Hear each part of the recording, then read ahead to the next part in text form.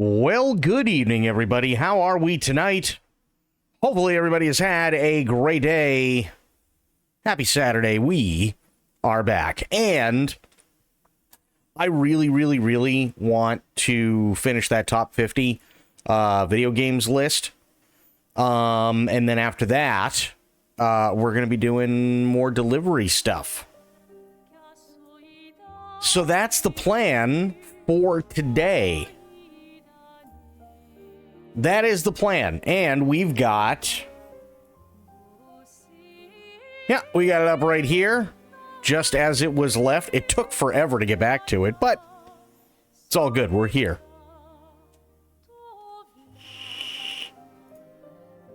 So how is everybody today? How we doing? Hey, Lynn. How you doing? It's good to see you.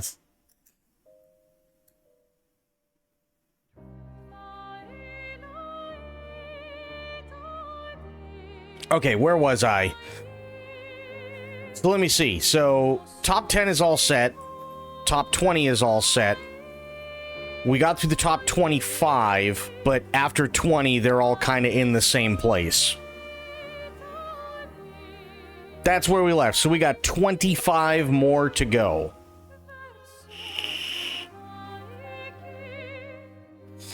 So... Now, actually, top 20 might change a little bit, but there are two that I have to put on this list as it is.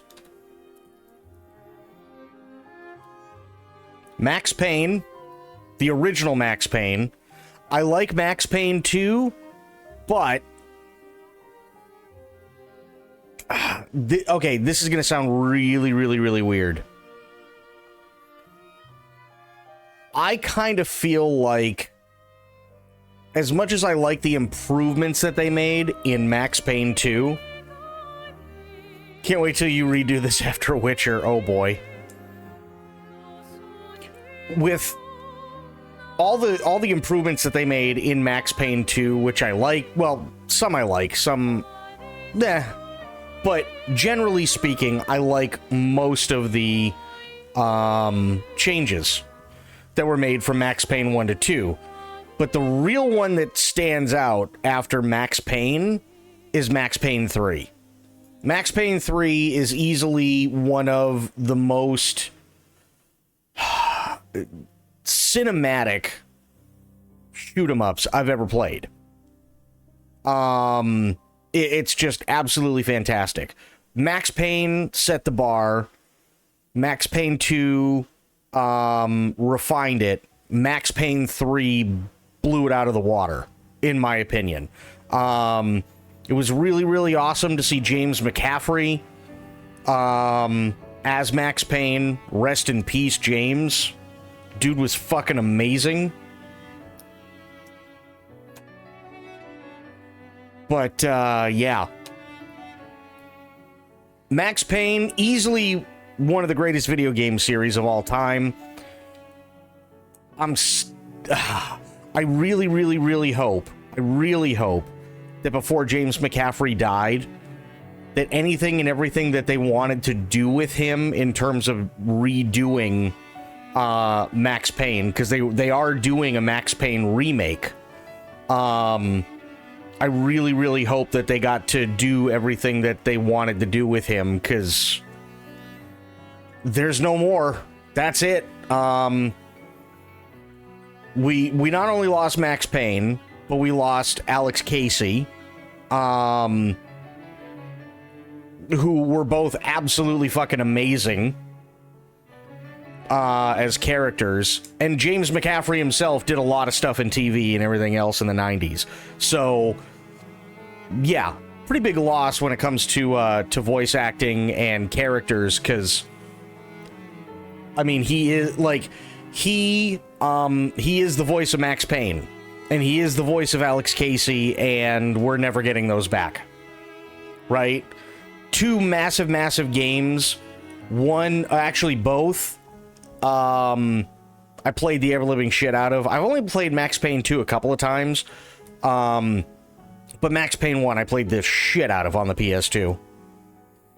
Sophia, good to see ya. How you doing?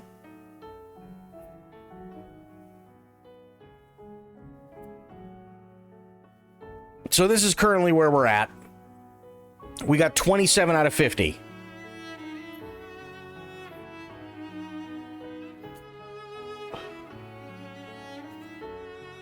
I know, right? Aylin's here.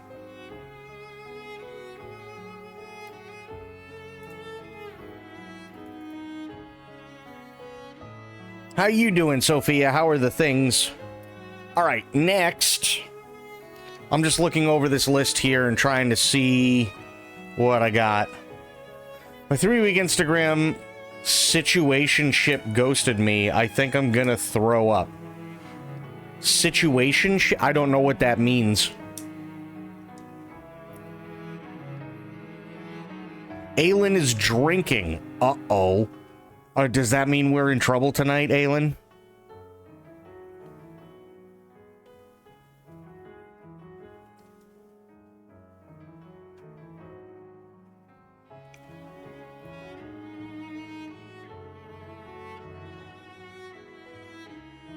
We're in for trouble or fun, one or the other. True. Very true. All right, let me take a look at my Steam list here. Let me do this. Let me take a look at my Steam list and see what I got.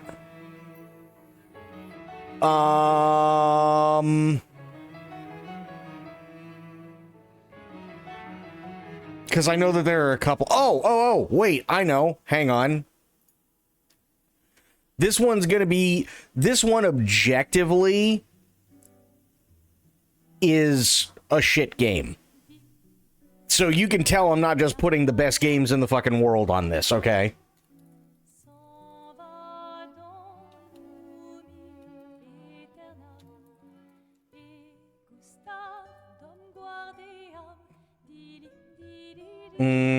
Vampire the Masquerade Bloodlines. There it is. Vampire the Masquerade Bloodlines, for those who don't know, is a really, really cool concept. It's taken from the tabletop game of the same name, Vampire the Masquerade, but instead of like where you have something like Dungeons and Dragons, where a lot of the time it can be hack and slash and you're fighting people and yada yada yada, it deals more with politics and exploration. Actually really, really cool. Really cool concept. I really, really like it. Problem with the game itself is that the developers were never given enough time to actually finish the game. So what ended up happening is you have roughly the first half of Vampire the Masquerade Bloodlines, which is fantastic. And then you get to the next city and you can't get past one part in the sewers because by default, they never finished the sewers. So in order to actually go back and play the base game, you have to download a mod where people went back and actually finished the rest of the game for the development team because Sega forced them to actually put the game out.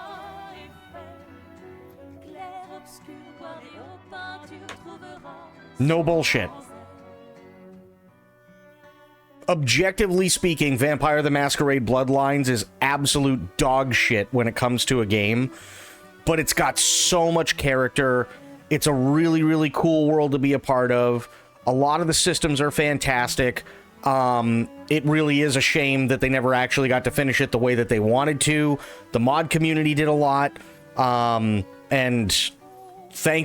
big thanks to the mod community. Because, yeah, it's... Objectively, it's not good. Oh, and that's the other thing. Halfway through the game, all the choices that you made as your character no longer matter. Because it basically just turns into a run and gun.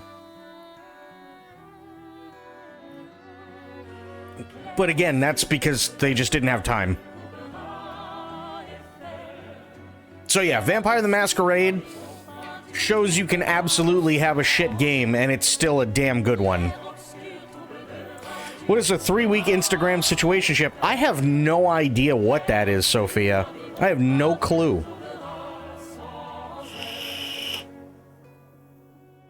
I would love to know.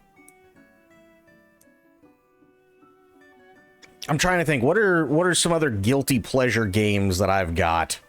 Because there are a few. There are definitely a few where the game itself is shit, but it's fun. And I'm trying to remember what those are. Wait a minute. Hang on. I already know one without looking.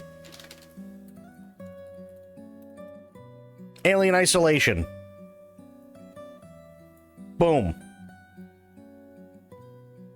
Alien Isolation, for those of you who don't know and have never seen it or never played it, is one of the best video game horror experiences of all time. No bullshit. They recreate Ridley Scott's Alien universe so incredibly well. The atmosphere is absolutely phenomenal. The xenomorph is insanely terrifying. The AI is so well done, save for a couple of parts, and I'll explain those in a minute. But the AI for the alien is so insanely terrifying that when I played it on stream, and I played it with my cam, and I also played it on the hardest difficulty and with mic detection on.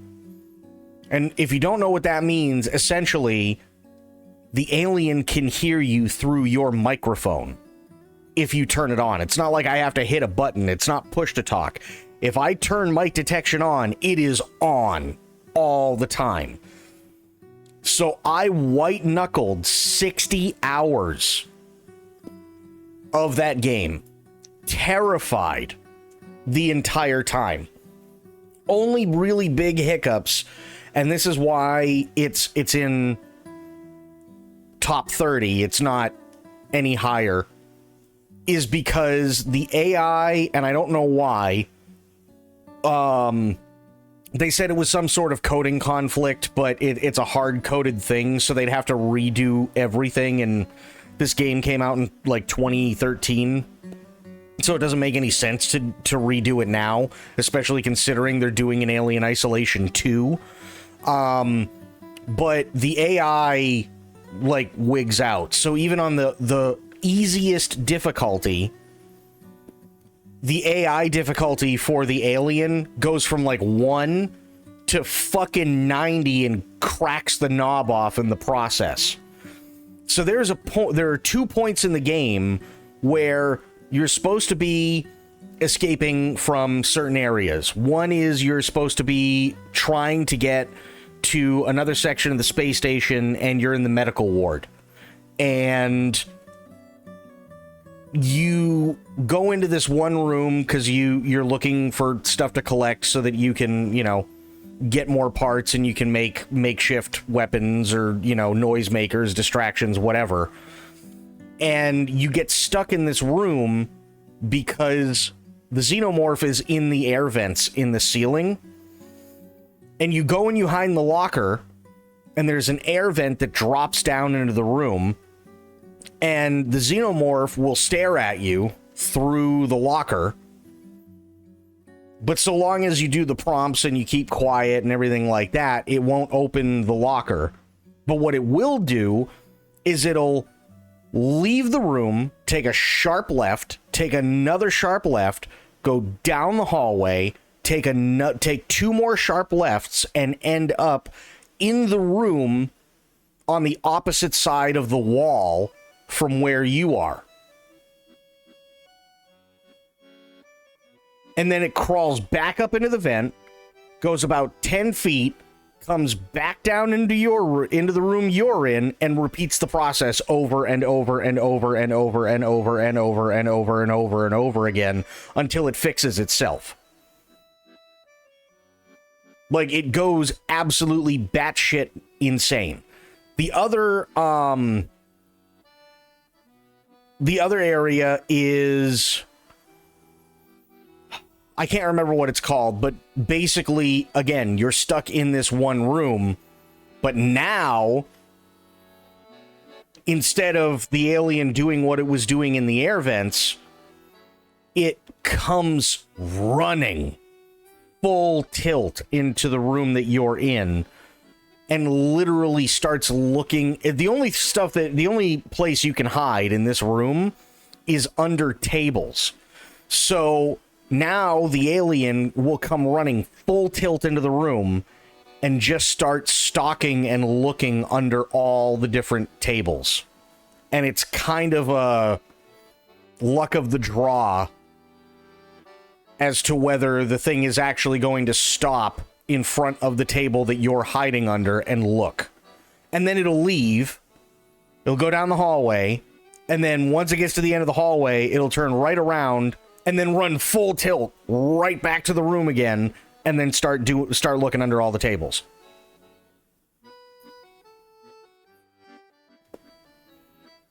Actually, Sophia, I've told you about this, but you've never actually seen any gameplay of this, have you?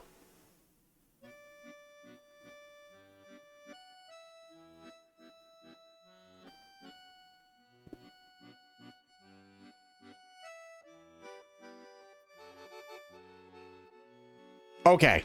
Let me fix that really, really quick. Because I know for a fact I can bring up gameplay. Wait, what was that? Hang on. What is this? Oh, Cyberpunk Ambient. Okay. Alien. Isolation. Gameplay. There we go. Especially if it means we get to watch you crawl under your... Oh my god, it was... Ooh. Alien Isolation. Okay, long play. Perfect. I'm just... Let me scrub through this really quick. Okay, so, wow, this dude really covered a lot already. Trying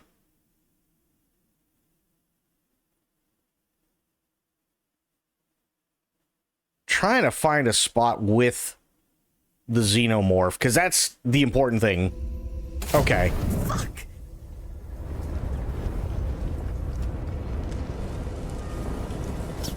By the way, this is... You have a couple of weapons, but if you shoot at the alien with your regular pistol, it doesn't do anything. It just pisses it off even more. You do have a flamethrower. Problem is, and again, they did this on purpose, and it's a beautiful mechanic, because they don't want you to try and stand toe-to-toe with this thing. The problem is that the first couple of times you use the flamethrower against it, it backs off and it screams because it doesn't want to get burned. But the more and more you use the flamethrower against it, the more resilient it becomes to it.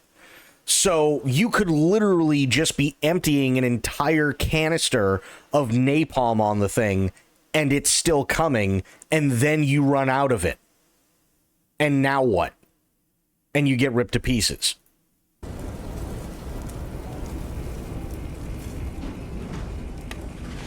Here we go. I can hear it. Now, imagine me playing this game, not able to talk, because even a whisper can be heard by the alien. No bullshit.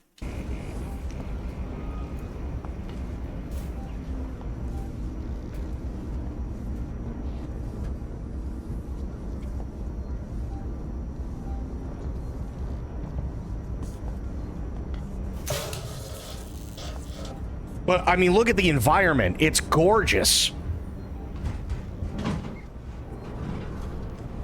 And all that metallic shuffling and everything that you're hearing in the background, that's the xenomorph climbing into the vents and moving around in the vents.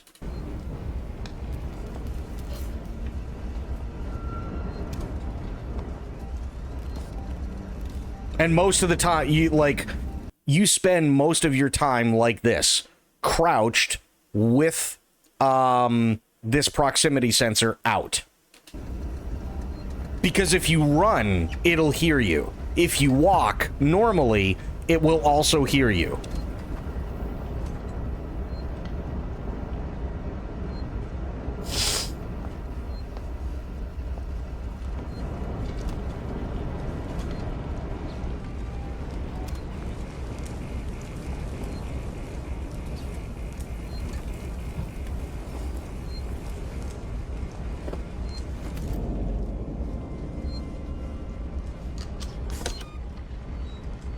Phew, excuse me. Also, this thing is really, really funny.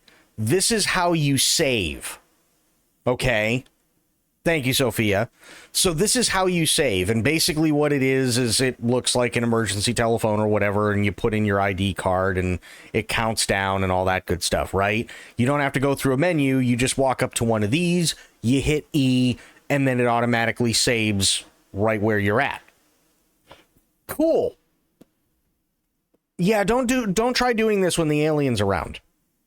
Because what happens, and I learned this the hard way, is even if you're in the process of saving, the alien will rip you away from this, and then your game doesn't save, and you get killed.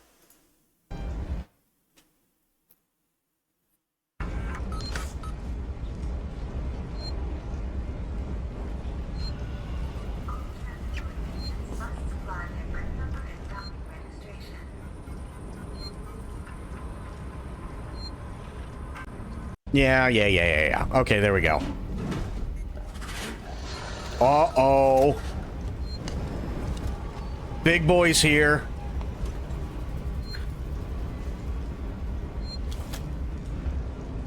Oh.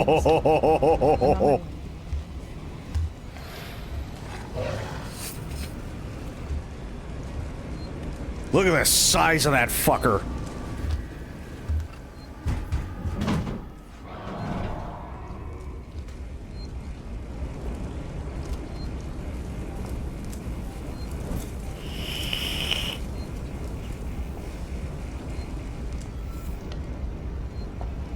I love how the thing is at the same time gorgeous and scary.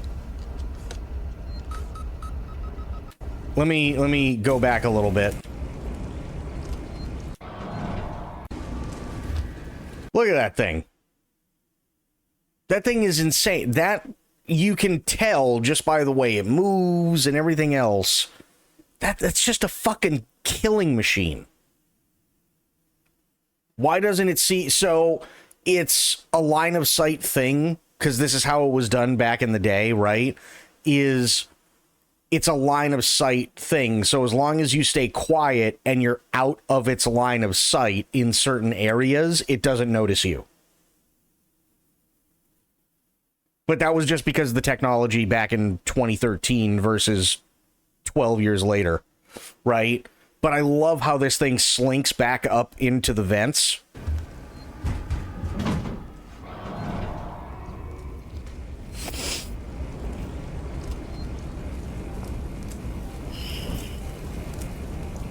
How creepy is that? Oops, what did I do? Do I have a cold? No. Sometimes my nose gets stuffy, but I think it's just because my fan is on. But I really, I like moving air. It's gone to hell in here, Samuels.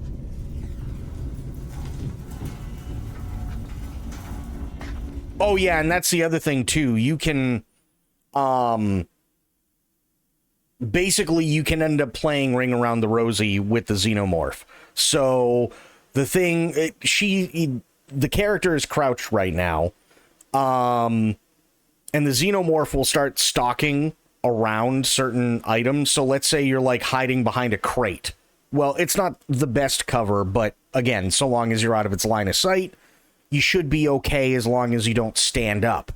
And if the thing starts to come around, you just watch it and you're literally just going around and around and around opposite the Xenomorph until it gives up.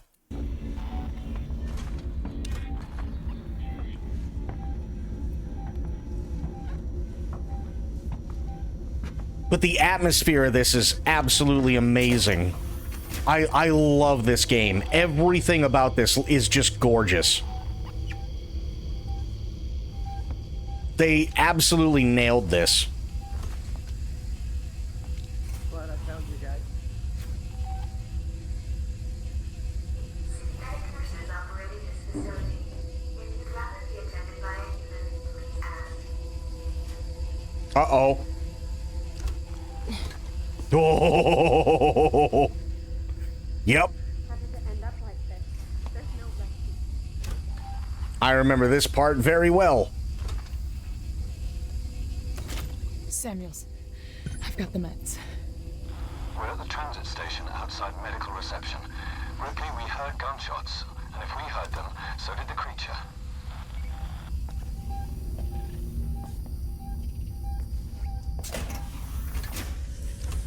And you get real used to that beeping sound. This place falls apart more every day.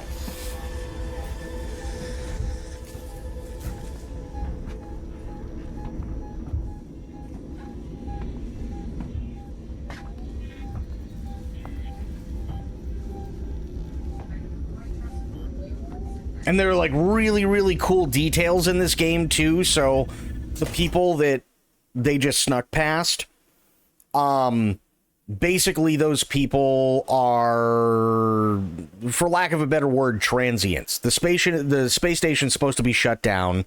These people, for whatever reason, don't want to leave, whether it's because they just went crazy from being in space too long or whatever, and now they're very territorial and they don't want to leave, even though the space station is quite literally falling apart. The alien will attack and kill them, which is actually really cool. And they will attack the alien and try to kill it, but the alien always wins. So you can always use the alien as a distraction to get by people like that, which is a really nice little detail. But the other really cool detail is you have a bunch of synthetics, right? Like Ash was in the original Alien, or like Bishop was in Aliens. But because they're not biological life, the xenomorph can't see them. And it just completely leaves them alone.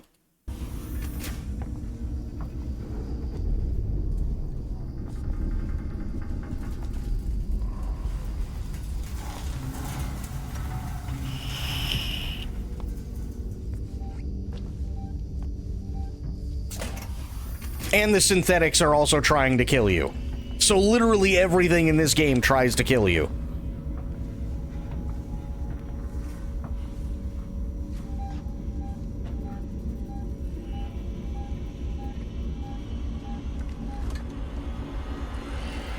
Yep. I have hidden under that table many times. Or that bed, rather.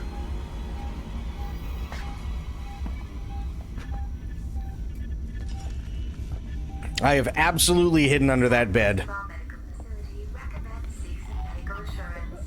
Relief when you're far from home. But this is one of those It's a no-go. this is one of those people on YouTube that, like, their whole job is to know the ins and outs of the game, and they're not speedrunning it, but they're basically just going through it like it's nothing. Because they're basically trying to do an entire playthrough in one sitting. So that they can put, like, anywhere between, say, like, a 2 to, like, a 12-hour video on YouTube.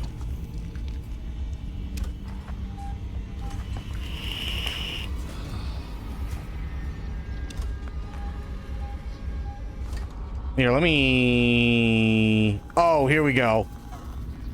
This is cool. I forgot about this part.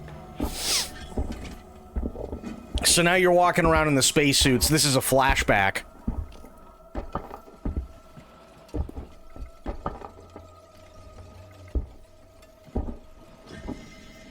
Because this is when they found the Nostromo, or parts of the Nostromo from the first movie.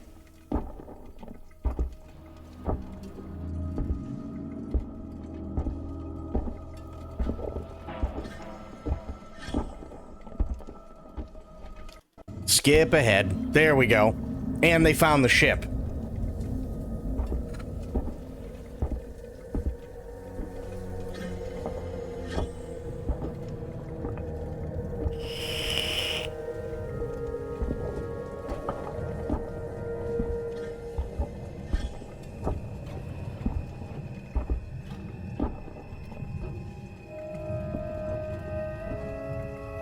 Myth, how you doing? Yeah, I'm showing Sophia little parts of Alien Isolation because she's never seen any of it before. What the hell do you think we're gonna find here, Mama? Something big. I just want to get to the good part. Here we go. Careful with what you touch. I don't want anything damaged. It's amazing. How old must this be? What is it? A cockpit? And make this a ship? Ha ha! I think we found our payload. Hey, quiet! What? You think we're gonna wake him? Hey, sorry, pal. Can it? We're wasting time. Have a look around. Marlo, it's a life form. It was a life form. Now it's our property. Salvage rights. We need to stake our claim before anyone else does. And Isadora's not prepared for something this big. God, this game is just so fucking good. Have a look around. See what else is here. It really, really was. Found something. Tracks. Tracks? Looks like something was dragged. But that's not all. You're not gonna like this. What is it? The tracks lead here. Same name that's on the flight recorder. Nostromo. Someone's around here. Maybe they abandoned ship and landed here. I can see that. Shit. If they were here before us, why is there no record of this place? Well, if they're still alive, there goes our salvage. Let's find out. I'll find the beacon and shut it off. Don't want anybody else finding this place. Foster, Heist, check out the cavern below.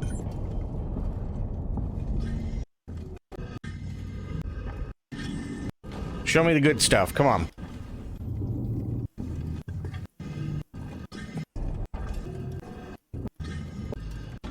Yeah, I know. We're going in further.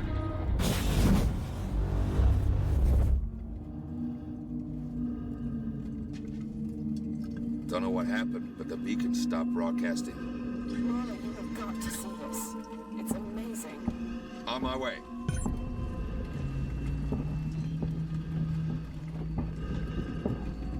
Yes. Yeah.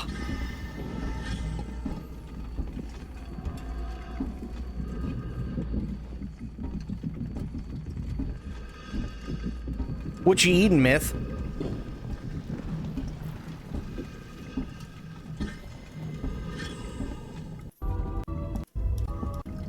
Ooh, actually, hang on. I know what I can show you, because you want some action. Hang on. You'll see how everything goes tits up immediately. This is how the game starts. Long story short, you're supposed to go to Sevastopol Station because you play Ellen Ripley's daughter. Okay? So this takes place in between Alien and Aliens. And you're told to come along because obviously you're Ripley's daughter. To try and figure out what's happened. You work for Wayland Yutani and all that good stuff. You're sent out to this competitor's space station that's been shut down and is scheduled for demolition. And they can't just dock with the space station because it's in such disrepair. So they have to do a spacewalk, and this is how everything starts off. Cover bloody spacewalks. It's the only option, and it's perfectly safe if you do what I tell you.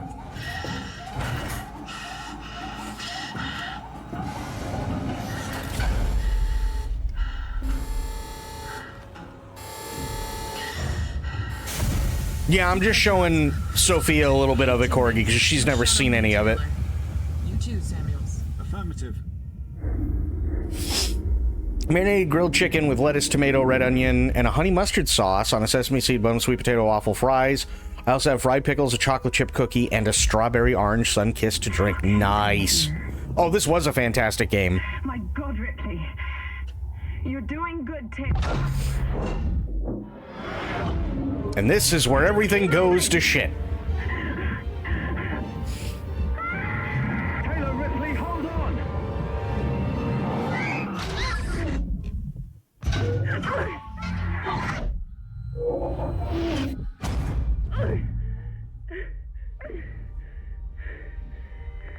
Samuels! Taylor! Respond! Anybody!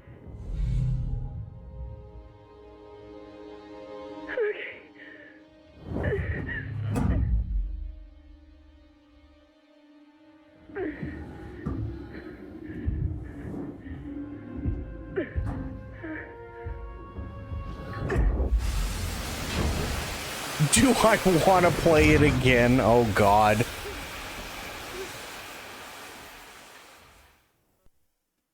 It's a fantastic game, but it's one of those games where it's like you finally finish playing it, and then you're like, you know what?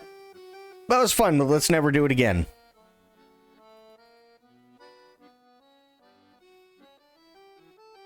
I did 60 hours in that game white knuckling it. I mean, it was horrifying, like from start to finish. It was absolutely horrifying. So that's why Alien Isolation goes in my top 50.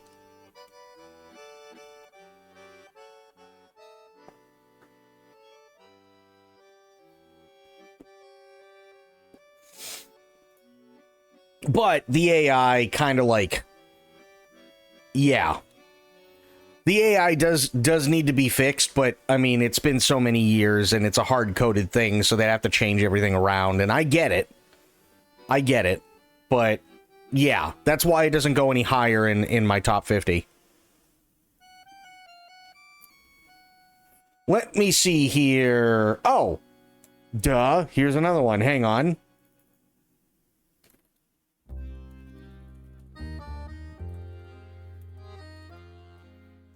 Knights of the Old Republic. Are they coming out with another one with newer technology? Yes. Yeah, they've already come out and stated that they're coming out with an Alien Isolation 2. Let me actually bring that up. Creative Assembly.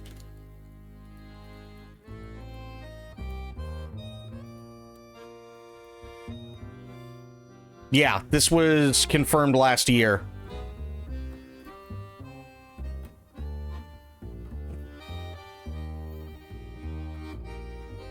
Yeah.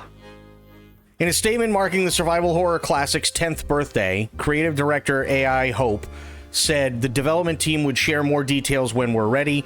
Hope returns to lead development on the sequel, having done so on the first game. In his statement published to Twitter, he said, "On the 10th anniversary, it seems only fitting to let you know that we have heard your distress calls loud and clear. Today, I'm delighted to confirm on behalf of the team that a sequel to Alien Isolation is in early development. We look forward to sharing more details with you when we are ready." There you go. So there is going to be another one. We just don't know when. Probably, well, he announced it October of last year. It's now June. So if they're in early stages of development, if they're lucky, they might have actually started production sometime recently, and we're probably looking at 3 to 4 years.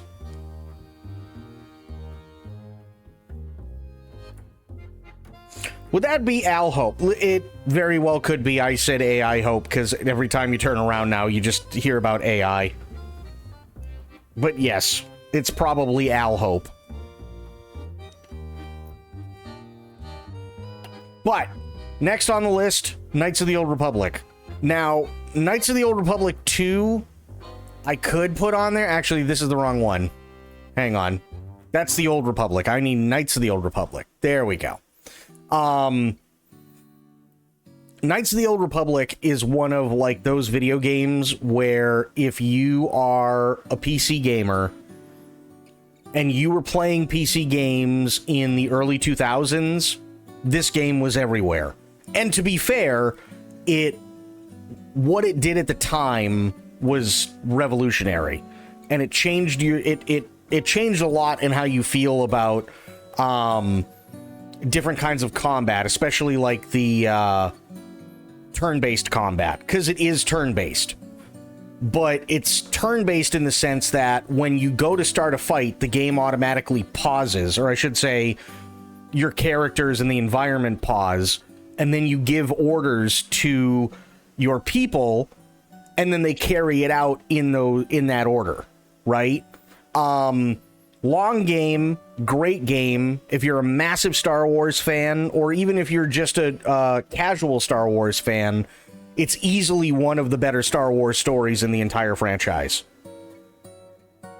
It really, really, really is. But unfortunately, nowadays, it's a bitch to get running. It doesn't want to run on new systems, so you have to download a mod patch for it. It doesn't play very well in 1080p unless you get another mod patch for it. The controls today, in today's world, the controls are incredibly wonky, and you have to get used to that old school mindset in terms of how things work. But overall, the amount of you can talk to literally NPC, and they'll give you a lot of different stuff, which is fantastic. And every NPC has a different voice. There's a lot of big voice actors in there. And one of my favorite parts about it, it doesn't have anything to do with Darth Vader. And I love that. Because unlike Disney today, there was a time where George Lucas and people creating video games or writing books or making comics or anything like that were doing anything and everything to disassociate themselves with Darth Vader, which is the exact opposite of what Disney's been doing for years now. But I thought that was really, really, really cool. The other really cool thing is you are not the most powerful thing in the universe. The way that they show Jedi now is that Jedi essentially are the biggest and bestest thing in the galaxy. That's not how it works. You start off as somebody who doesn't know what the fuck is going on, or where, what you're doing, or why things are happening, and so on. And then later on down the road, you realize that you have these powers and you can't really explain them. They take you to one of the last remaining Jedi academies, and they find out, yes, you can in fact become a Jedi. But it's still your choice as to whether or not you become a Jedi. Now, if you don't, the game is going to be stupid fucking hard still. Even harder for the rest of it. But even as a Jedi, it's still really tough. So they don't... It's not like, oh, everything is just goes on easy mode once you become a Jedi. No. Not at all. You just have an advantage because you got a thing that can basically kill things in one hit. That's about it. And I also love, when it comes to Knights of the Old Republic, that you can choose either a light side or a dark side path. So if you choose the light side path, you get to go against what you used to be, and you can change for the good, or you can corrupt your entire party of people that you have with you, and then you all go to the dark side.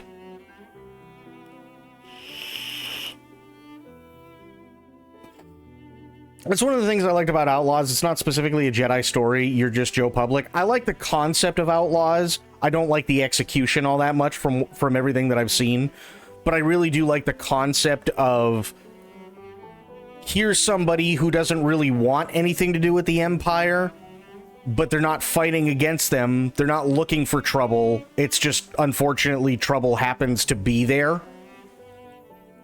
And compared to people like Han Solo, Luke Skywalker, Princess Leia, Darth Vader, Lando Calrissian, Chewie, C-3PO, R2-D2, and the list goes on, right? Compared to those people, you're literally no one. And I do respect that about Star Wars Outlaws. Absolutely, I do. I think that's really, really cool.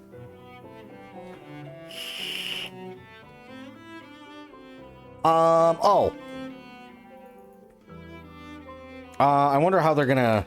I think they're probably gonna have me do it this way.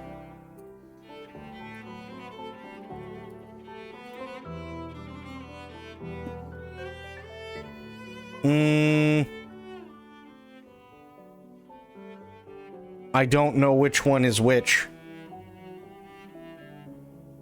That's Clear Sky. I think this is Shadow of Chernobyl, which is the first one. Boom. Yeah, it is. It's Shadow of Chernobyl. Okay. So, Stalker is a franchise that's near and dear to me. Stalker 2 is really, really, really good. I love Stalker 2, but I have incredibly fond memories, and I actually played Stalker for the first time on stream. And I loved it. But the reason why it's as low as it is in my top 50 is because Stalker has a really interesting problem. And the problem is that the team behind the entire franchise, when they first made the game, they fucked up. So if you put it on easy mode, you're thinking, oh, okay, well, you know, I just get to see the story, and, you know, it may like take a few enemies out or anything like that. No. The way that they accidentally did it is they put the AI in with the difficulty, so it's not like if you choose hard mode, right? Typically, the enemy AI would become more aggressive, and their stats might be raised and stuff like that when you go to kill them, so they take more hits and so on. Not with Stalker. In easy mode, that's what happens.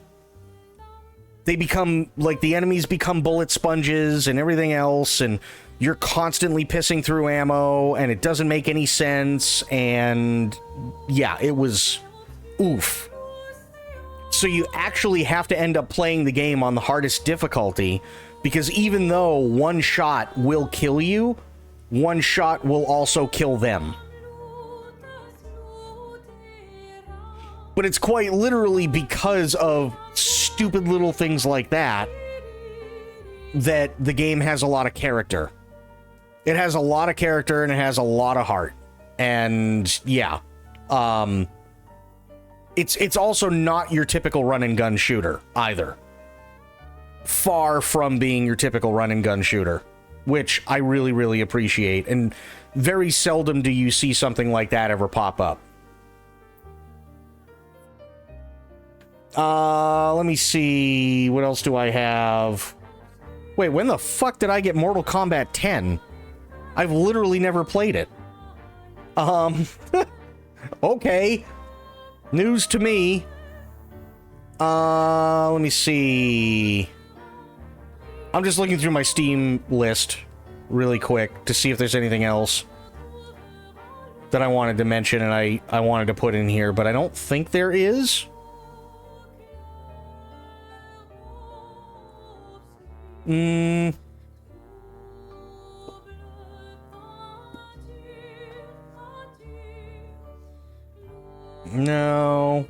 Did Death Stranding already.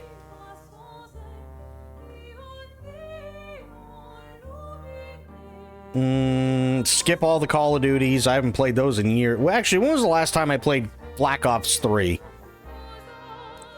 I last played Black Ops 3 November 29th, 2015. Was probably free somewhere and you forgot about it? Yeah, more than likely. Yeah, last time I played a Call of Duty game was in 2015, so it's been almost 10 years.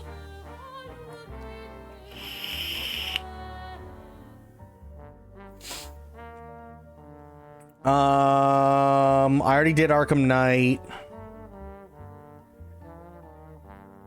You know what? Okay, I know. Here is one that I did miss. And you might think I'm crazy for it. Arma 3.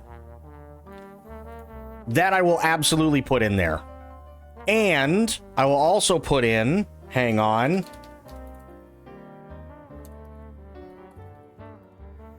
And I will put these two next to each other for one reason and one reason only.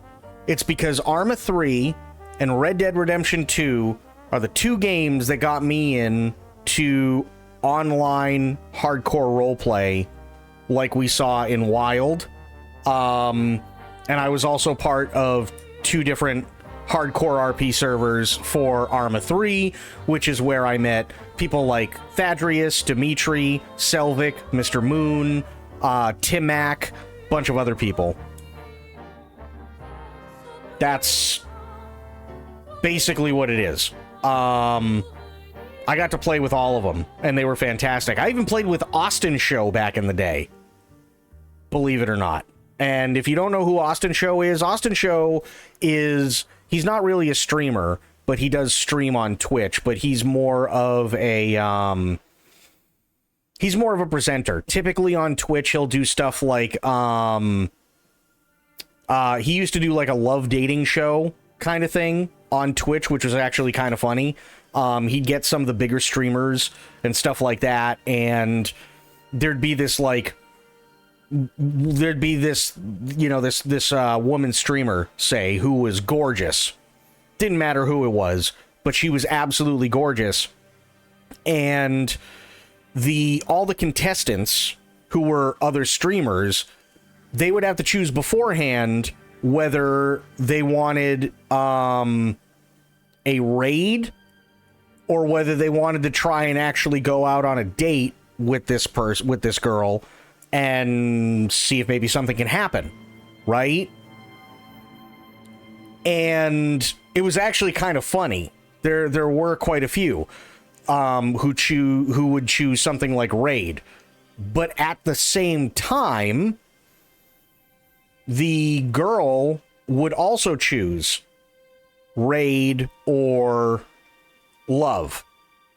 So it depended on whether both people were interested enough in each other from this dating show to see if they wanted to take things anywhere. Because even if the contestant chose love, it doesn't necessarily mean it's going to happen. The girl has to be able to choose love too, which was kind of interesting. He's also done a lot of stuff with Will Neff. He's been at TwitchCon, and he used to do it was like a 1970s game show where they would, bring out certain items and stuff like that, and people would have to guess how much it cost and so on. Was really, really, really funny. He's done a lot of really good stuff. But yeah, I met Austin Show, Timac, Mr. Moon, Dimitri, Thaddeus, Selvik, Wish, Kiwo, Sal. There's a bunch of people that Chief is another one. So yeah. But that's why Arma 3 is up there, and then Red Dead Redemption 2, all I have to say is Wild RP. The game itself I've never ever finished. I don't think I've even gotten close to through half of it, because it's an insanely long game. But Wild RP more than made up for it, and especially with all the people that I met and friends I made and stuff like that, these two absolutely need to be in my top 50. They just do. Now, here's another one. This is old school. Command and Conquer. The first Command and Conquer.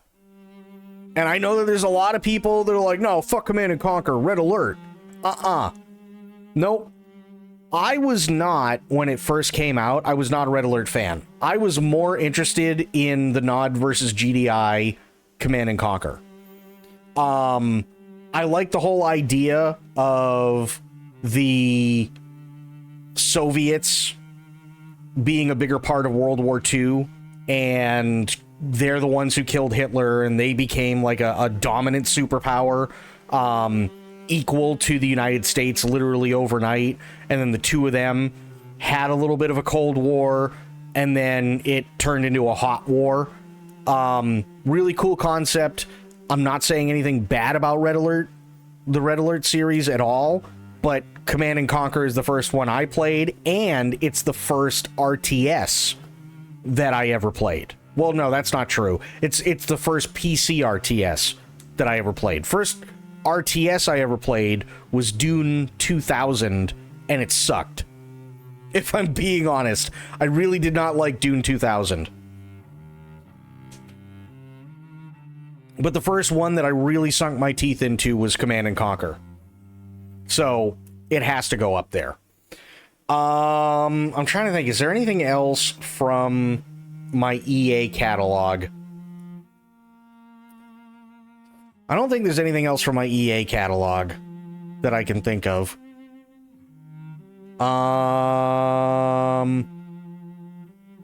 Let me see. This is where things start to get tough, because I have to be like, okay, what goes where and why, right? Oh,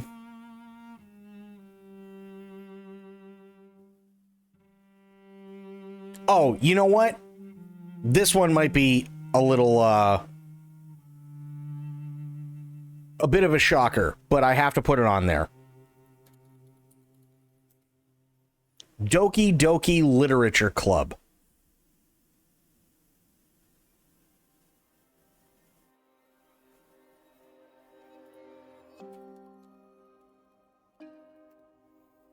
There it is. For those of you who don't know, Doki Doki Literature Club is basically a visual novel. Right?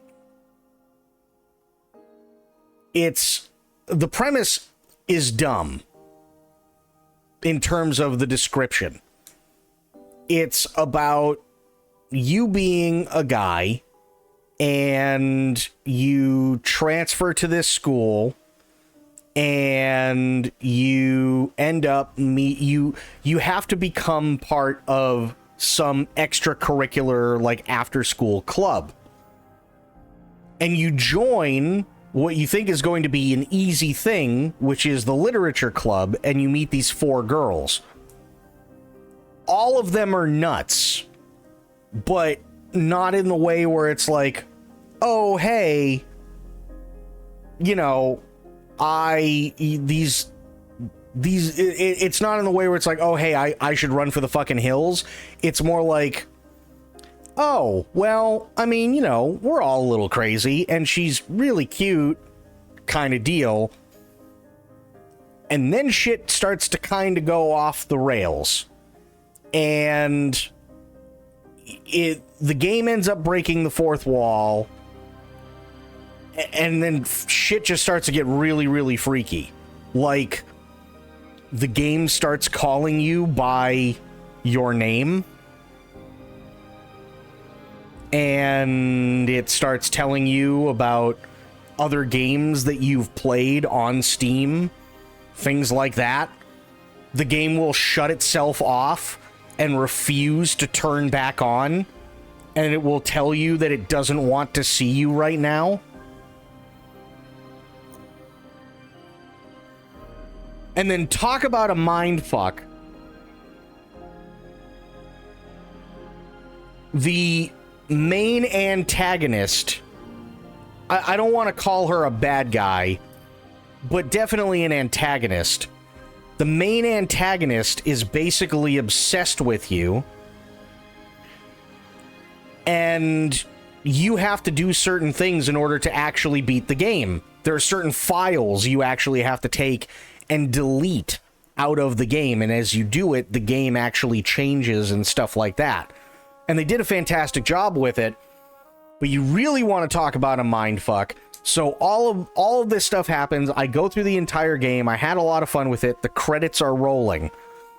The lead developer of the game comes into my chat with the name Monica and just says, Thank you for playing, Shadow. Hope to see you soon.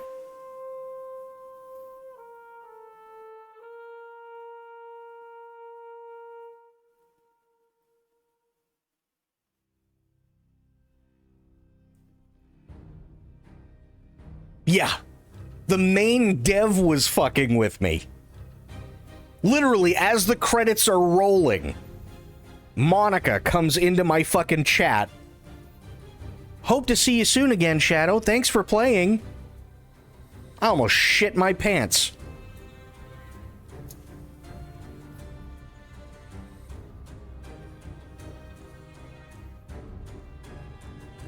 That way, oh, dude, it really freaked me out. It really freaked me the fuck out.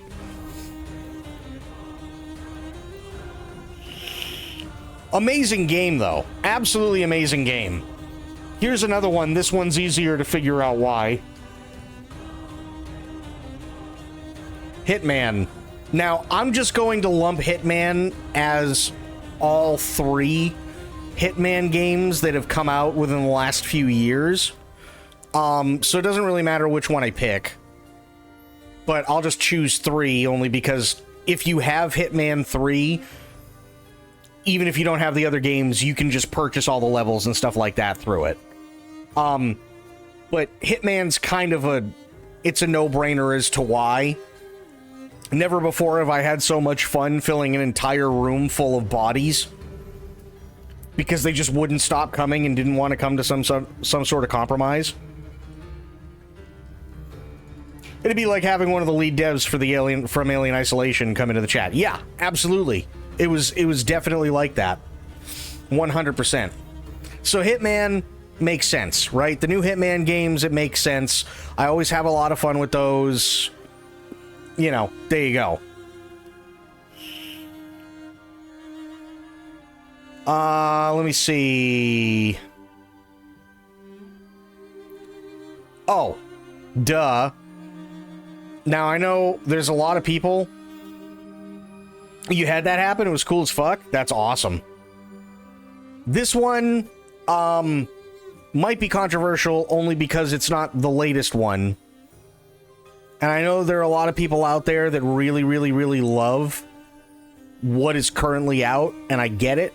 But in my opinion, this one's better. Grand Theft Auto 4, if I can spell it, is much better, in my opinion, than Grand Theft Auto 5.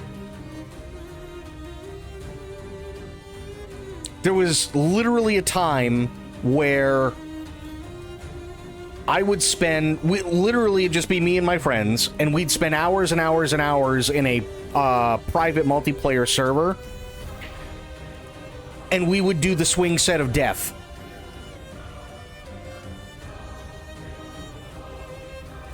We'd grab all the different vehicles that we could. I mean, we even would just stand under the swing set of death just to see what would happen. And it was one of the funniest fucking things in existence. It really was. Grand Theft Auto 4 was absolutely fantastic. You also had Stories from Liberty City, and you also had The Ballad of Gay Tony. Both of those were amazing. Absolutely were amazing. Grand Theft Auto San Andreas is an interesting one for me, and I understand why it's a favorite of a lot of people, and I'm not disagreeing with them. I just never spent as much time with it as I did with Grand Theft Auto 4. Right?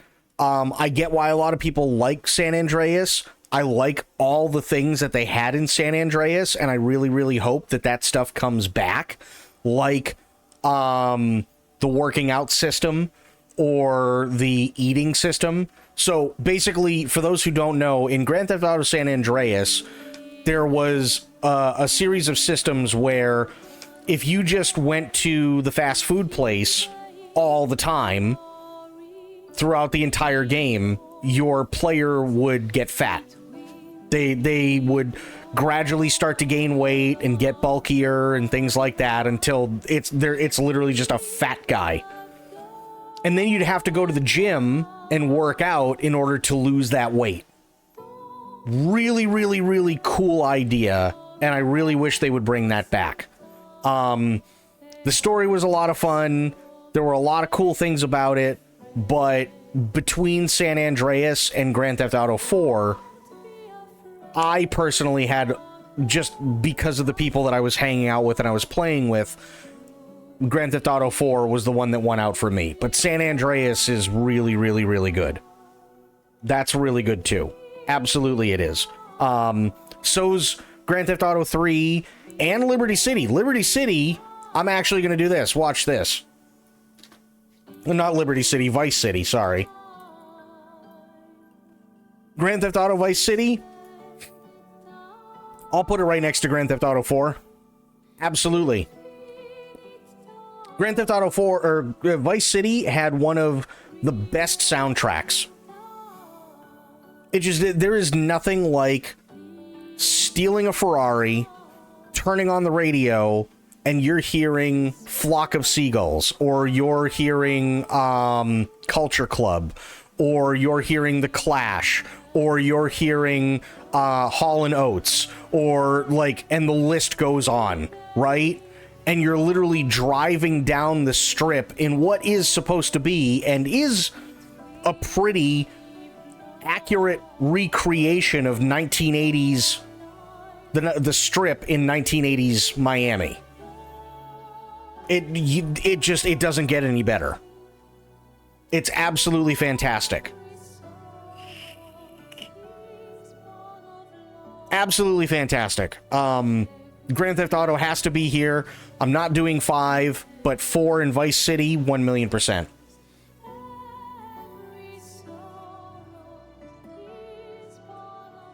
Although San Andreas was close. No, San Andreas was absolutely great. It was just, those were the two that I gravitated with. Yeah, I gravitated more towards 4 and Vice City. I mean, shit, I played the original Grand Theft Auto. I played GTA 2. I played the British one that they had. Then 3 came out, and that was a massive step forward. Vice City was even better than 3, in my opinion. San Andreas came out, played it a little bit, really enjoyed what I played, and then 4 came out, and that, I mean, I was sold on 4, 100%. Vice City and 4, I was totally sold on.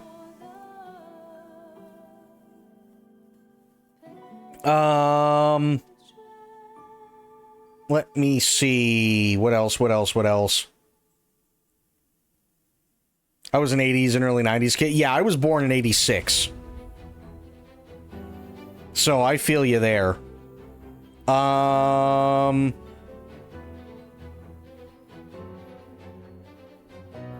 Is there anything else I want from this list? I'm just double checking. Oh yeah, I gotta bring up Obsidian, hang on.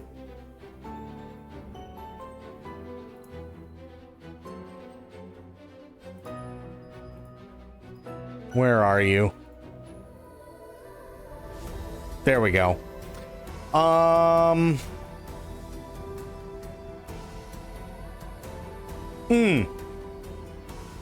What is wrong with me? I know exactly what I'm missing on here. Space Marine 2. Absolutely fantastic game. Love Space Marine 2. I know a lot of people might be wondering why I didn't do Space Marine 1. That's honestly, the reason is because although Space Marine 1 is fun, it's not as fun as Space Marine 2. What is this list? This is my top 50 video games of all time spoiled.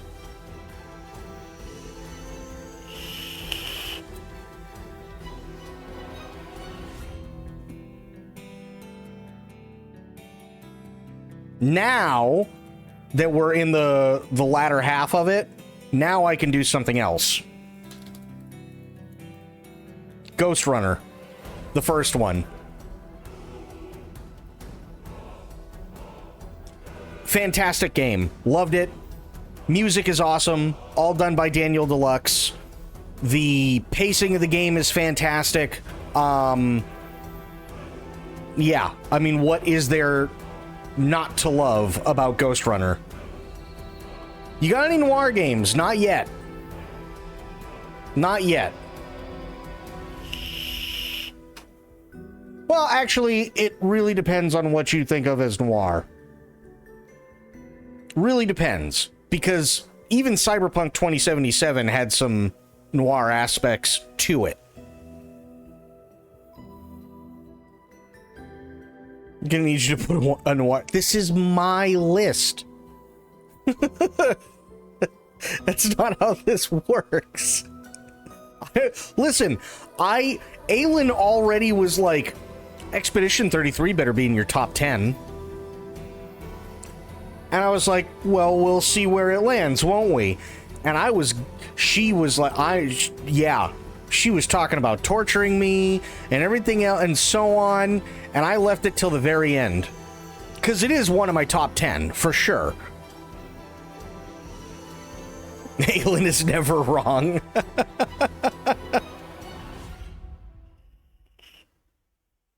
Aelin is never wrong. Wow.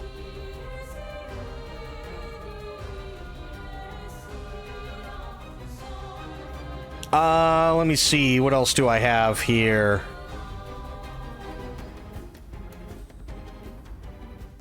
Oh, Jesus. How could I forget?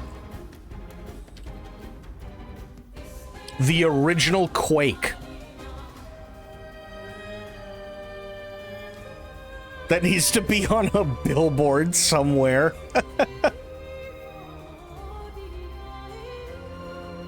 It's not that they're bad, but we're talking top 50 video games of all time.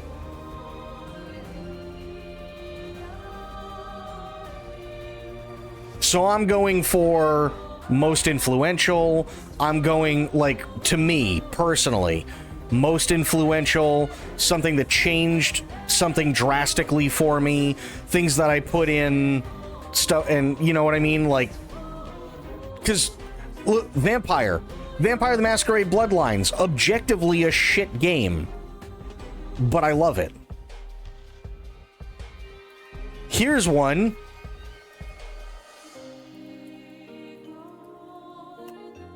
Klingon Honor Guard. Another objectively kinda shit game, but so much fun.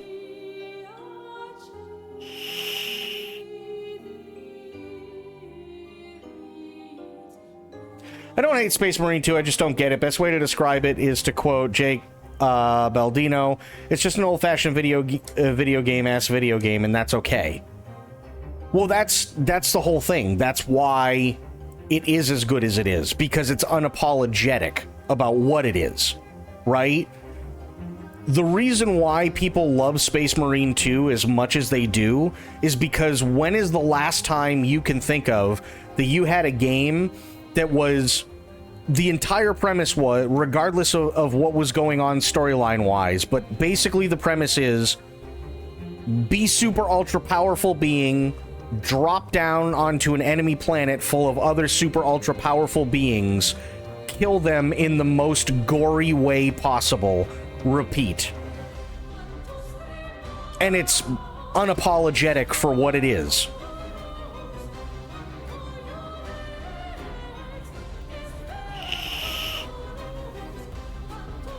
What's your criteria? It depends on the game. There are certain criteria that work for some games that absolutely do not work for others. So for instance, if you look at my top 10, Metal Gear Solid 3, Final Fantasy 7 and 8 are stuck at 2, Final Fantasy 14, Metal Gear Solid 1, Elden Ring, Alan Wake 2, Death Stranding, Battlefield 2142, Baldur's Gate 3, Expedition 33. There is no criteria that fits all 10 of these. None.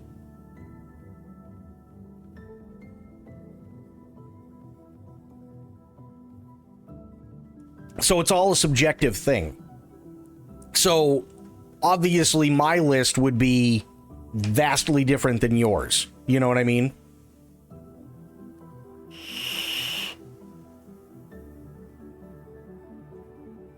So, like, perfect example, Klingon Honor Guard. You don't see Sekiro on that list because I haven't beaten it yet. I will, though. Klingon Honor Guard is a perfect example of what I'm talking about. Klingon Honor Guard, objectively, is not a game that aged very well. Some of the ideas were really cool. It's set in the Star Trek universe. I gotta love that. I'm a massive Star Trek fan. But ultimately speaking, it definitely was lacking in some areas. And by some, I mean a lot. Even for the original Unreal Engine, it was still lacking in a lot. Meanwhile, you take a look at Quake, and Quake is easily one of the most popular games ever made. Right? Does Quake work? Yes, and it works very well. Is the soundtrack awesome? Yes. Is the shooting really clean? Yes. Are the graphics really good for its time? Absolutely. Klingon Honor Guard. Half the time it crashes. Objectively, it's kind of wonky. The graphics aren't as good as they could be. The music is okay, but it's nothing really to write home about and nothing really all that memorable. The AI, unfortunately, is kind of all over the place, but I love it. And I sunk God knows how many hours into it. Right? So, kind of one of those things.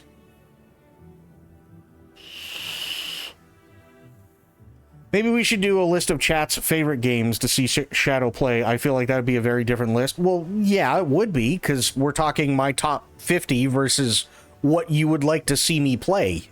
So absolutely it would be different. And we can do that after this, but I want to finish this first, for sure. But we could absolutely do that.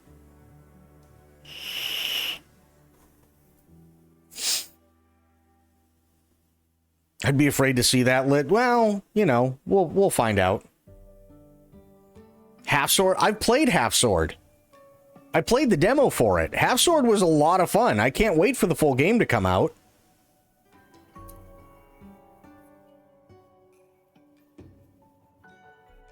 I really liked Half Sword. That was really, really fun. It was only fun to watch me play it because I was sitting there and, like, I'd have to go... Even if a guy was down, he'd just sit there and scream until you slaughtered him. And that's what you'd have to do.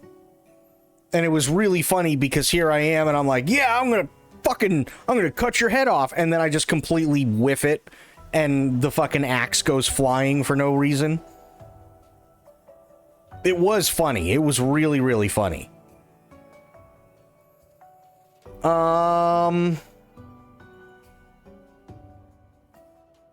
Let me see. What else is there? Oh. I know one. This is a callback.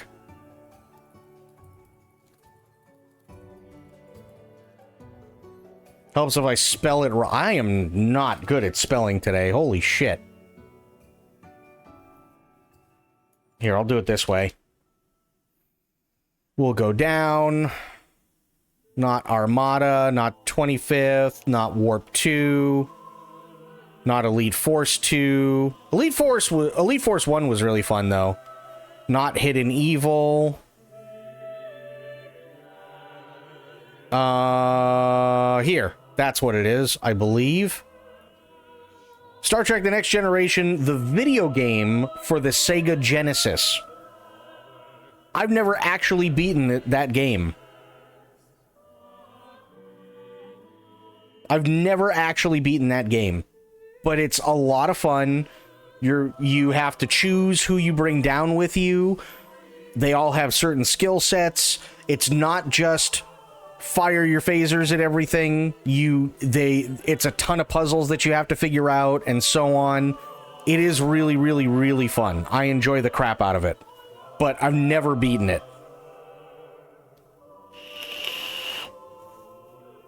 Should also do a Google Doc with a list of all the games you've beaten. That would be a mile long. If I were to make a list of all the games that I've beaten, it would probably take 6 hours just to remember all the games that I've beaten. Like, throughout my life, not just streaming.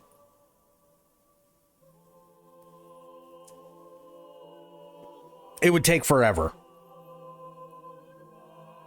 Is there anything else on this list? Actually, you know what? No. Yeah. No, I'm good.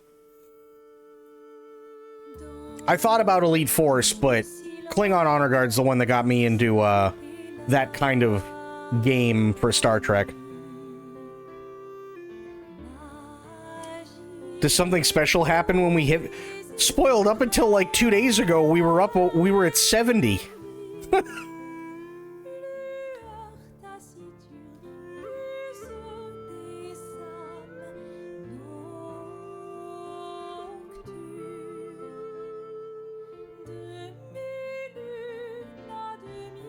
The fuck is this? Hang on. Oh, that's Force Unleashed. Something special happens for me when we hit... Oh, what is that?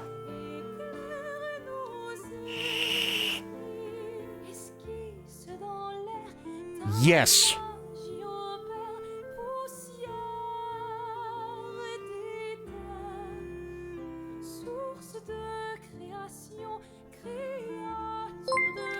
Jabus!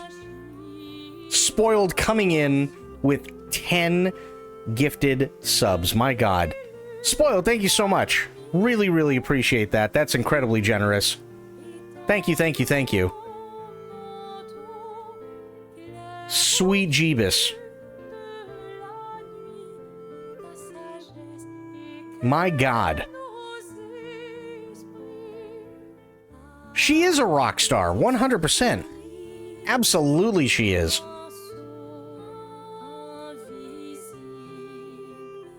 Check out a new badge. Nice.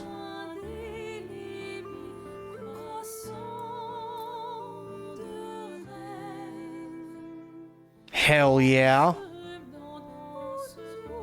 So I got what? I got 7 left. I got 7 games left. I'm trying to think.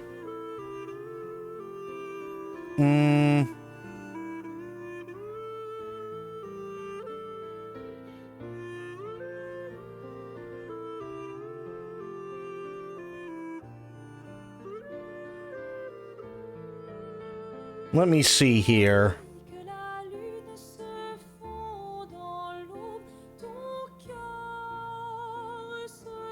Okay, you know what? This next game that I'm going to put on the list is absolutely controversial, and I'm going to have to go through why it's there. I've officially spent the down payment for a car on this channel. Yes, you have. And that's incredibly generous, and thank you, thank you, thank you.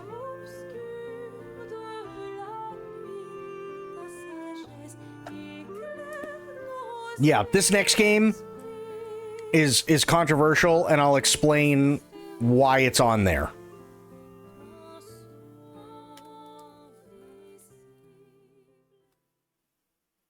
It's called Lust from Beyond. And the reason why it's there is because I've played Lust from Beyond Prologue, and I've also played Lust from Beyond Scarlet.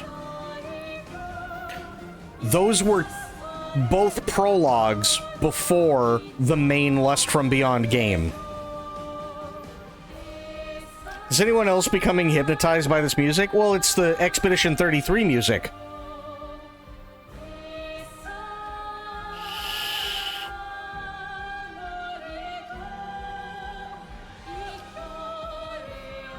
So here's why Lust from Beyond is on there. I'm a really, really big fan of, and I'll show you, H.R. Giger.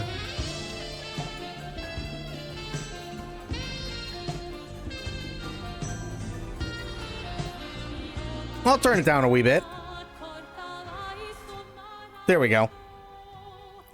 For those of you who don't know who H.R. Giger is, H.R. Giger came up with the design for the alien. in Aliens.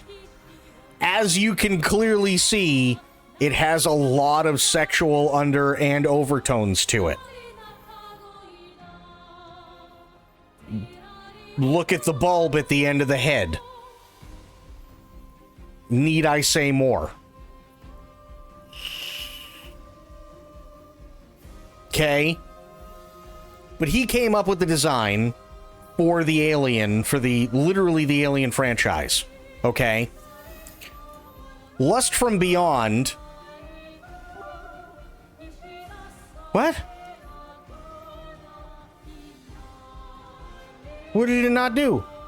Shield 10, your dumb OBX did not announce my epic deed. What was your epic deed? It announced that you gifted 10 subs. It absolutely did, but there's a timer.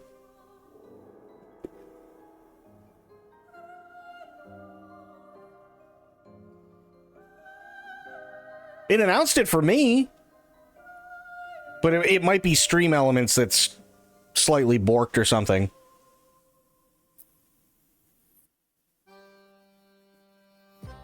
I have bits. I can make my own announcements. Oh boy. There we go. Hype chest. Grab your hype chests now before they go away. I don't even know what this emote is. What is it? Oh, okay. It's a woman putting on sunglasses. I didn't know what it was. To me, it looked like somebody drowning in honey.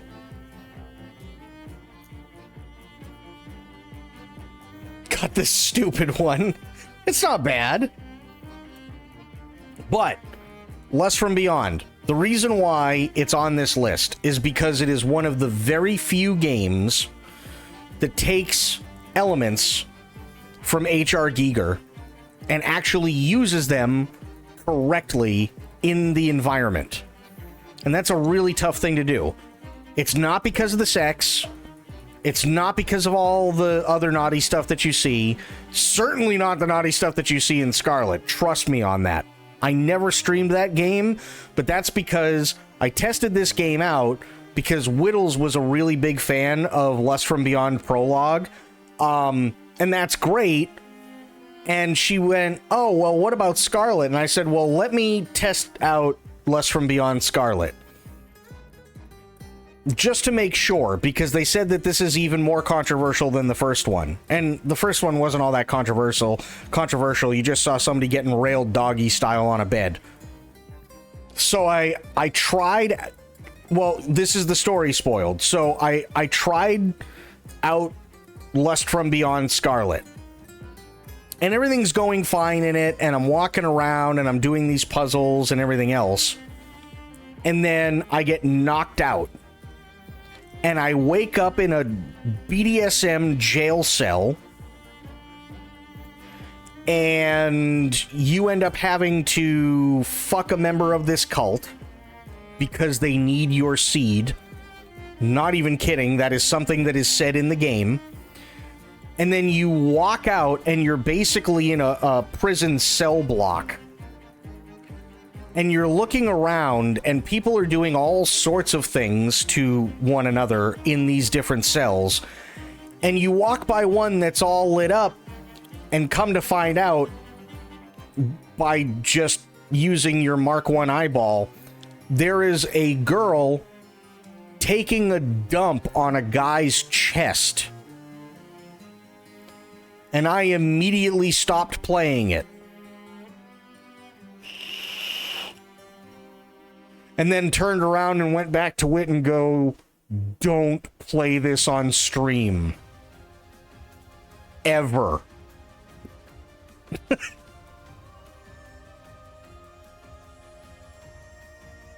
But it's one of the first times, because there are a lot of horror games out there that go, oh yeah, no, we've taken from the likes of H.R. Giger, and they always list off all these other artists that are kind of similar to his way of doing things.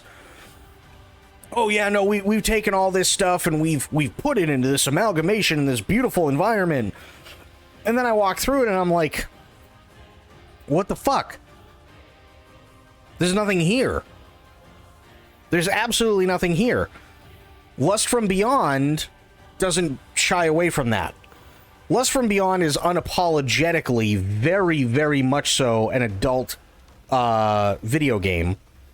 But it's also unapologetically a psychological horror game with overtly sexual over and undertones to it, which is exactly what you get in Alien, which is one of my favorite movies of all time. So that's why it's there.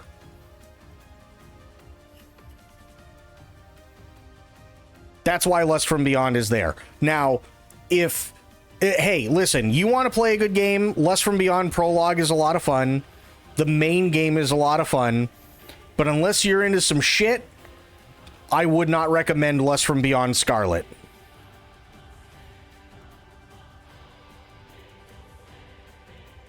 Yeah. Yep, he was. And it was because he was really, really, really skinny and he was 7 feet tall.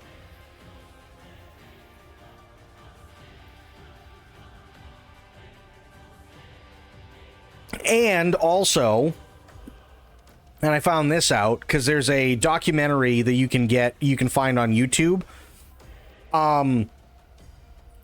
They knew that it would work with that guy, and that's great. But they, believe it or not, sent him to ballet classes because they didn't want the xenomorph to just tear things apart. They wanted it to glide. So, but I mean, try getting somebody who's never done anything like glide around. Try getting somebody to do that. Well, you do that in ballet.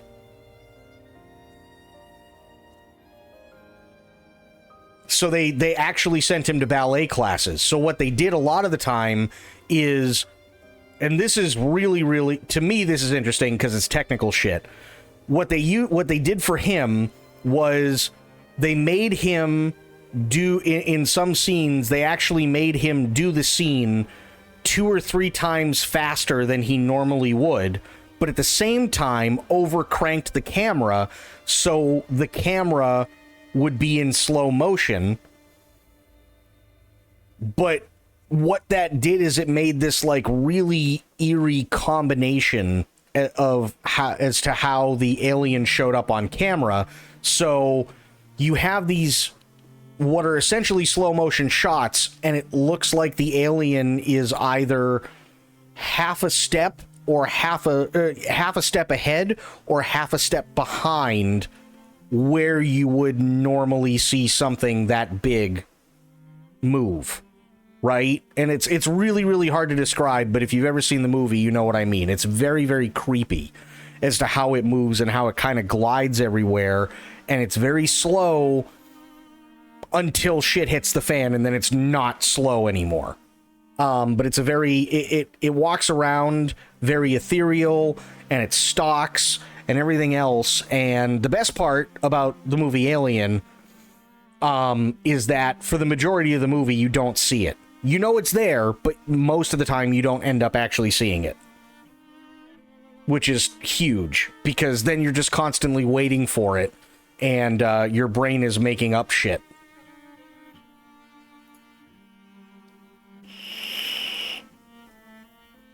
So that was an awesome game. Here's another game that is huge and is definitely on the top 50. Mass Effect 2. Mass Effect 1 was good, don't get me wrong, I really liked Mass Effect 1, but it's Mass Effect 2, right? Mass Effect 2 has a lot of things going for it that broke new ground in video games, and honestly, it's stuff that's still used today, right? So, for instance, romancing characters in your party. Didn't matter whether you were femshep or you were male shep. you could literally romance anybody. So if you know, hey, if you swing that way and you were playing just male Shep and you wanted to romance Jacob, you absolutely could. 1,000,000%. If you wanted to romance Garrus, you could. Absolutely 100%. Me, I mean, you go with Miranda. Yeah, you have to. Yeah, Baldur's Gate 3 is number 9 on my top 10.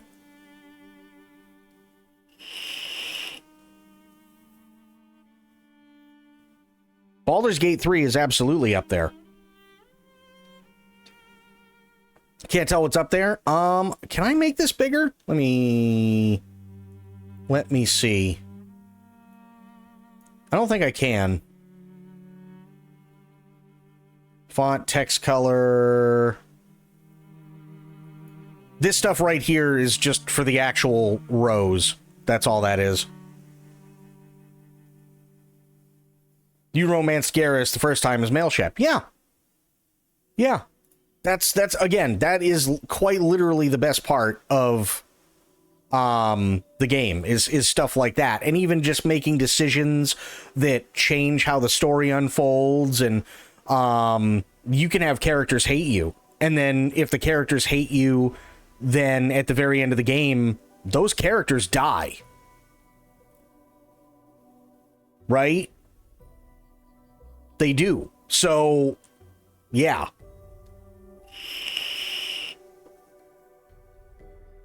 There's a lot to it. Oh, here's another one. This one... This is okay. This next one, I think, probably in some way, shape, or form, ends up in everybody's top 100. I'll just put it that way. Deus Ex. Came out in 2000. Was insanely good. The systems were awesome. Loved all of it. There were a lot of people, especially today, there were a lot of people that look at Deus Ex and go, oh, it was so prophetic. It wasn't. It was happenstance. And what they're talking about is, in the game, there was a terrorist attack on the Twin Towers in New York City. Okay, understood, right? September 11, 2001, we all know what happens. So then everybody went back and played Deus Ex and went, oh my god, it was so prophetic. It wasn't. It was something they came up with that unfortunately happened in reality. It's not prophetic, but it's a really, really, really fun game. If you're ever into Cyberpunk, full stop, Deus Ex was literally the one to go to. The original Deus Ex was the one to go to for 20 years until Cyberpunk came out. It just was. That's how it was, right? Now, you had Deus Ex Invisible War, which was awful. You had Mankind Divided was okay. Human Revolution, again, was okay. But they still, in my opinion, don't even come close to the original Deus Ex. They really, really don't. And it's a game that also has no problem with you not knowing what the fuck is going on. Arkham Knight is on my list. Yes, Arkham Knight is number 20.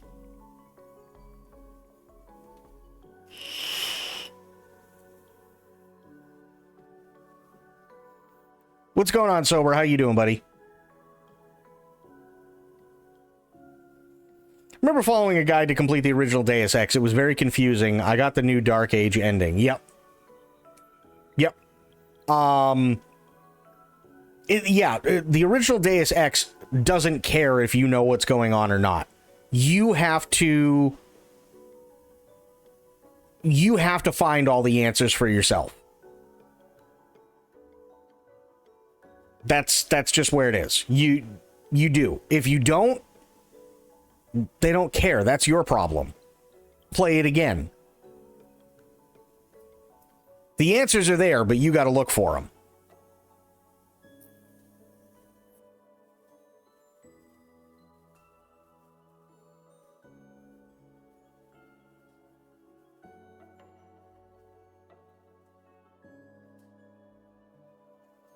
No. We don't tell him. No, these are my 50 favorite video games of all time, not your 50 favorite video games of all time.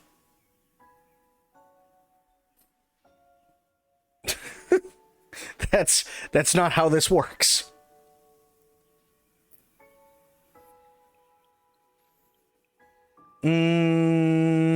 Do I have... Oh, no, I don't. Okay. Here's another one. The original Red Faction.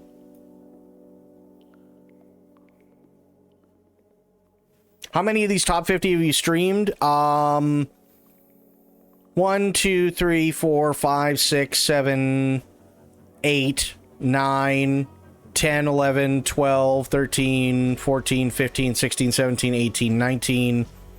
never streamed GoldenEye, never streamed Doom 1 and 2, never streamed Mario Kart, never streamed... No, actually I did stream Wing Commander 2. I streamed the remaster of the original Command and Conquer, but I never streamed the original. I never streamed the original Red Faction, never streamed Klingon Honor Guard, never streamed the original Quake, never streamed TNG, was afraid to stream Lust from Beyond because of the experience I had in Lust from Beyond Scarlet.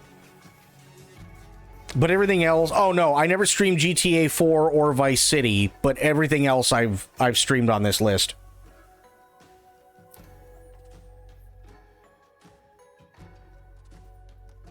Yeah.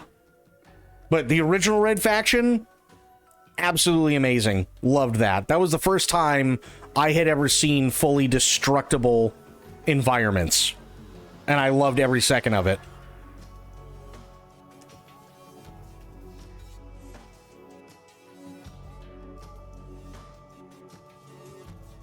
Okay. Here's another one. It's obviously we're getting close to the end. But this... Well, let me see. Is there anything else I want to put on this before that?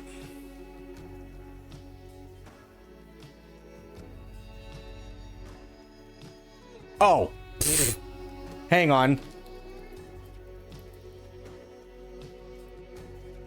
WrestleMania 2000 for the N64.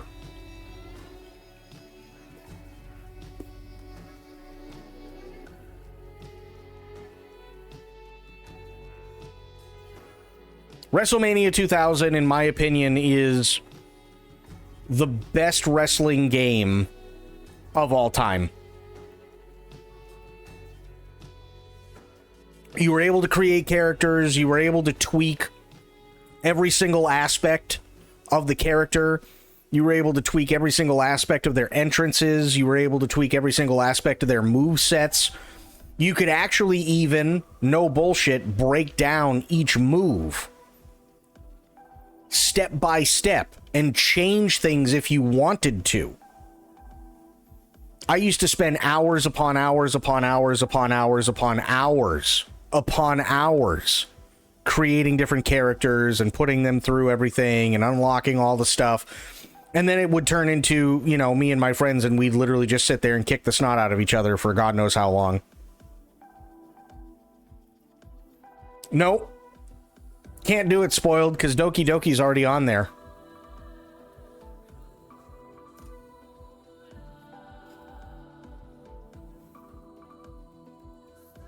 So, ha. No,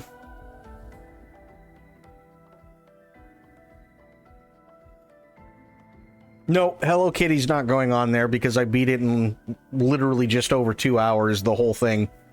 I 100%ed it.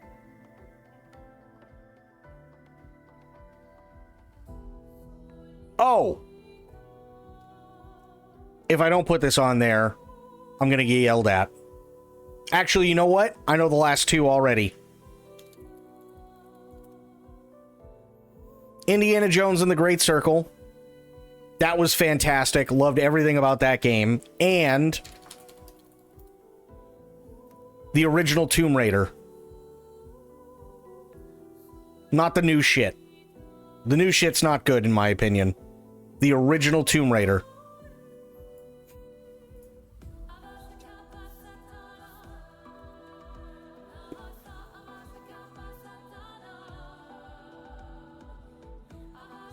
So there you go. Indiana Jones and the Great Circle took everything that everybody loves about Tomb Raider, made it first person, and made it Indiana Jones, which is what everybody wanted for literally the longest time. They really, really, really wanted an Indiana Jones game, and we finally got it, and it was everything that we wanted, and it really is a fantastic game. The original Tomb Raider, who here has played the original Tomb Raider has ever gone through the original Tomb Raider and not locked the butler in the freezer?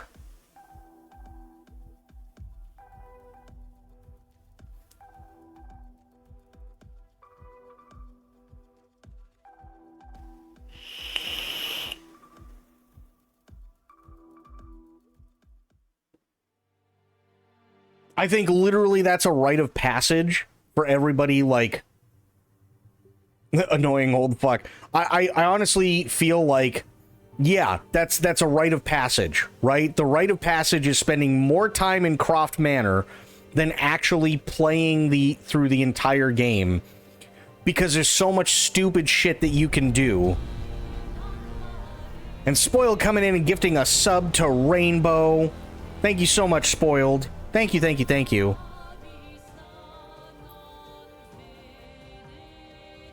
And Spoiled coming in and gifting a sub to Bloop. My God.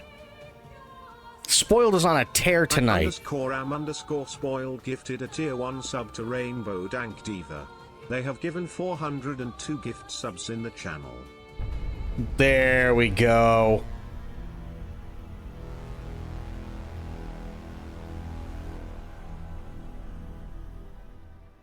Didn't have to say that. I have one to Bloop out loud. Oh, God. I gave one to Bloop out loud. Listen, it was gonna happen anyway. Listen to Brian. _am_spoiled gifted a tier 1 sub to Bloop. They have given 402 gift subs in the channel. See? Was gonna happen either way. Brian is a fucking tart. So, yeah, Tomb Raider, it's a rite of passage.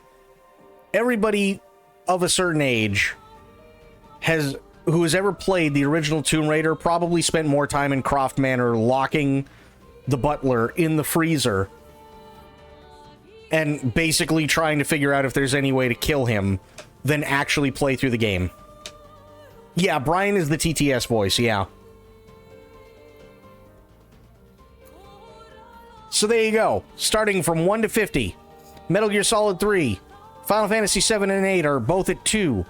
Final Fantasy 14, Metal Gear Solid 1, Elden Ring, Alan Wake 2, Death Stranding, Battlefield 2, Baldur's Gate 3, Expedition 33, Kingdom Come Deliverance 2, Ghost of Tsushima, Cyberpunk 2077, Yakuza 0, MGS 4, MGS 2, Metal Gear Rising, MGS 5, Peace Walker, Arkham Knight, GoldenEye, Doom 1 and 2, Mario Kart, Star Trek 25th Anniversary, Wing Commander 2, Max Payne 3, Vampire the Masquerade Bloodlines, Alien Isolation, Knights of the Old Republic 1, Stalker Shadow of Chernobyl, Arma 3, Red Dead Redemption 2, the original Command & Conquer, Doki Doki Literature Club, Hitman 3, GTA 4, GTA Vice City, Space Marine 2, Ghost Runner, Quake, Klingon Honor Guard, TNG, Lust from Beyond, Mass Effect 2, Deus Ex, Red Faction, WrestleMania 2000, Indiana Jones and the Great Circle,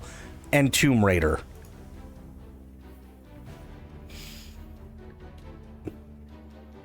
Those are my top 50 video games of all time.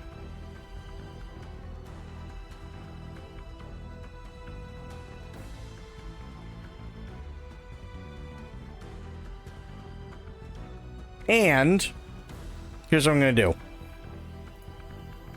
Do this. I'm going to bring up Discord.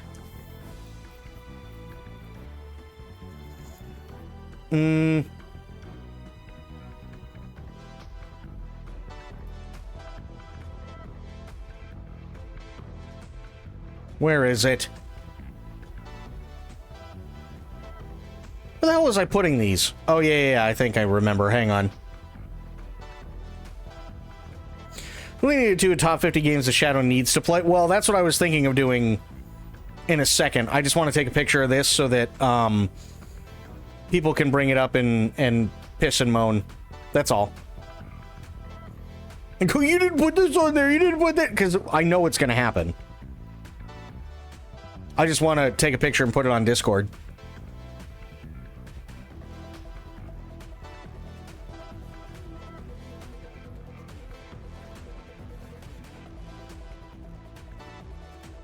Where the hell was I putting it? I don't even remember.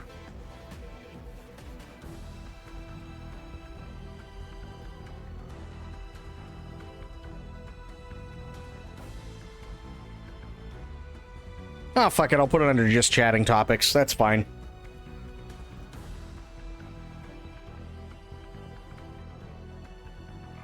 Come on. Nope, that's not what I wanted. God damn it. I hit the wrong button. Try that again.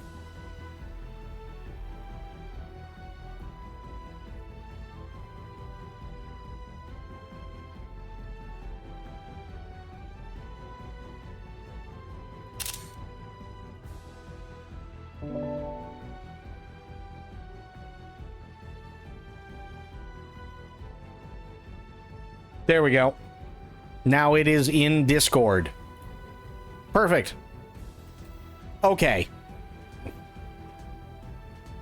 So you want top 50 that I should play. Let's just try to gas you out of the room. Did he try to Dutch oven you?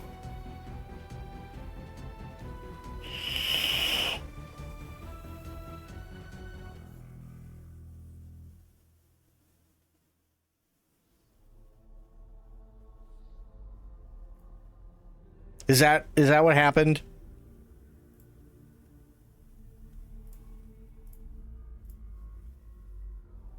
Is there a way to make a new one? Actually, wait, what's the day today? It's the 7th. Why does that say the... Oh, okay. Sure want to delete the... Oh, no, I don't want to delete the chart. Ah, fuck it, who cares? Okay, so... I'll tell you what, we'll start with 25. No, I'm sitting in my chair, thank you very much, but he farted and it was bad. Nice. We'll start with 25.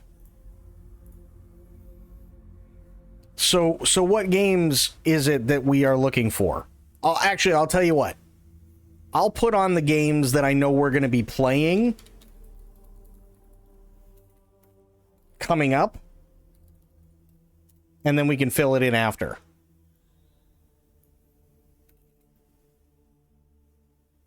I don't know. Actually, here, I'll just do Snake Eater. See if that comes up with it.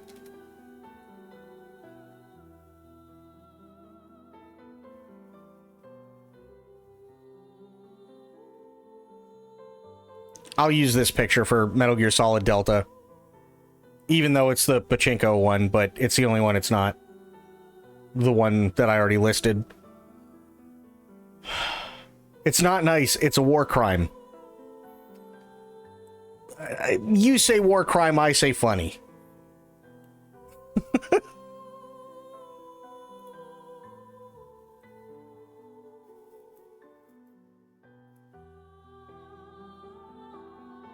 That's just how it'd be.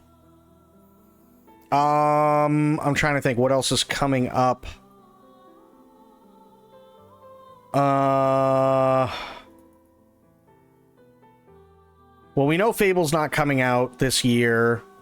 We know GTA 6 was postponed.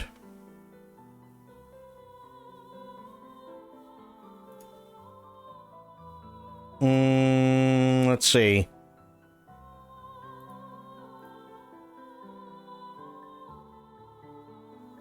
He says, I'm going to subject you to this non-war crimes according to you.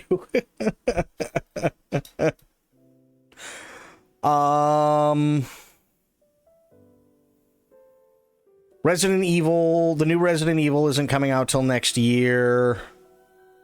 Death Stranding 2, unless they pull an Audible and they release it on all platforms same day, I'm waiting at least 6 months to a year. So I'm not playing that this year, which is a bummer, but it is what it is.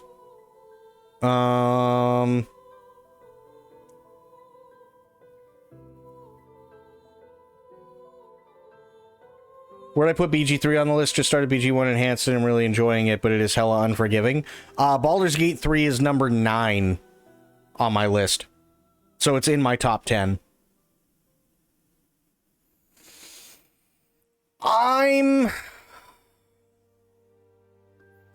Okay, I'll tell you what. I will put Dune Awakening or not. Sure, I'll just use this picture. Fuck it. Why not? Unless they actually have Dune Awakening, but I don't think they do on this list because it's not out yet. Yeah, I'll use this one. That's fine.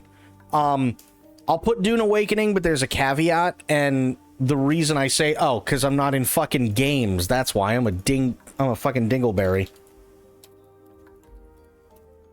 You know, there it is. Okay, here. We're gonna do this, Dune Awakening.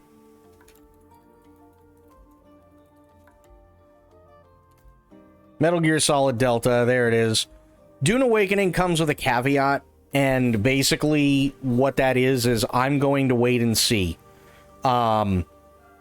with Dune Awakening. And the reason I say that is because Funcom has this really bad habit of releasing a game and the game isn't good until a couple of years later. Much like Conan. And I love Conan, right? Conan the Barbarian, Conan the Destroyer.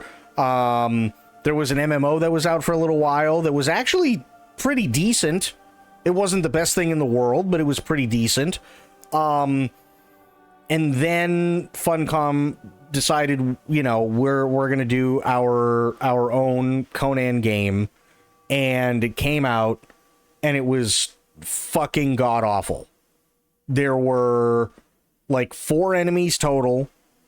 There were no bosses you couldn't get into most of the dungeons, and when you did, there were no dungeon bosses. Literally all you could do was build, make sure that you were able to survive, and laugh every time your dick flapped in the wind. That was about it when it first came out. It took them years to actually make it a good game. Years. So, given their track record, I'm cautiously hopeful. Avowed?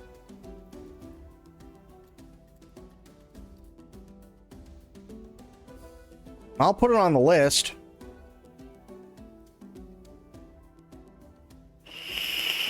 Let me look something up here.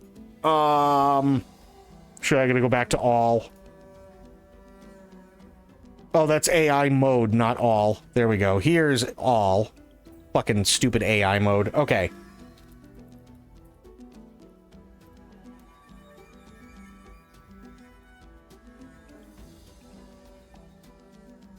Scroll down.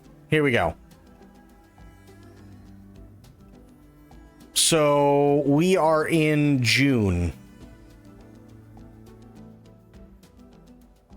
No, I'm not going to play Borderlands 4. I haven't played a Borderlands game in forever. And 2K is doing some really fucky stuff with their end user license agreement, which I don't agree with. I don't think it's them stealing, but there is always that possibility because it is 2K. Especially considering everybody else has fucking done it. Epic ended up getting sued for, I want to say it was something like $250 million for, was it Epic? No, Epic was sued for $85 million. EA was sued for $70 million. Ubisoft was sued for $45 million.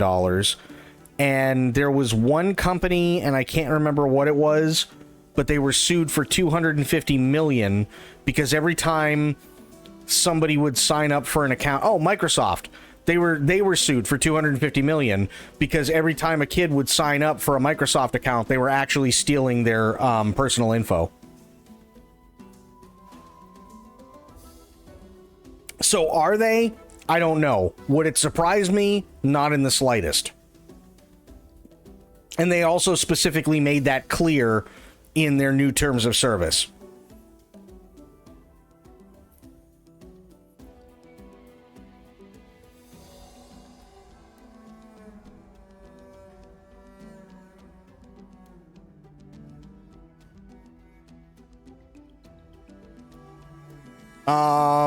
Tron Catalyst. I don't remember the trailer for that.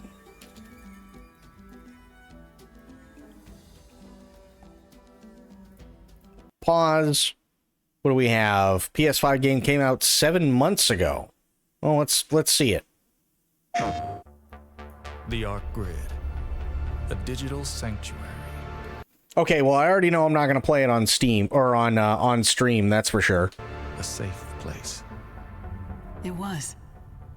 Core won't let you escape at Exo. And even if you do, nobody escapes the glitch.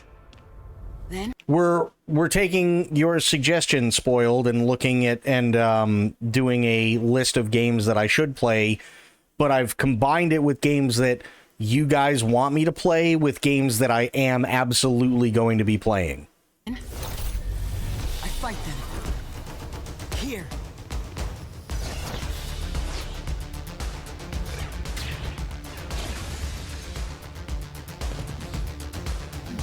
Yeah. Cool idea. Not going to play it on stream. One reason and one reason only, and it starts with a D and ends in Isney. That's it. That's the only reason. Because the last time I played a game where Disney had the rights to it, the entire stream was muted. The entire thing.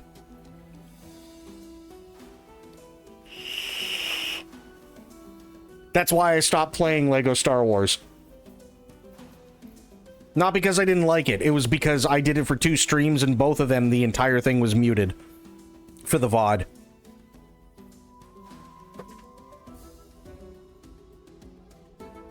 And literally no bullshit. The way that it works, I'll show you.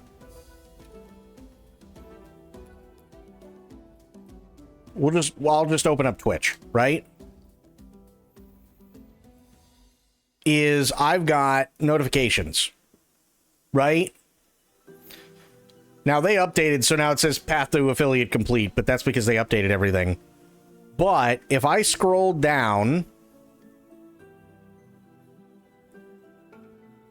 let's see here. Multiple instances of copyrighted audio were identified in your recent VODs. This is 2 months ago, so it's not a big deal. Reviewing your stream settings. Fair.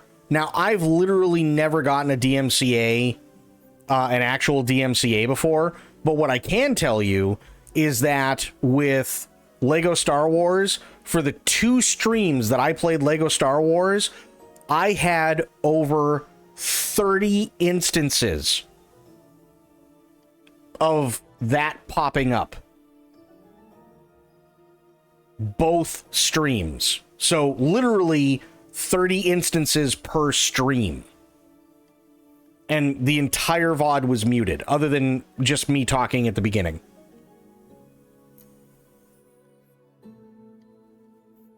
So, yeah, that's... I don't fuck with Disney at all.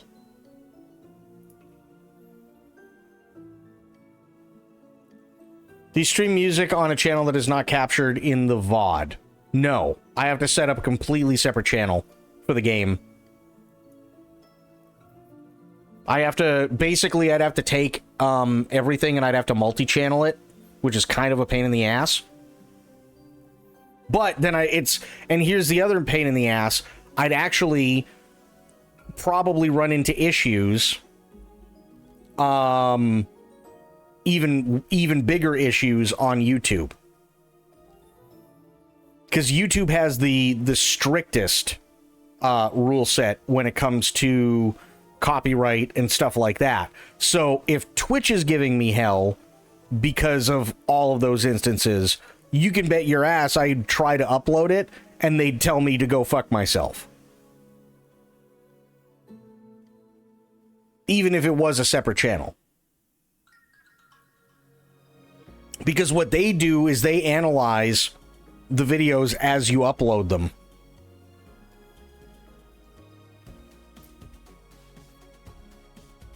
It'd be weird to see the VODs where you're talking about music and there is no music. Well, that I used to do.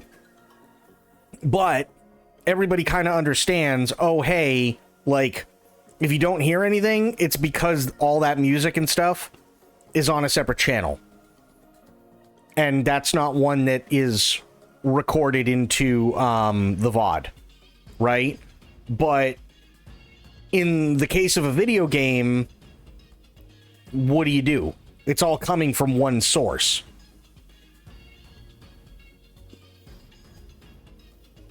But yeah, generally everybody understands on YouTube when watching the VODs that if they can't hear it, it's because it's on another channel.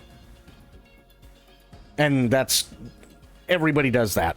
Everybody.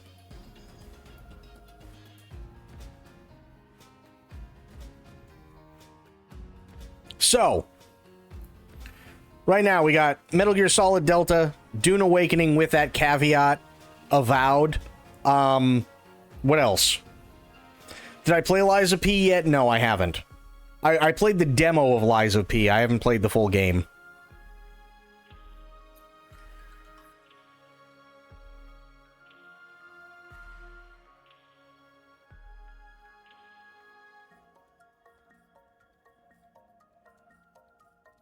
Yes, I did. Kingdom Come Deliverance 2 was number 11.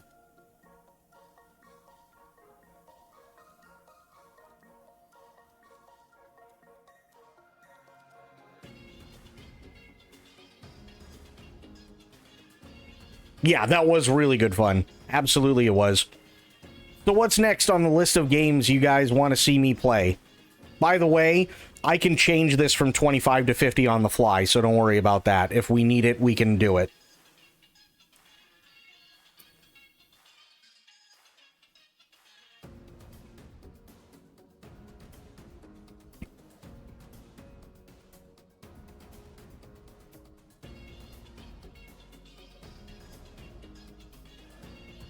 Alien Isolation 2.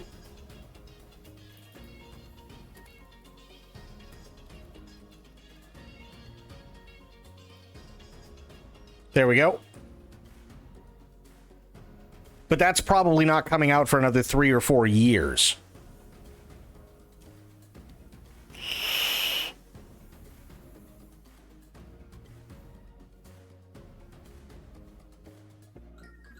Outer Worlds?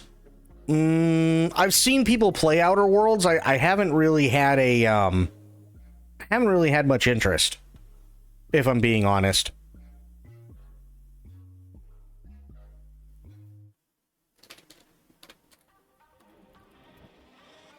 Yeah, I haven't had much interest in this one. Oh, Death Stranding 2? Yeah, I can't play that till next year, but at the very least. But I can put it on the list. Oh, I know everybody's gonna want to see Resident Evil 9.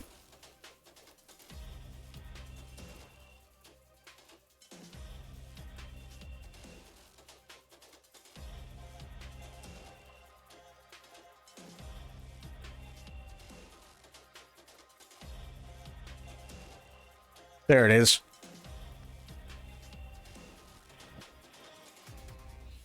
It's by the same people who made Oblivion and Fallout New Vegas. I was never a huge Fallout fan. Like, Oblivion was remastered was really, really good. But if I remember correctly, Outer Wilds is pretty short, isn't it?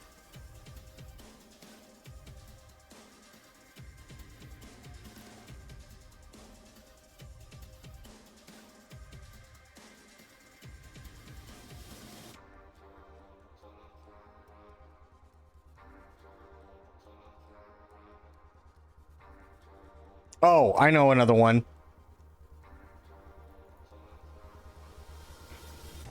What was it called? Hang on.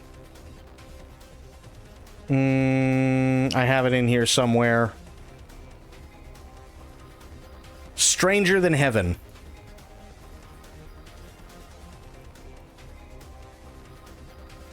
There we go.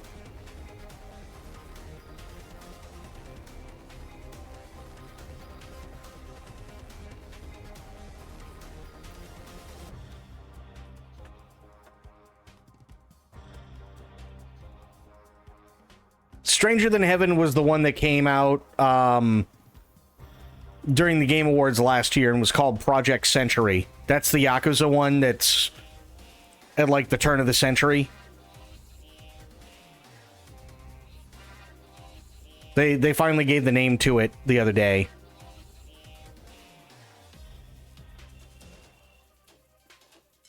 But do you want me to play Lies of P?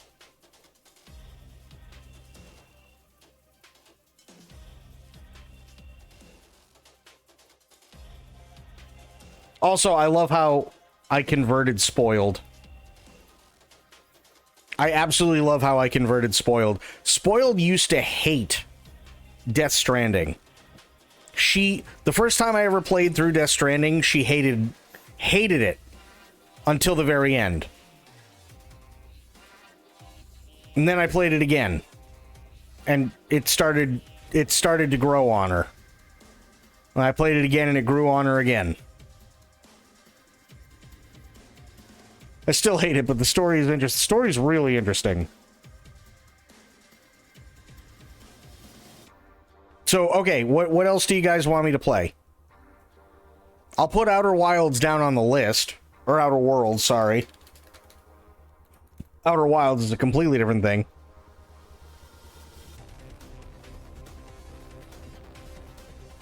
I watched enough of Norman Reedus and the Edis Fetus to be converted. That's totally fair. I know Sophia loves Death Stranding.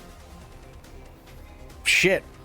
The last time I played it, I know for a fact it was myself, Sophia, Spoiled, Dawn, and Myth, and a bunch of other people in here. And literally we all sat here and cried for the last 2.5 hours. Witcher 3, yep. I gotta put that on the list.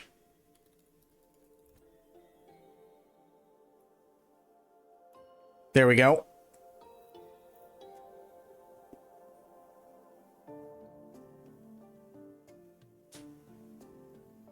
If I buy it at this point in my life, though, it'll be fucking Death Stranding. Fair.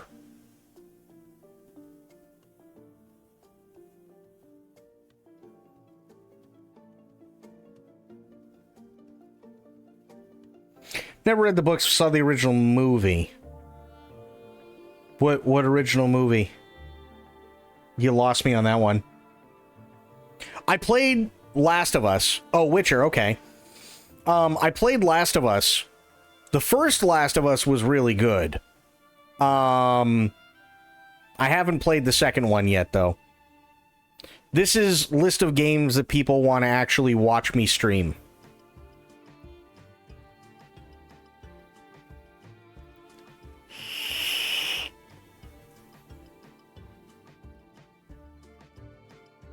Sekiro? Fair. Fair. I did say I would.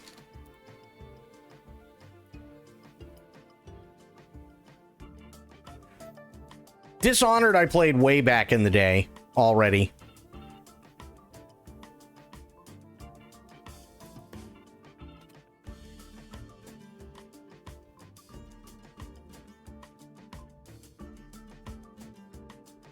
Rise of the Ronin.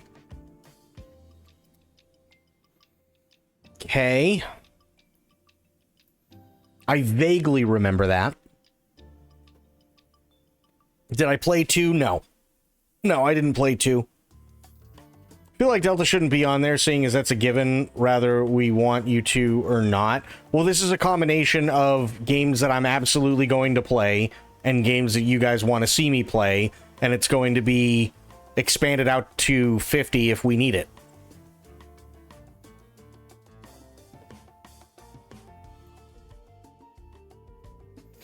That might be a tough sell. Some people are having trouble with performance. I mean, to be fair, as much as I hate to say it, that's also kind of par for the course nowadays. I played a little bit of Undertale. It was okay. I never had an issue with Undertale or anything like that, but it never really, like... Aside from playing it for the first stream, it never really kept my attention. It is a good game, but yeah, it never... I played Stray. Stray was great.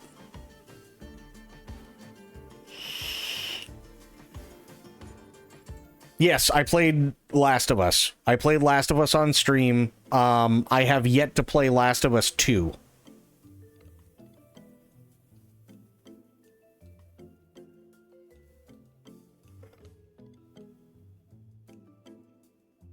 No, Hades isn't really my thing because I don't like grind fests.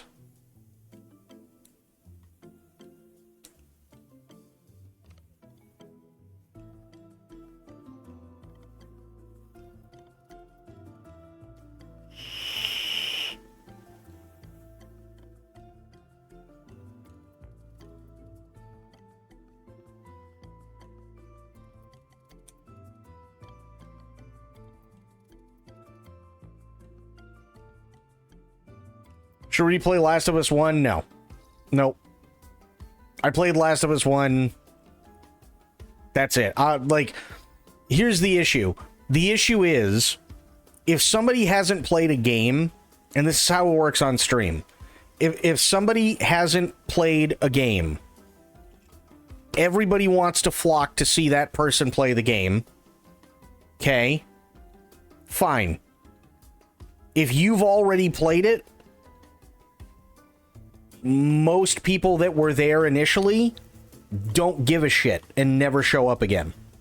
Ever. There are literally people that have my, that follow my channel that don't ever show up until I play Metal Gear Solid 1. I won't see them for years. They'll never say anything in chat. They're never lurking. All that stuff. The moment I put on Metal Gear Solid 1, they're here.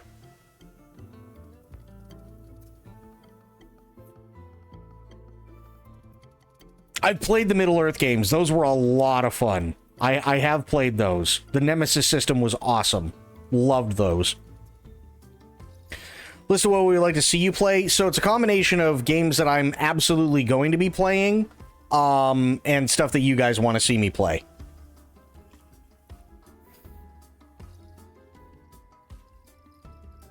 I played Prey. Prey was pretty decent.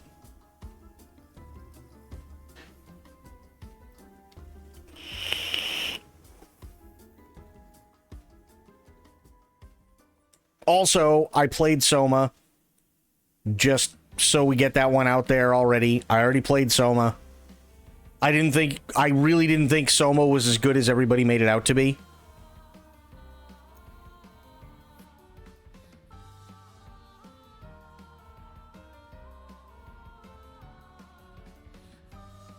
Good game. It was a good game, but yeah, I think Soma was way overhyped.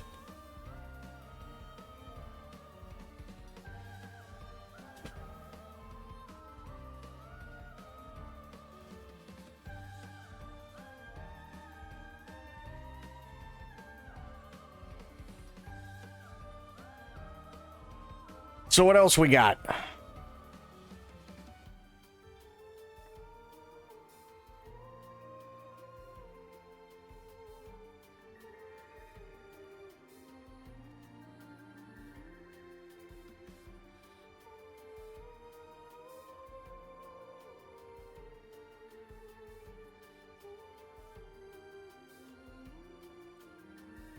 Oh, Wuchang, yep.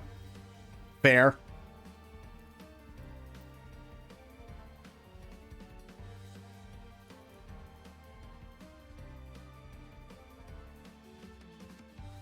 Oh, here's another one that we all went nuts for the other night.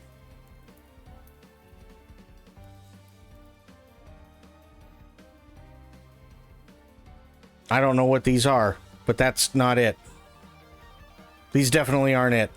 So I guess I have to wait to put that one on the list, but I was going to put the Wu-Tang game on the list. But it's probably because they didn't even give a release date for it. RuneScape Dragon Wilds looked interesting. I'll put it down. I don't know if I will. But it definitely looked interesting. I'll just grab one of these. You're not a Dragon Ball fan? Not really. And from what I understand, the Dragon Ball game, like that fighting one that came out, I think, what, last year or something like that? It's quite literally just a redo of another game that came out earlier. Did I play Stray? Yes, I played Stray. South of Midnight.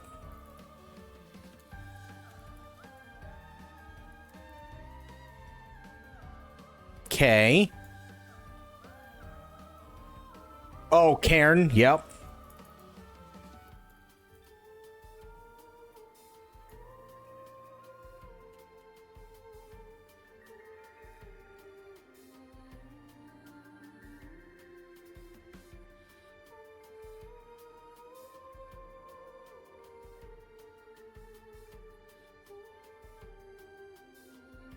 I did that, actually. It was a lot of fun, but it's a lot. It takes forever. But I did do that previously, and that was fun.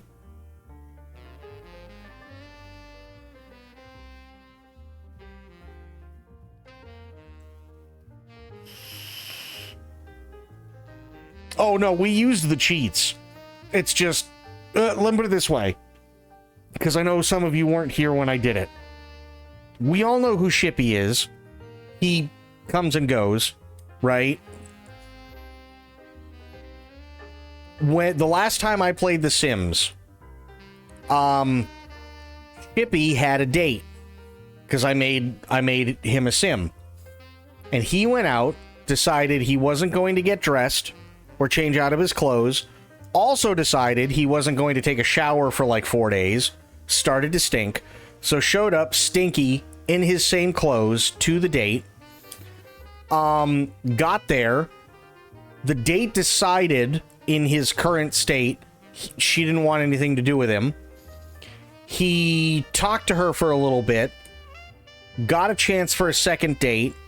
Got to the point where I could get Shippy to go in, to lean in for a kiss. He started to, then got way too tired, peed his pants, and passed out on the staircase in front of the club and spent all night there.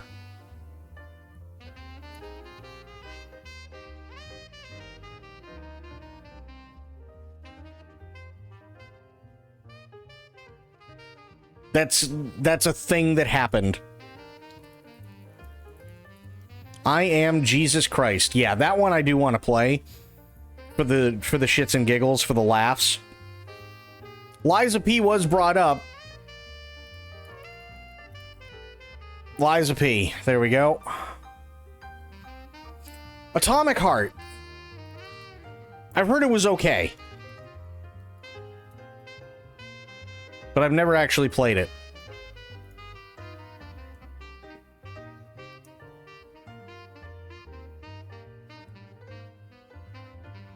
Oh, Baby Steps. I absolutely want to play that.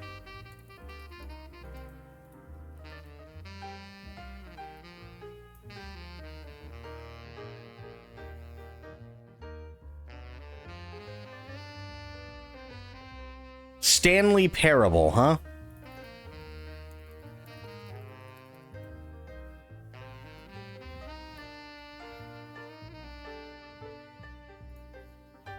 Could finish Death and Axes in one stream?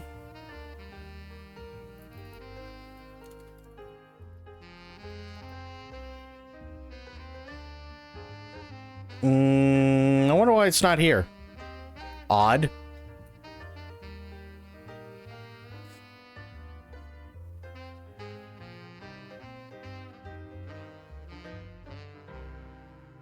Stellar Blade? You guys just want to watch asses. Which, I mean, fair, but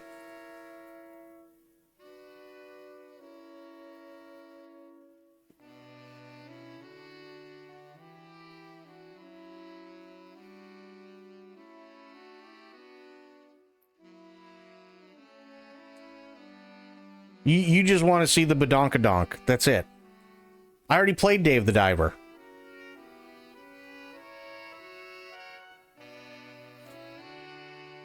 Taxes. Okay.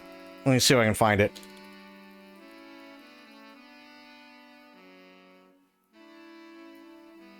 Death and Taxes. I'm assuming it's that one.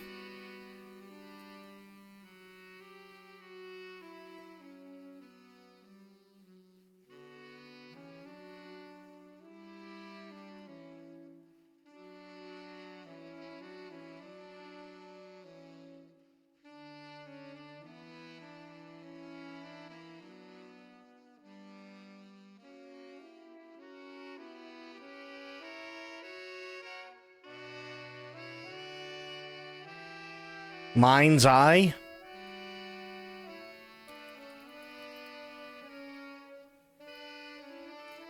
Okay. Here's another one I'm going to be playing. First Light. We already know that.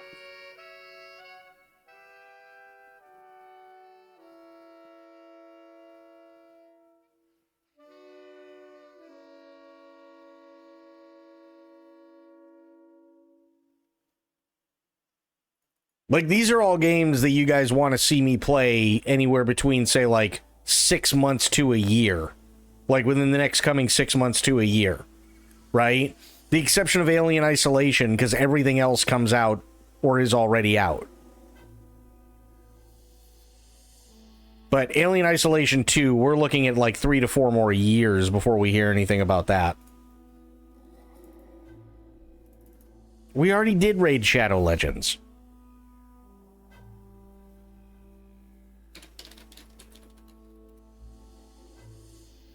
Tainted? Oh, that... Wait, hang on.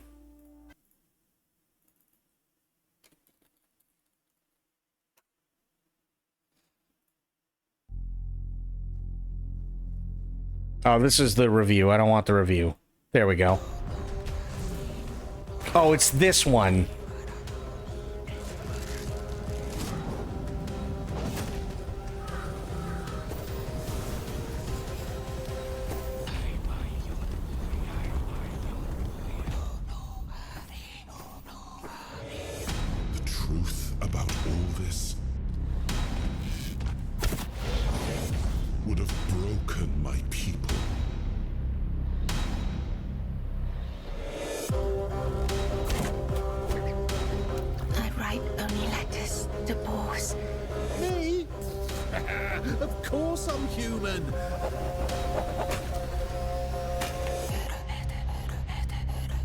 He was the fire that forged order from chaos.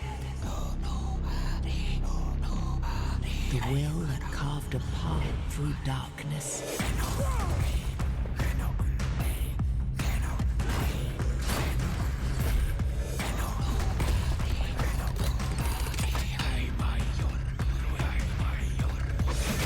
I am Arthur Pendragon. I led humans to Avalon shores. I built the great halls of Camelot.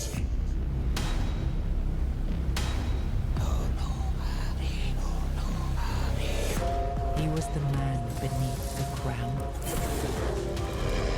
He was the voice that doubted, the heart that still beat beneath the weight of legend.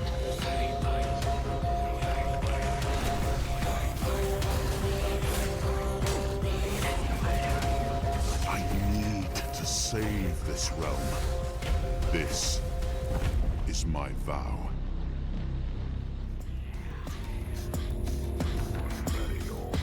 I'll put it down. I don't know if I'm ever actually going to play it, but I'll put it down.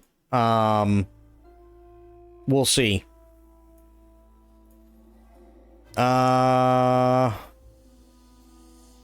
There. So now it's out to 50.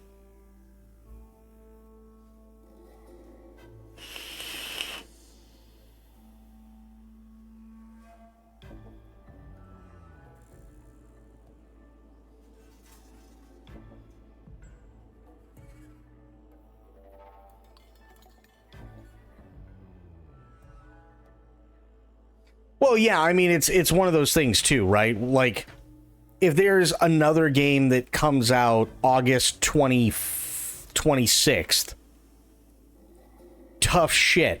I'm playing Metal Gear Solid Delta. You know what I mean?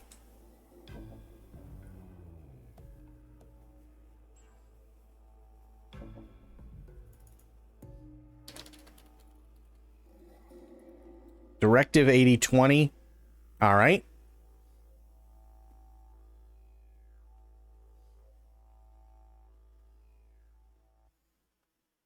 Like, that's basically just how it's gonna go, you know what I mean? Like, nothing is stopping me from playing Metal Gear Solid Delta. Nothing.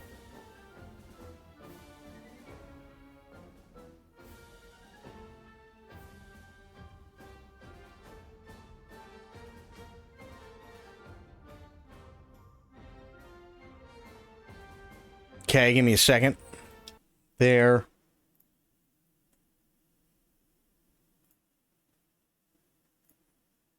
Play. No. Now play. Play. Please? Oh, God.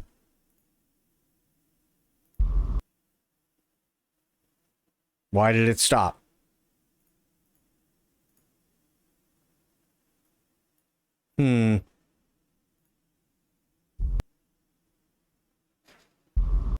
Whoa. Does it do that on here? Let me find out.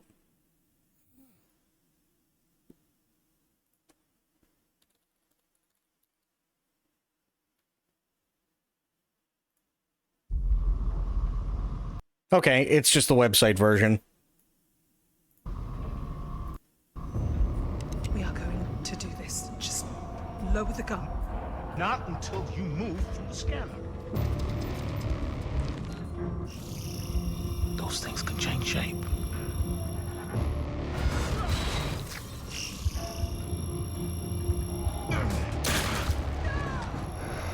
Don't you ever point that thing at me again.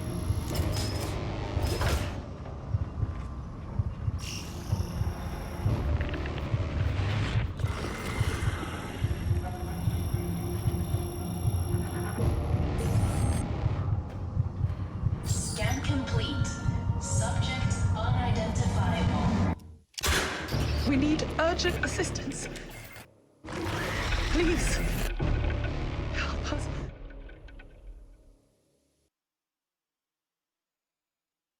Okay. Not terrible. Duck Detective, The Ghost of Clamping. And if you didn't know that, welcome to the channel. Didn't know what, Rainbow? I'll put it down. Yeah, oh, it's already, yeah. So we're good there. Ghost Detective, or Duck Detective.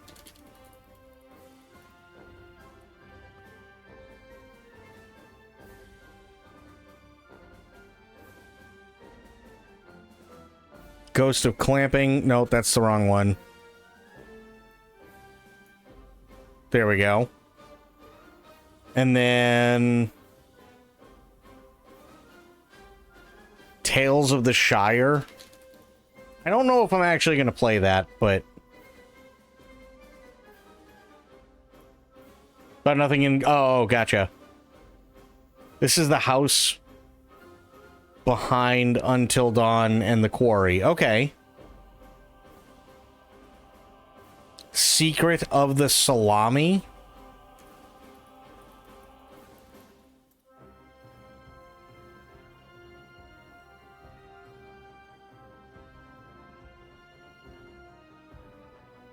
Oh, that's the other Duck Detective one. Gotcha.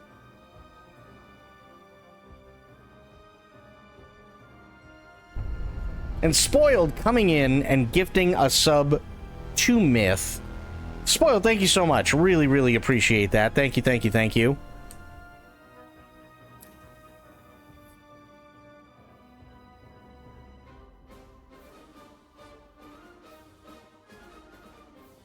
I_am_spoiled gifted a tier 1 sub to myth_legend 83. Spoiled really is a rock star. 3 gift subs in the channel.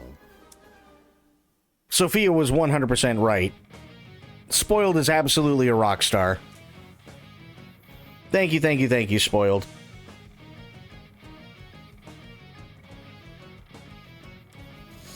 So what else we got?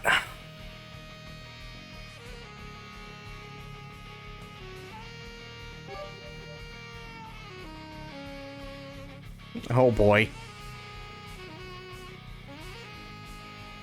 Shield 10 myth_legend 83 has been given a sub. Myth_legend 83 has a sub now. Thank you, Spoiled.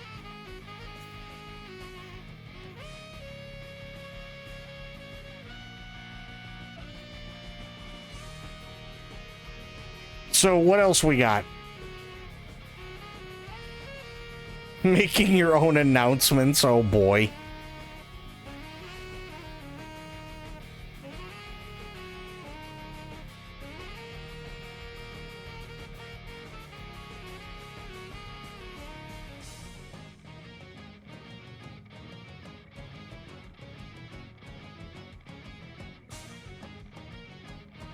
I mean, we're at, let's see here.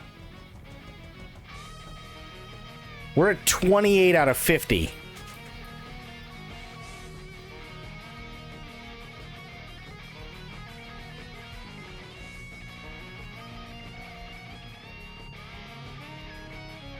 Dune Awakening's already there. But there's a caveat with that because the company behind Dune Awakening is also the same company that put out Conan Exiles, and that game sucked for years until they actually did shit to it.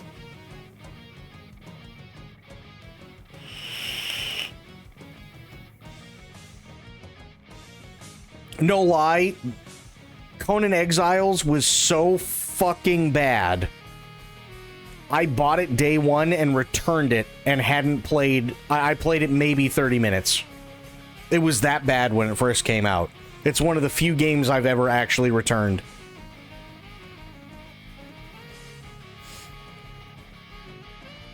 So, it comes with that caveat because only within the last, say, like 2 to 3 years did Conan Exiles actually, like, become a game worth playing.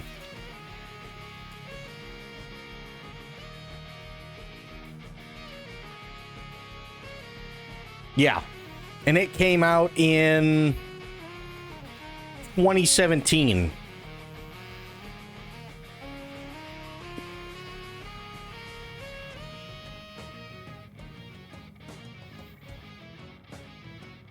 Well, let me put it this way. Again, Bloop. When it first came out, you could go into a couple of dungeons. The rest were locked out. The dungeons that you could go into had no bosses. You were lucky if they had 1 or 2 actual enemies in there. The only thing you could do was survival stuff and building, and every once in a while laugh at your dick as it blew in the wind. That was it. For years, that was it.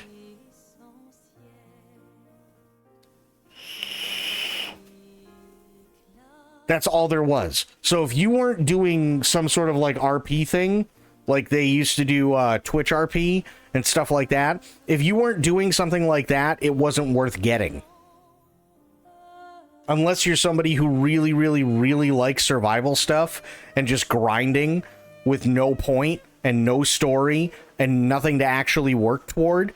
Unless you're one of those people, the game was fucking terrible.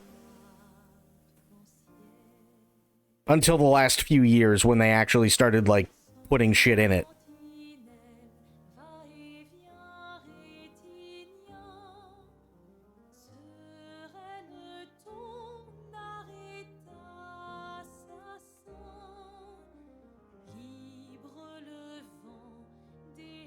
Oh, yeah, and that was the other thing.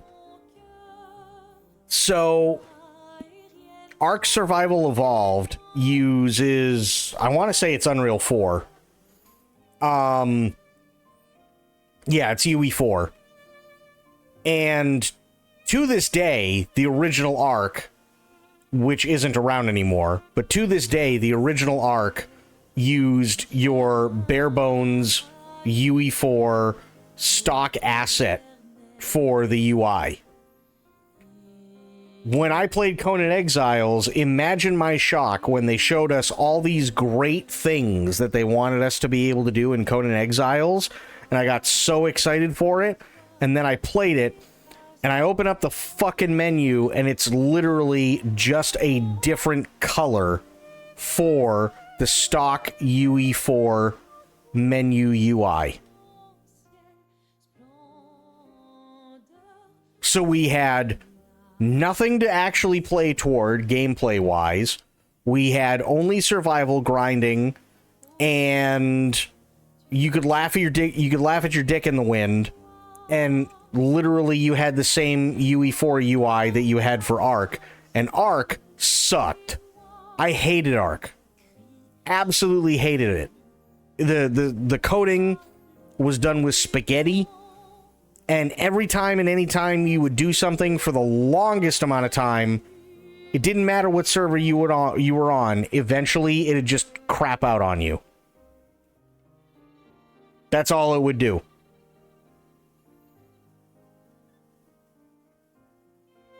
I never cared for Ark. So yeah, imagine my disappointment when Conan Exiles came out and I was looking at the exact same UI that I can't stand because of Ark.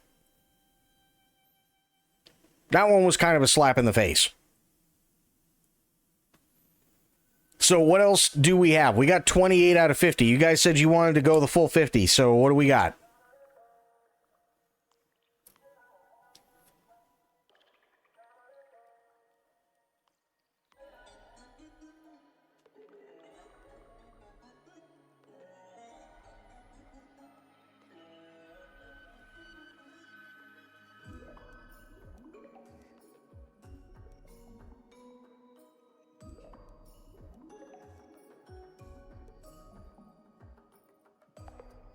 What do we got for games that you want to see?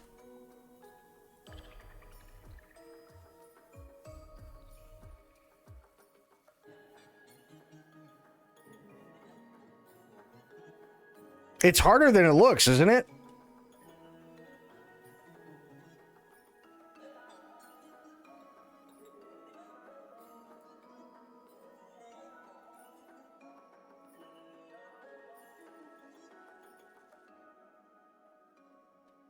Oh, I know one. Hang on.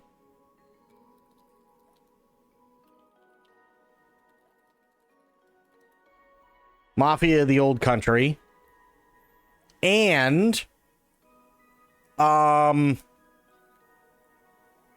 shit, I forgot. Never mind.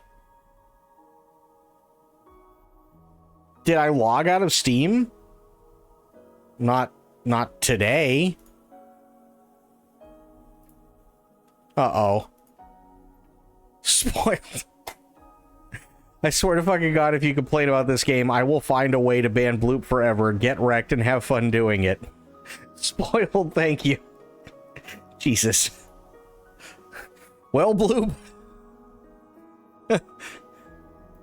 I guess your ass is on the line.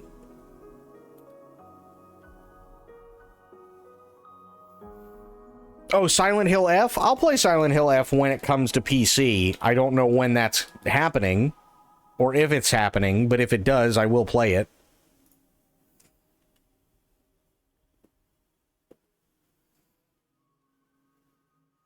Okay, so now we're up to 30.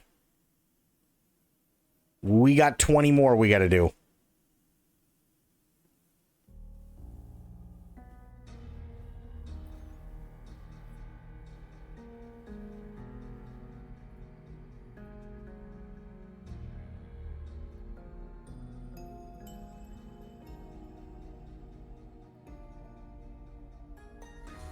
Brand new, so no indication of how it's going to be. I hope it's as good as it looks.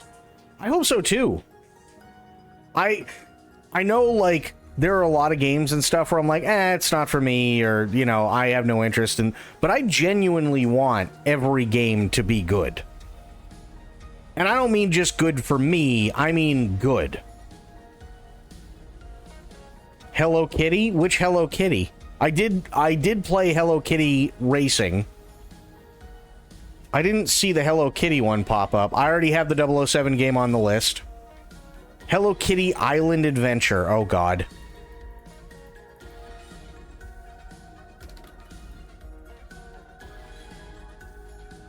Oh, dear God. Ghost of Yote? Yeah, if that comes... If and when that does come out to PC, I absolutely do want to play that. For sure.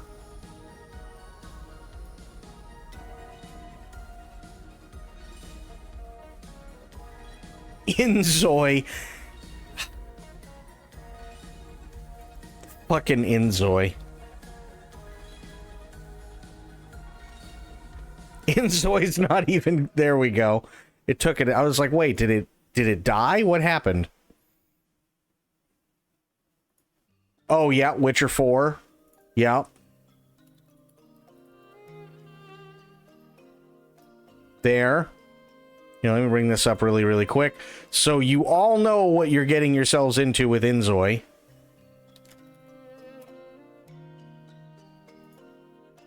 There we go. Okay. Yeah, let me do this.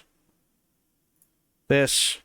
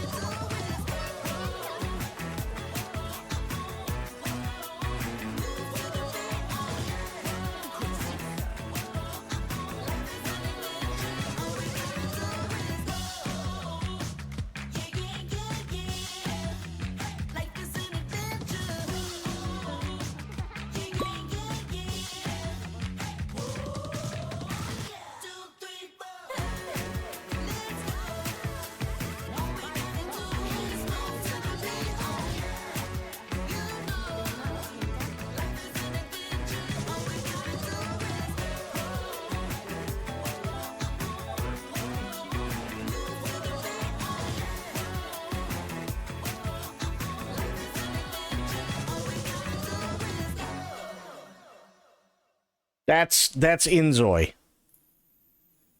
I think of it basically like The Sims. I could be wrong, but let me... I know the reviews are mostly positive, but let me see. Graphics are neat. Realism is fantastic. People need to remember that right now the game is still in early development. They did this because they listen to their players and tweak the game as they go. Comments against the game being hollow. What's the reason to play? What's the end result? It's not like The Sims. I'll tell you this, compared to The Sims, it's exactly like it. That's a good start. You create a person or their family, you create their house, you go to work, you drive a car, you can get them sick. What's the end result in The Sims? What was the reason to play? Fun, creation, that is what the game is the same. It is fun and creation. The difference This is more realistic in graphics, and soon you'll be able to create your own items, etc., plus so much more, while The Sims I find to be a bit more cartoonish and money-grabbing with every single new add-on, which, fair. While, yeah, ghosts and vampires, etc. are fun, I love a bit more realism, and you can definitely get that with Inzoi. Again, remember the game is in early access, things are being tweaked, mods are coming. They're adding and sending updates and patches almost monthly. Okay. Now I want to read this one. It's nothing like I imagined it would be. First, doesn't run very well, not even on lower settings. I wouldn't say I have a bad PC at all either. So you got a bad PC. Second, I got bored playing very fast, sat down twice after my day was done to relax and play some Inzoi, and then got bored pretty fast. I understand the game is in early access, so I won't criticize things like a lack of options and clothing styles. Create-A-Zoi is pretty good and in-depth. You can create very unique people pretty easily, but that's mostly where my praise ends. While you can make a whole household of beautiful people in-game, they will not look as good, which is understandable. There's also some very strange choices in rendering. Like, I'm not sure if I missed some setting that fixes this, even though I did look multiple times, but mirrors show up as a bronze goldish polished metal surface, which is just strange. Holy shit. Game has little personality or things to do, and I don't think that's an early access thing. The world, while good looking, is pretty lifeless. Other Zois are completely randomly generated and therefore tend to be strange and have no real personality and not even a job.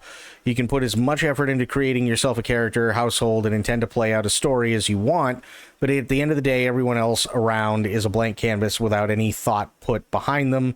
Gameplay is also very sanitized despite the more mature looks and advertised functions like accidental deaths in traffic that are uncommon in other games of this kind. The elephant in the room, all the generative AI in Zoi at this point in time feels like a life sim and more like a playground to test out different AI functions. Let's not talk about the image generation right now at all. That aspect has been discussed to death. Now, this doesn't mean I don't care about it. In fact, okay, great. Oh, awesome. You're disappointed with it. We get it. Holy shit. Huh. Inzoi. Oh, I already put that down. Okay. Nice day for fishing.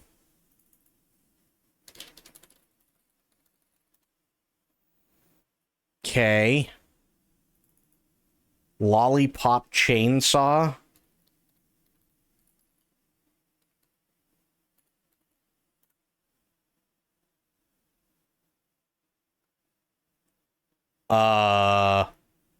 This one, I guess. I gotta put the music back on. There we go.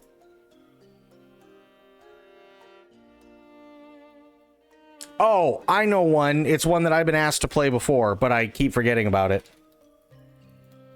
Bayonetta.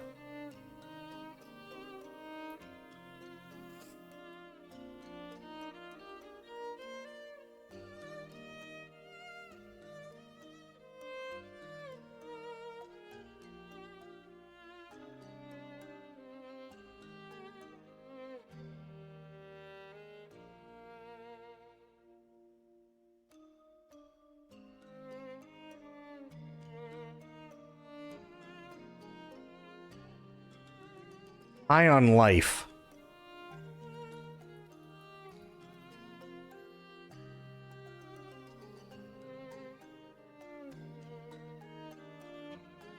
I'm guessing it's this one.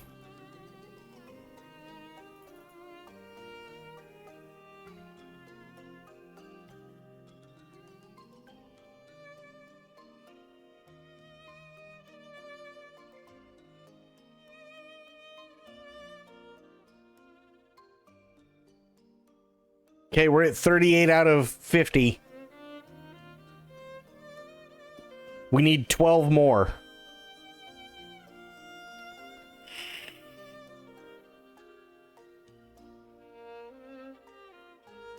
Made by the Rick and Morty creators? Gotcha.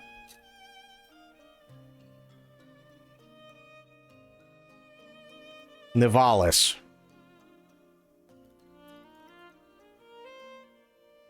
Oh, yeah. You're talking about this one. That's in the Cloudpunk universe. Played Cuphead. I did play Cuphead on stream.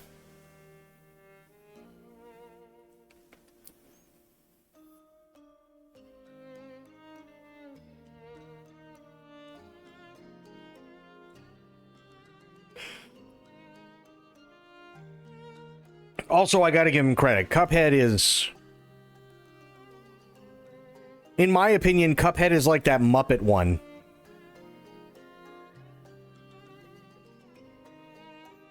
Like the Muppet one that we saw at Summer Game Fest, where it's a real... It's in the same vein of very, very creative, like that Muppet one. Because the Muppet one, they're taking real-time rendering, but they're doing it to make realistic Muppets instead of just recording realistic Muppets. Or recording Muppets on video and then using those for cutscenes. So... Cuphead, I think, is in that vein because they're very creative, because it is, in fact, an interactive cartoon. Everything in there is literally hand-drawn. Still waiting on news from the last night.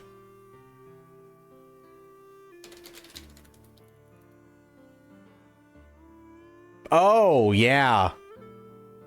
That was fun. I have no idea when that's gonna actually finish. Yeah, I remember that. That was good. The demo was really good, but I haven't seen or heard anything from it in a long while.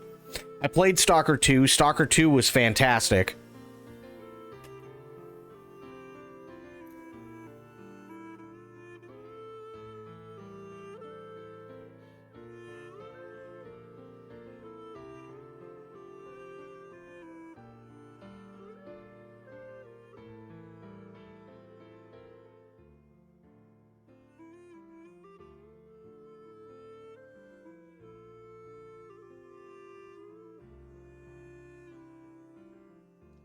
Dead Island, you know, so funny thing, I have this channel in the Discord, and let me bring it up. That's my friends list, that's not my Discord. Hang on.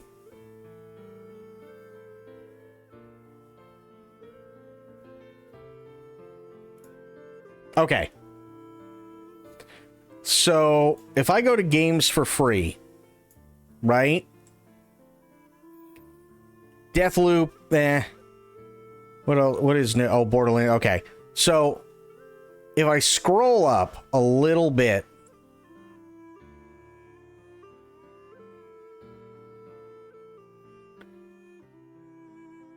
come on. Dead Island 2 was for free until May 22nd, and I missed grabbing it, which is a bummer. Because I'd try it out. But yeah, I could have tried it out for free, and I didn't. Signalis? If I remember correctly, you have to play Signalis multiple times to actually get the whole story. Not because, not like Death Stranding, where it's like, oh, well, I got most of the story, but I need to get everything, I need to know all the details, and then you end up, you want to play it again.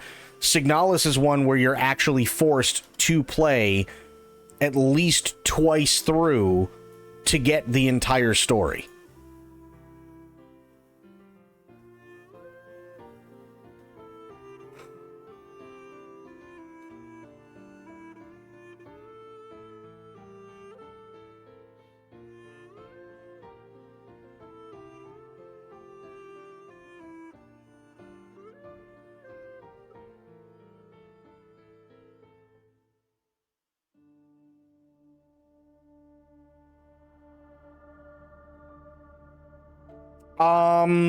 Nier Automata was really, really good when it worked for PC.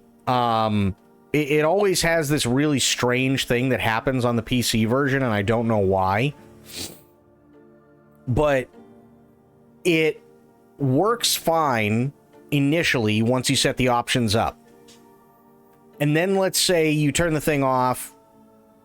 I'm going to come back to it tomorrow or whatever. The next time you go back to it, everything is zoomed in, and it's very, very hard to figure out where the options are so that you can adjust the settings again. And then when you finally do get it fixed, then you have to worry about, for whatever reason, your controller not working. I played all the Plague Tale games. Those were really good, except, if I'm being honest, this is something that really bugged me about Plague Tale. Plague Tale Requiem does the thing that I said we should do at the very beginning of the first game. I wanted her brother dead from the first minute.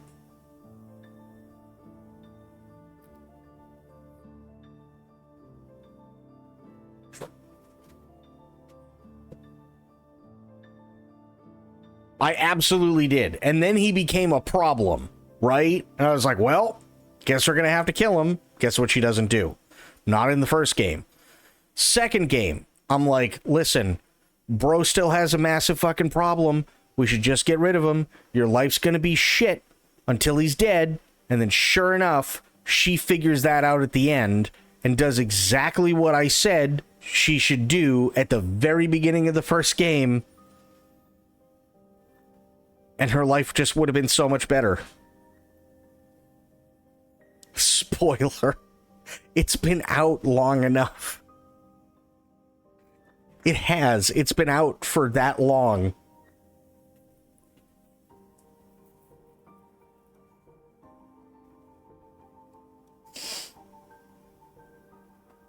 They were good games, though. They were very good games. It's just the end pissed me off, because I was like, I literally said this at the beginning of the first game. Why did we waste all this time if that's all you were going to do?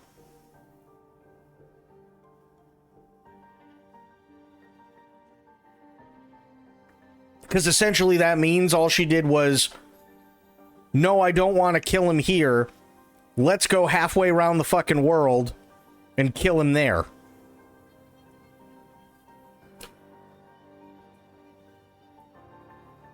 It's like, at that point, why don't you just name the series Let's Kill My Brother?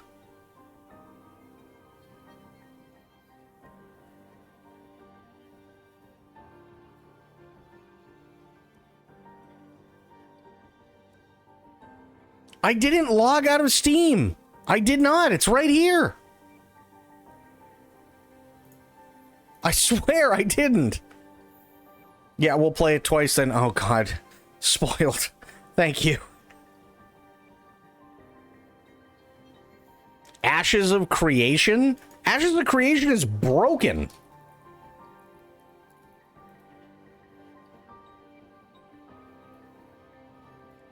I'll put it on the list, but I'm pretty damn sure they're not going to get anywhere literally anytime soon with Ashes of Creation.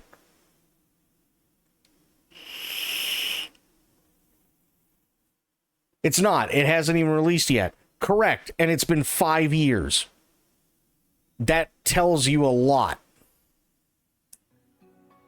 And there's my issue with the guy behind Ashes of Creation, and I know a lot of people like him, and I know a lot of people are excited, is he's trying to make a WoW killer. Good fucking luck. But you can't make a WoW killer if you're always just adding a bunch of shit that doesn't matter and that nobody's going to care about. And then you decide last minute, oh, look, Unreal 5 came out. Now we're going to stop production, dump everything that was UE4 into UE5, and unfuck it all over again before we start production a second time. That's literally how it's been. And that game was announced like 4 or 5 years ago, and it's still not out.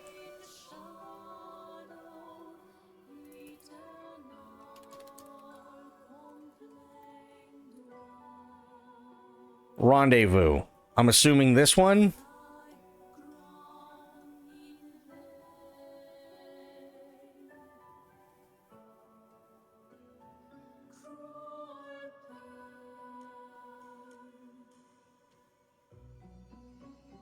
it's free, okay.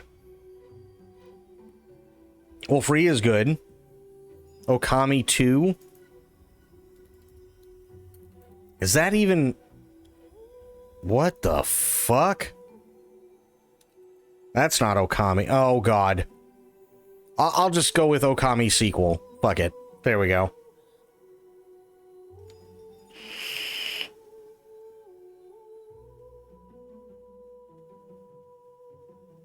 Let me look up Okami 2 really quick. Yeah, okay, great. It's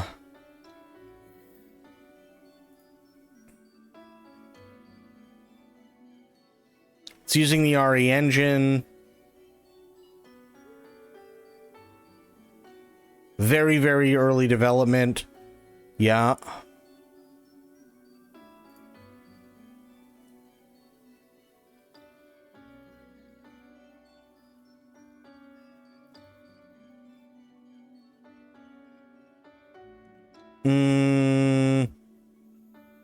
It's Capcom, so it may come out for PC.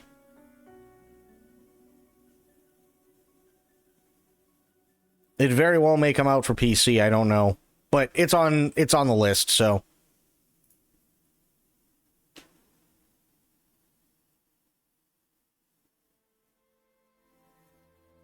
All right, what else you got? We need 7 more. Remember, these are games that you want to see me play within the next 6 months to a year.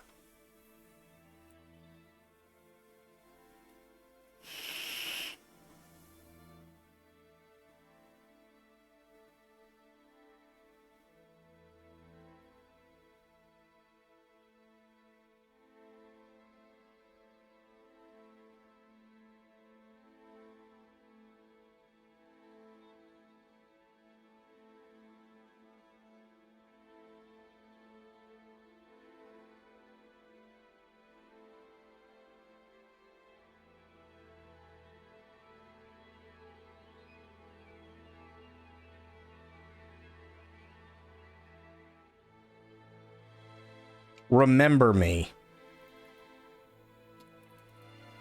Wow, I can't fucking spell tonight.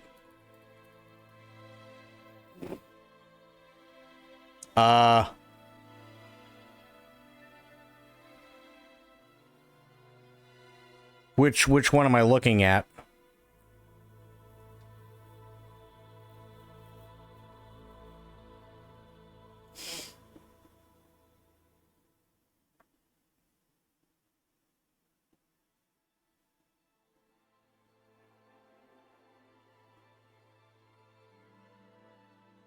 What is this one called? Is this also called Remember Me? Hang on. No, it isn't. I think that's... I don't even know what that is, but yeah. The only one... So, are you talking about this one? The one with the orange and black?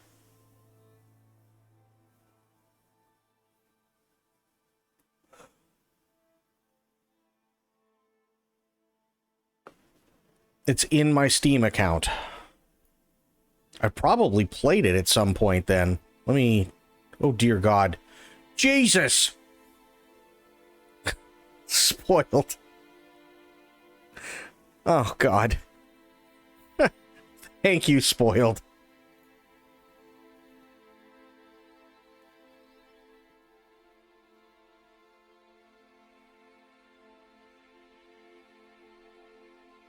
All right. We need 6 more.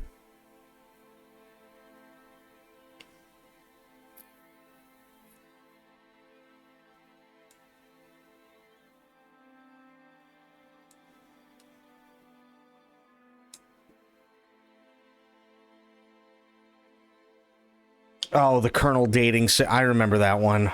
Hang on. I gotta look it up. KFC dating sim. I Love You, Colonel Sanders. That's what it's called.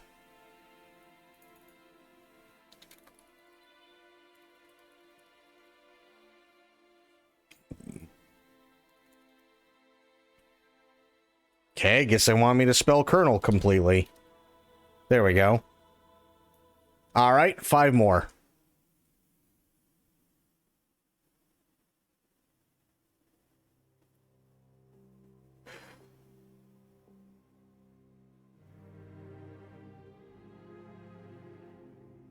"13 would be proud of you." I haven't seen 13 in a minute. I wonder how he's doing.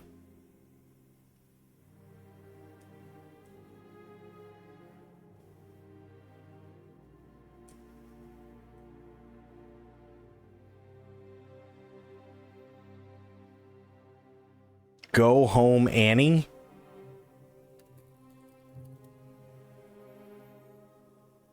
Why is Annie in a bucket?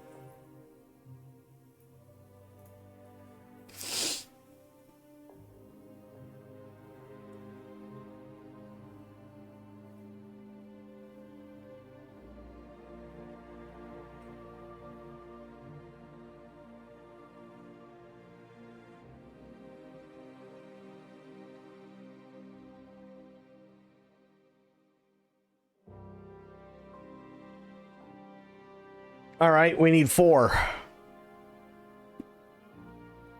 We're getting down to the wire, but we need 4 more.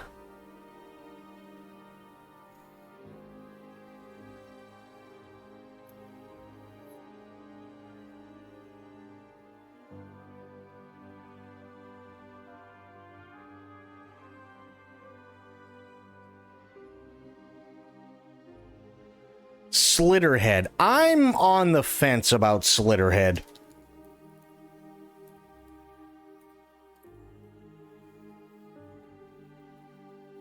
I wonder. Hang on.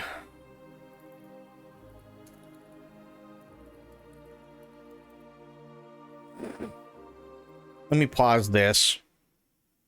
Kingdom Hearts. No. No. No, Kingdom Hearts is... in order to get the complete story, Kingdom Hearts is a stupid amount of games. Some you can't even play anymore because they no longer exist. And apparently, those that do no longer exist are actually kind of fucking vital to the story. No bullshit. Here, let me bring up a thing here. It'll tell you what I'm thinking, or what I'm talking about.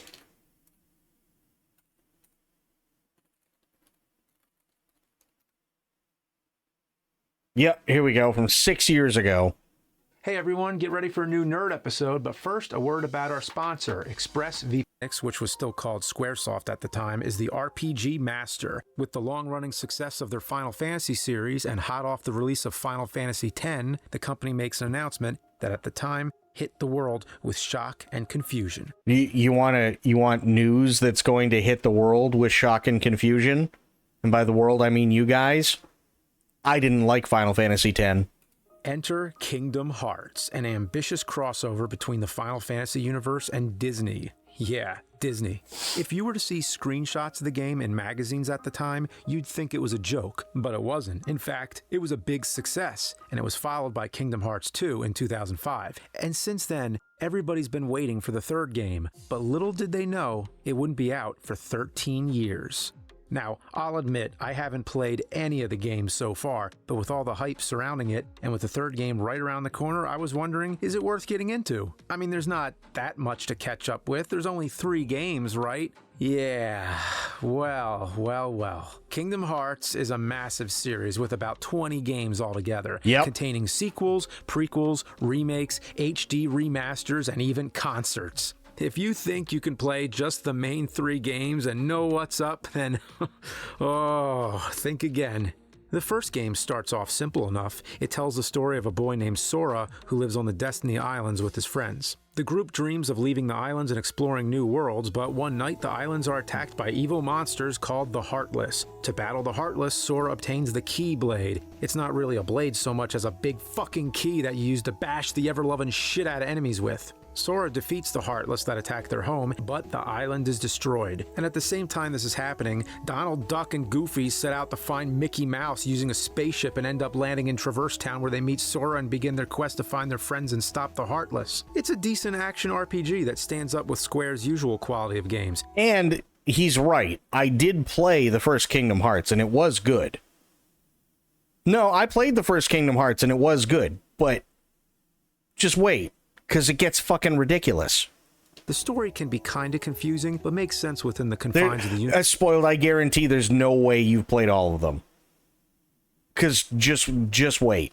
Universe it establishes. Then the second game comes out, and that's where it gets really nuts. It starts you off in Twilight Town as a new guy, Roxas and his friends. Well, that's fine, but what happened to Sora, Donald, and Goofy? These new characters are never mentioned anywhere in the first game, but all of a sudden they're the main characters? Sora, Donald, and Goofy don't even show up until about 2 hours into the game.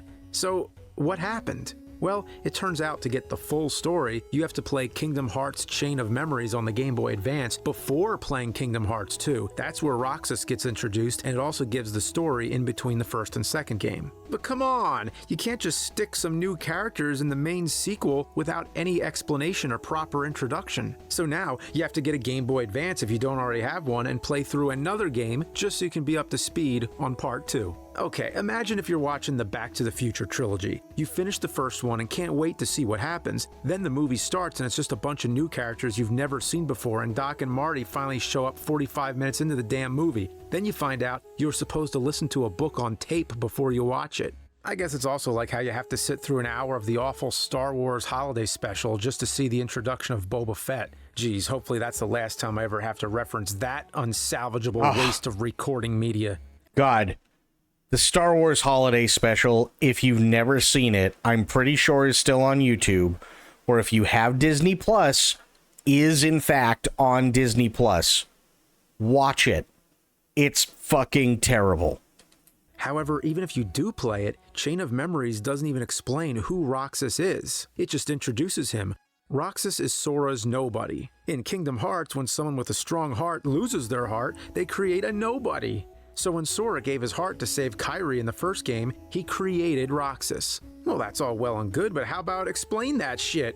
Most of the prequels and in-between games came out in 2008 and onward. That's 3 years after Kingdom Hearts 2 was released and 6 after the first. Oh, and the names. You want to get into the titles? Boy, did they use every possible naming convention under the sun. You have numbered games, games using the Greek alphabet, decimals, and even fractions. The game about Roxas is called, Look, that's the title. I can't even think of any sequels in general that use fractions. Maybe the Naked Gun movies, but off the top of my head, that's about it. And I don't even know if it's intended to be a fraction. After reducing it down, it should be called Kingdom Hearts 179 Days.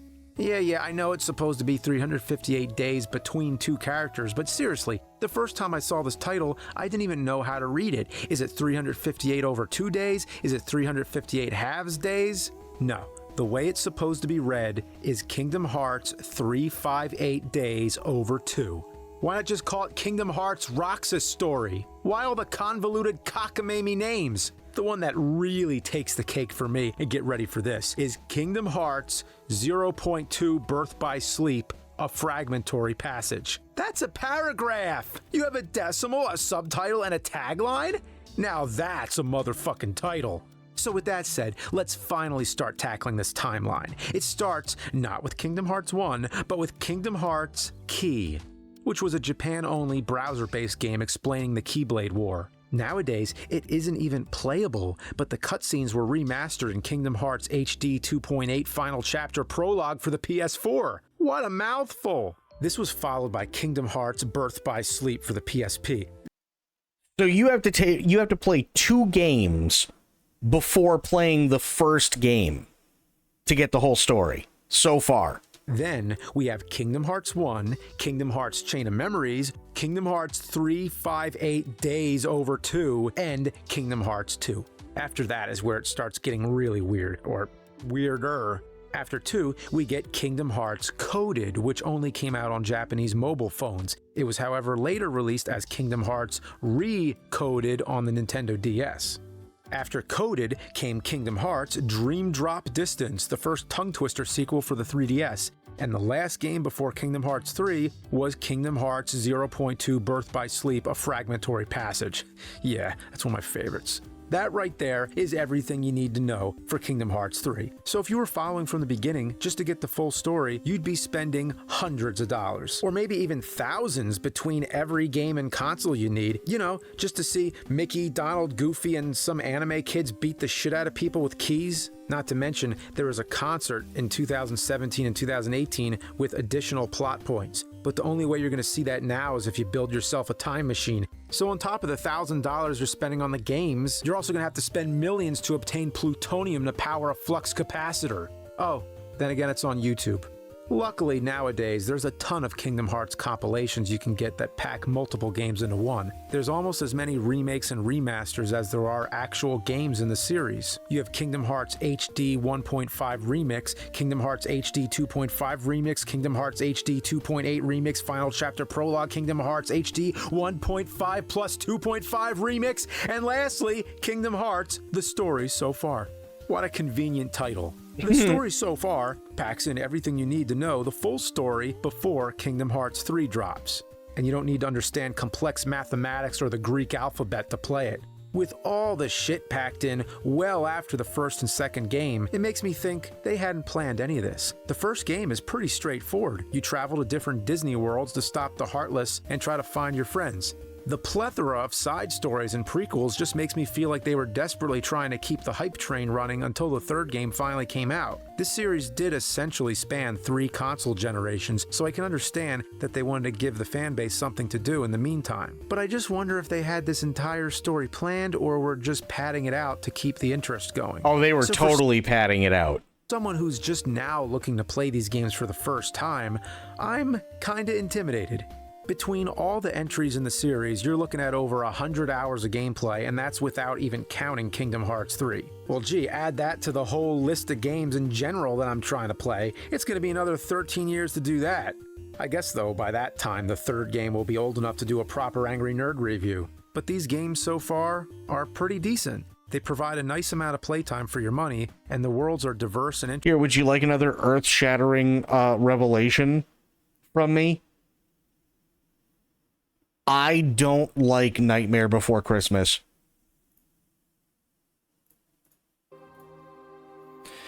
Californium, huh? Let's take a look. Oh, that was... I think I know which one that is, yeah. Amazon? I don't know what... I have no idea what that is. Uncharted, I don't remember which Uncharted I have. I know I have one of them. I think it might be Uncharted 2. Is it no, I'm not. It's not Uncharted I'm thinking of. I was never really in to Uncharted. Rather you play the Midnight Walk before Uncharted? Well, chances are I'm probably not going to play Uncharted.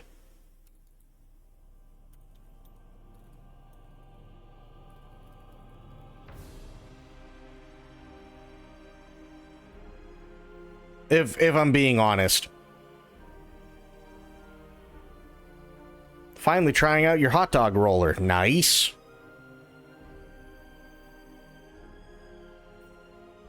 Okay.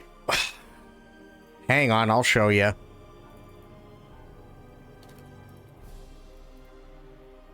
Hot dog roller. One of these guys. You see him at a 7-Eleven.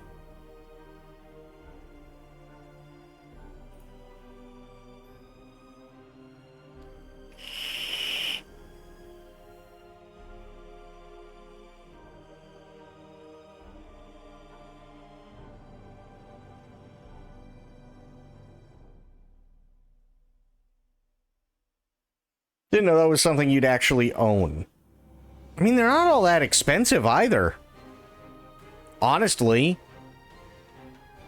The highest so far I'm seeing is one you can get from Home Depot for $150. That's not terrible, considering. Oh no, there's one for $180. But still, all in all, I mean, the cheapest one I'm seeing here is under $50.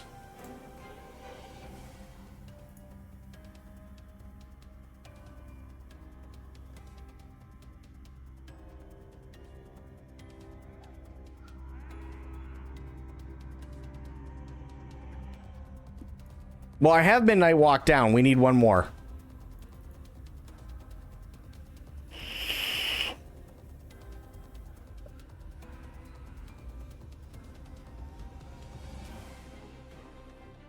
And also, what do you mean being held hostage? This was your idea.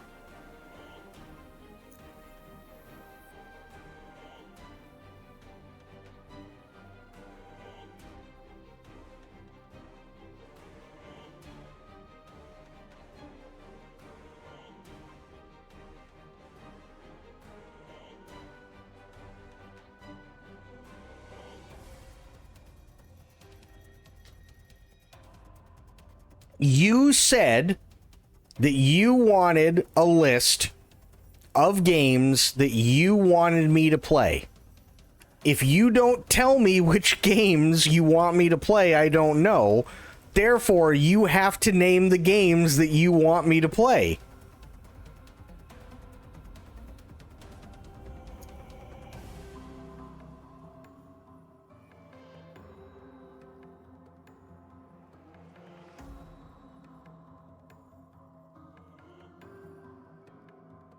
Because otherwise I would have been like, oh yeah, Metal Gear Solid Delta, RE9, Stranger Than Heaven, Dune Awakening, Alien Isolation 2, Witcher 3, Witcher 4, and that would have been about it.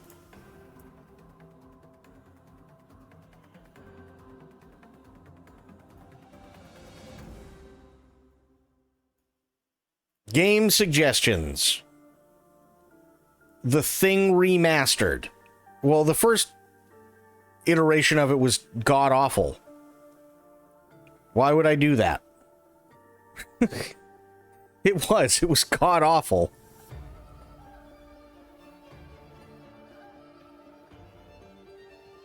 Nivalis is on there. Half Sword I've already done. Ashes of Creation is on there. I have no idea what Yumi Nikki is. But I'm not a big Sprite fan. I've already done Cry of Fear. Spooky's Jump Scare Mansion. Again, no idea what that is. SCP. No idea. More SCP. Go Home Annie. Dark Fracture Prologue. No idea. Slitterhead is already on there.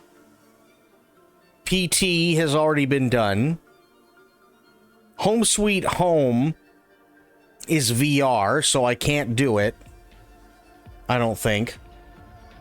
I did Pyro Yakuza. I've done Star Trucker. Californium's on there. Crime Scene Cleaner. I think I have that on my wish list. Peggle. Fallout London.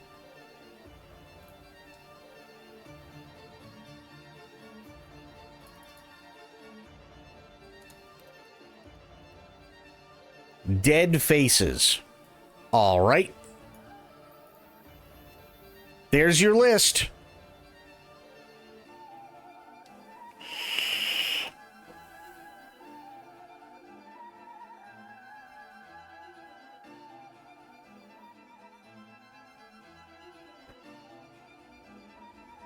Do you want Dead Faces or Dead Signal?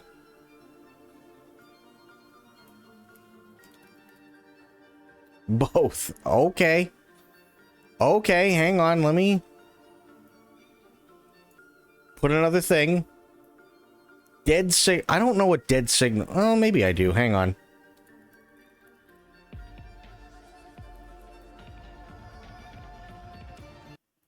I don't remember it.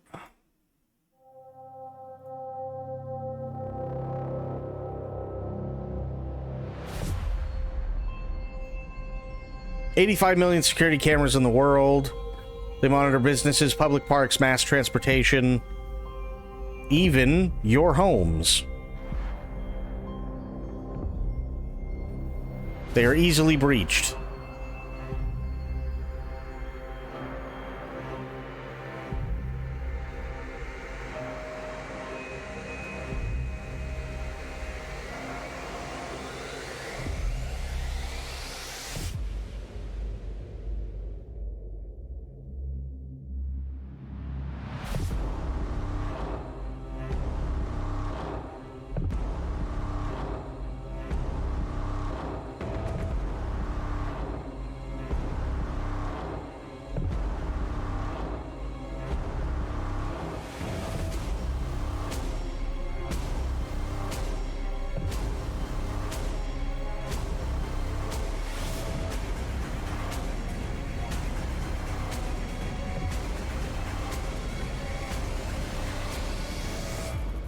Why was Agent 47 in the elevator?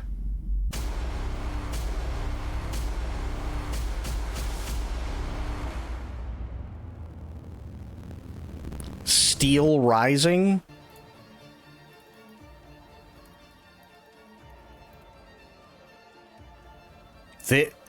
Is it an anime game? That's Sword Art Online. Steel Rising? There we go. Oh, because it's all one word. That's why.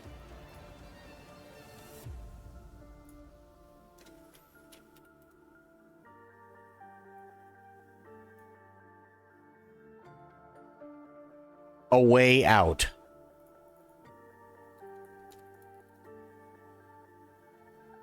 Oh, this game. Yeah, I just need to find somebody to play it with, basically. Spoiled to somebody, yeah. Yeah, that's definitely a co-op game. Is it spoopy? No, it's about two guys who end up in prison and escape.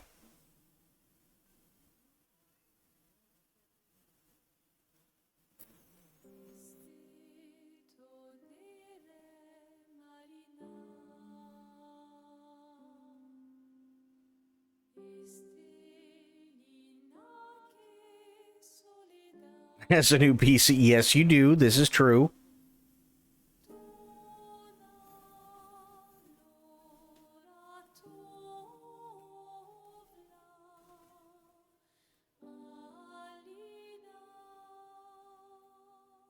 And before, question mark?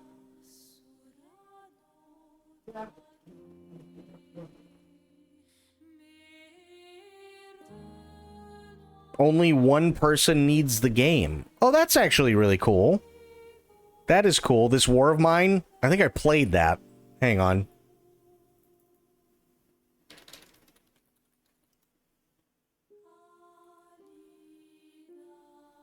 Yeah, I played this War of Mine. It's really depressing.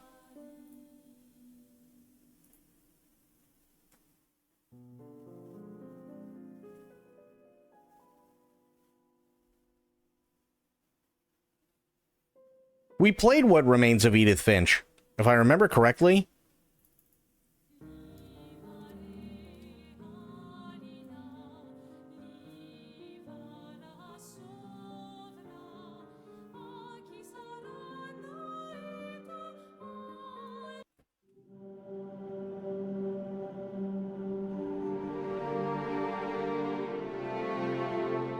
I'm sure my mom was just trying to protect me.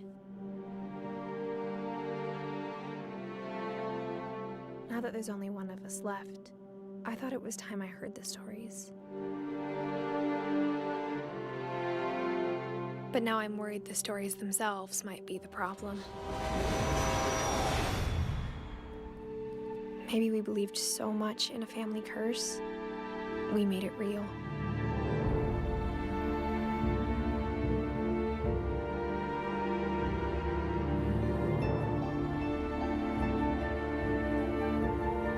Yeah, this looks familiar. Yeah, that looks familiar. Doodle Date? You want to actually see me play Doodle Date?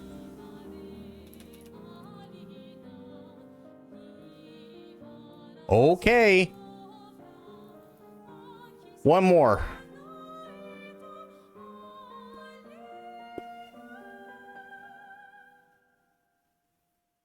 Why not? I'm an asshole.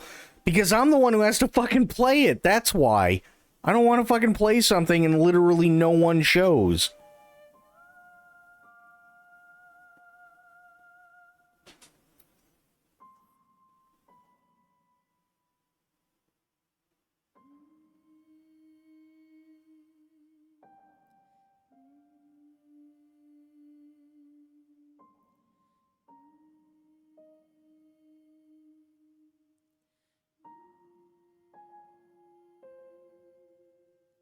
So we got one more.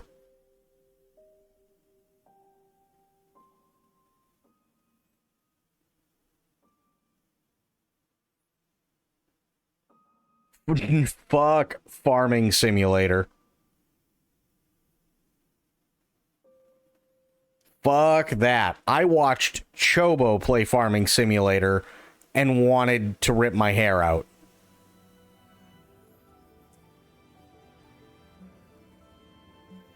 Cowboy Life Simulator?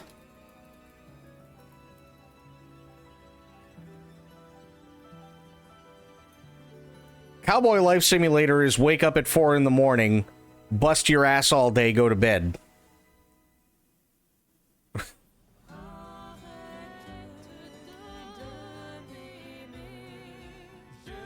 Oh, I did the BioShock games way, way back.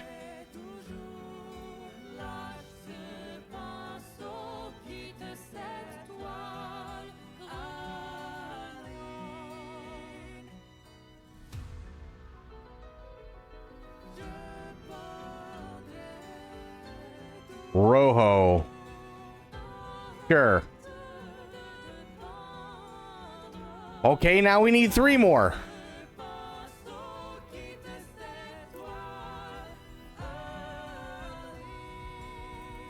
Condemned?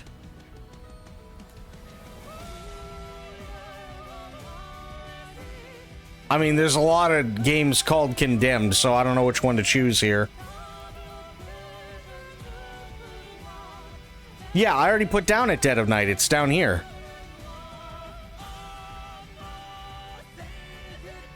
Oh, wait. Rojo replaced at Dead of Night?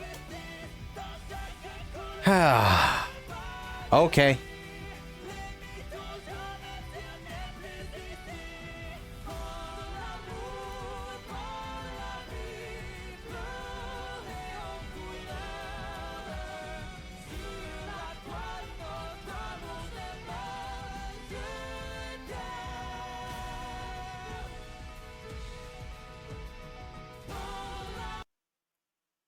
God damn it, that's not what I want. I don't even know what I hit.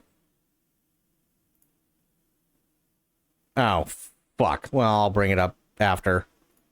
Horror game. No, I don't want the full history, you idiot. I want the trailer.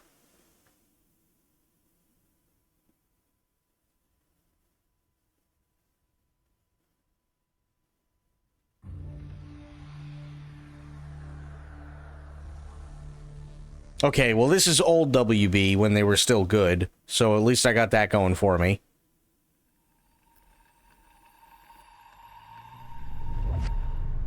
And Monolith. Okay.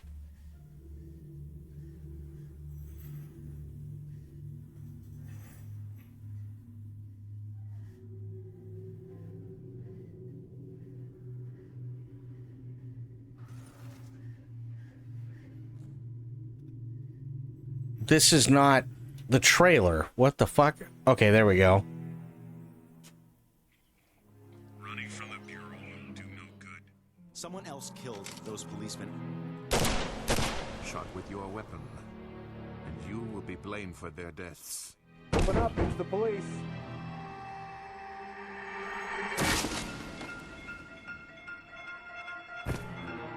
He's right above us. There's one coming your way. people are scared. We need to get this one.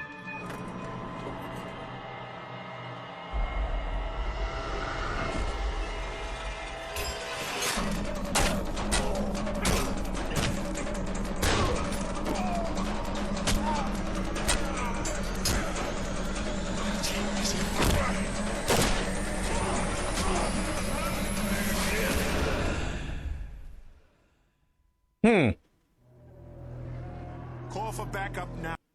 Okay, so let me look this up.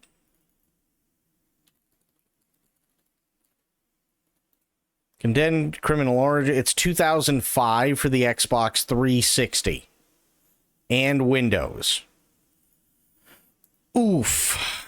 That could be I'll put it down on the list, but that could be a really, really tough one to actually do. That one could actually be like, Jesus Christ. That one could actually be like legitimately fucking tough to actually be able to play.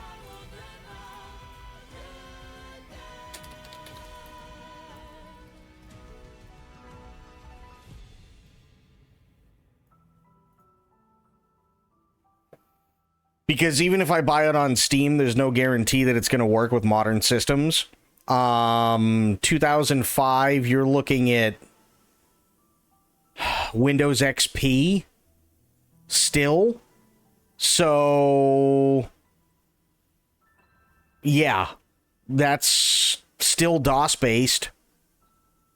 Windows hasn't been DOS-based since Windows 7.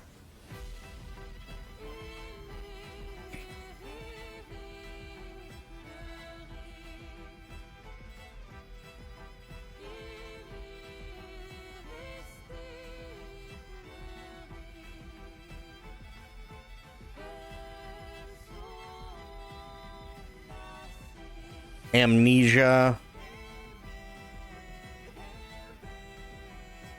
Which one am I doing here?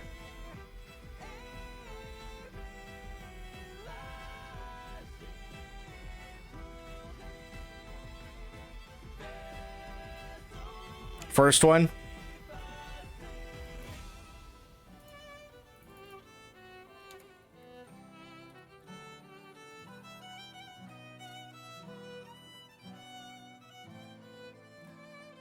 Stifled?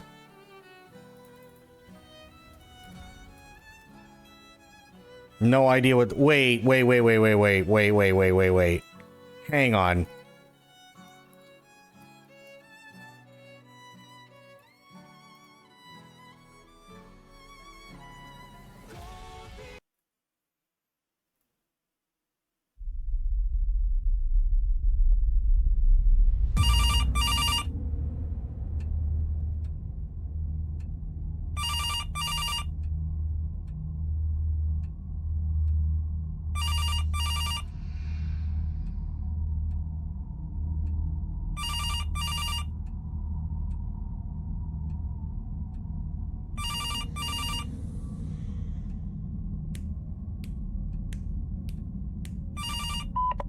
Hello, Mr. Ridley.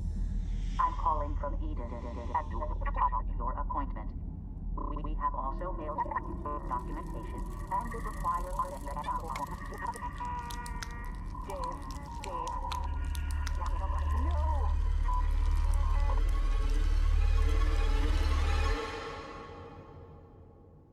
Is this the one where that Zeke played and it kept crashing on him?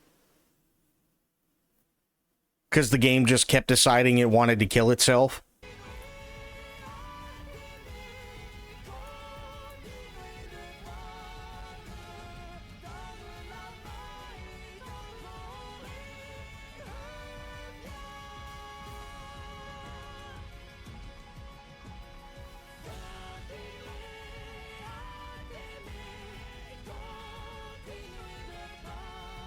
Fuck if I know, I'm always in this channel. There was a game that was very much like that in terms of style. I can't remember what it was called, but I do remember Zeke playing this particular game that I'm thinking of, and Zeke ended up getting to a part that he couldn't get past, not because he couldn't do it, but because the game would only run for, if he was lucky, maybe about 45 seconds and then shit itself.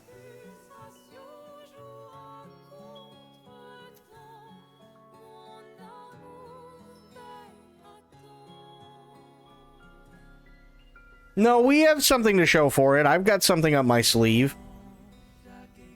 I do have something up my sleeve. Because I get it, it's late.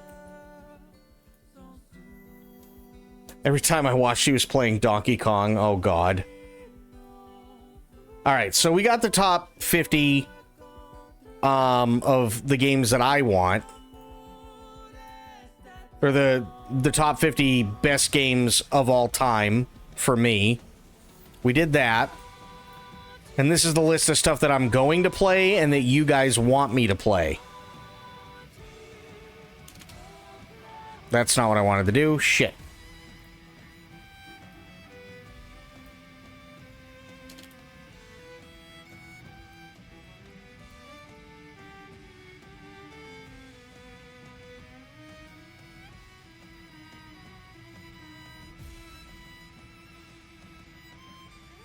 Okay. No, you idiot.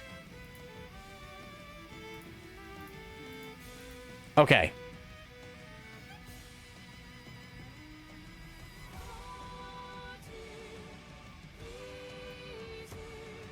Can I copy the what? The suggest... The word list? I don't even know what this... It's a PNG. Yeah, I can put the PNG in there.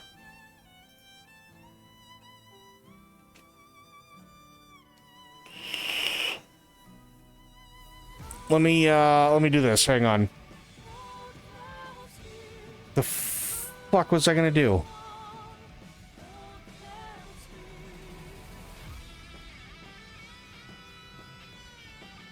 Chart. Here.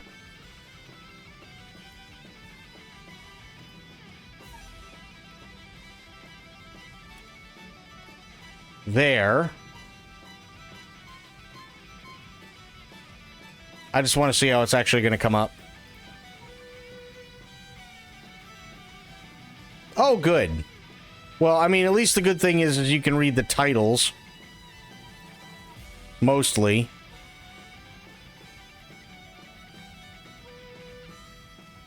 Okay. Here's what we're going to do. Because we got those done.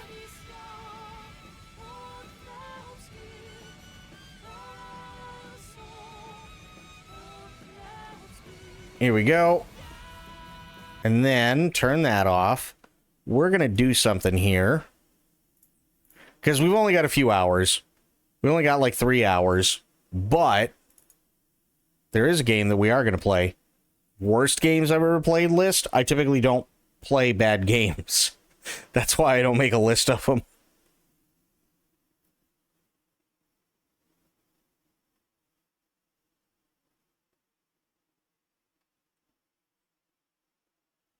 What do you mean 2 hours? Oh, shit. Yeah, I got 2 hours. Okay, yeah, that's fine. I got 2 hours, so we're going to do Quarantine Zone. This is a demo, by the way. That's why I'm doing it, because it's supposed to be a couple hours. But I heard it was really, really, really good. So I wanted to try this out.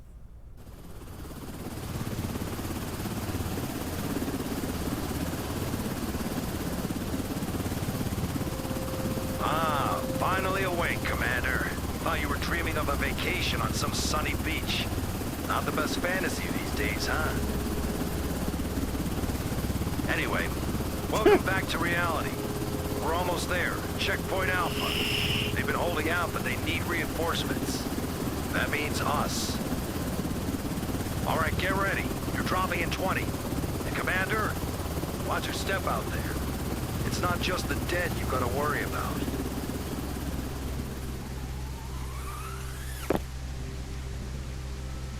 Okay. whoa. I need to...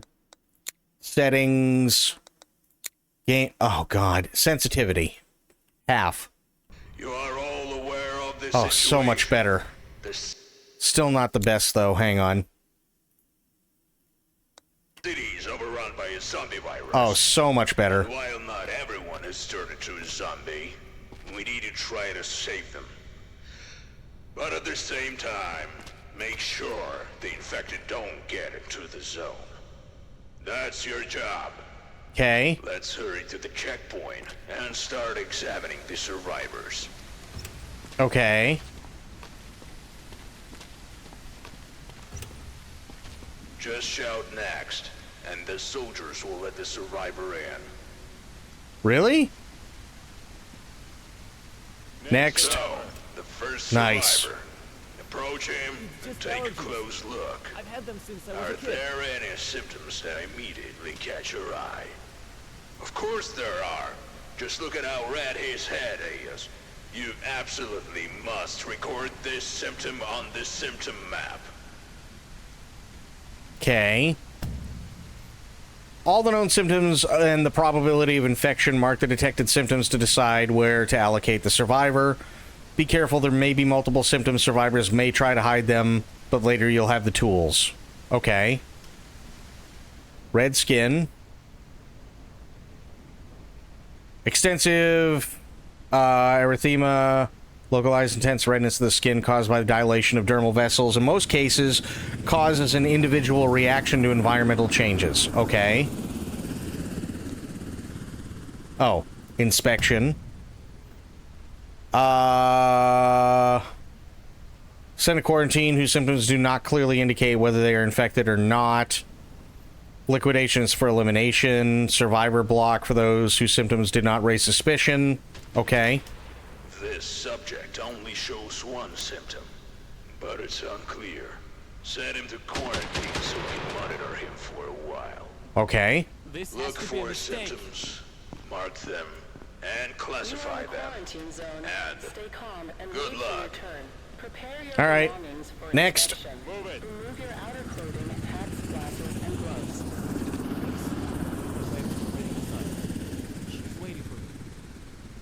Your wife's inside. She's waiting for you. You got... Ooh, you got some bruising, dude. Holy shit. Do I... Is there anything... Okay.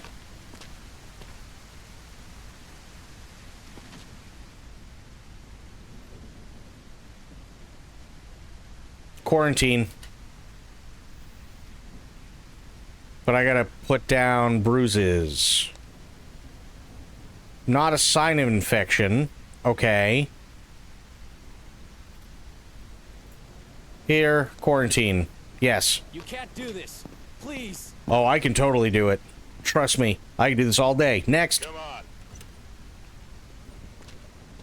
I was bitten by a dog.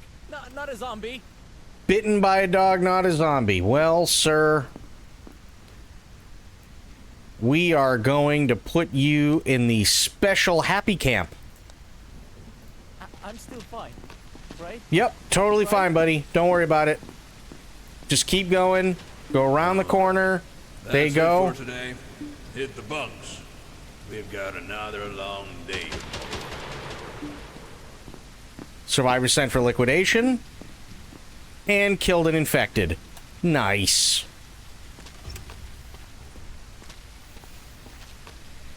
Yeah, we are basically a checkpoint guard in a zombie apocalypse.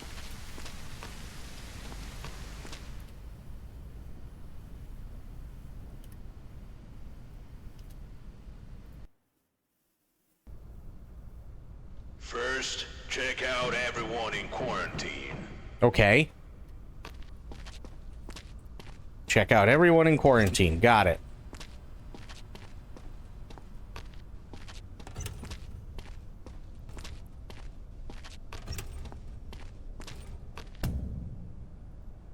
You send people to quarantine, check them the next day. Perhaps their symptoms have changed and a final decision on their allocation can be made.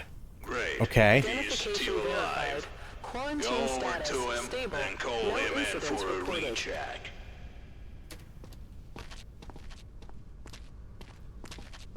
It's just He allergies. doesn't show that I've had previous them since I symptom was a kid. anymore. So he can be moved to the block. Okay. Survivor. Thank you. Tools Thank you help you so spot much. symptoms faster. Grab the scanner.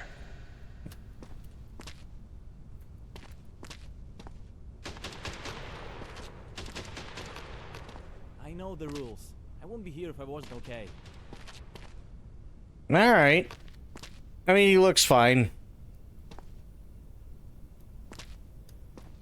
Now, you know what? Here, tell you what. You go back into quarantine for a minute. This has to be a mistake. Nope, don't worry, just give me a minute. Ooh. Human inspection. Ooh, okay. Combined with the UV flashlight to detect hidden symptoms that are not visible to the naked eye. Call in the next one and use the new tool on him. I will, give me a second. Please. I'm just tired. Not sick.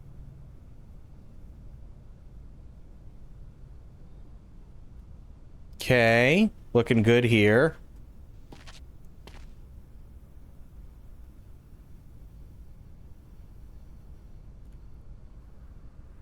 UV.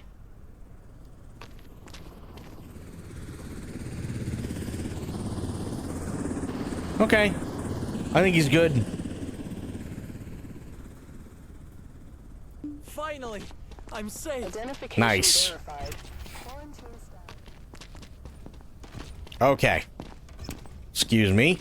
Next. Next survivor. I already went through quarantine once. I passed. Oh, did you? Are you sure? We're gonna find out. If I find out otherwise, there might be a problem.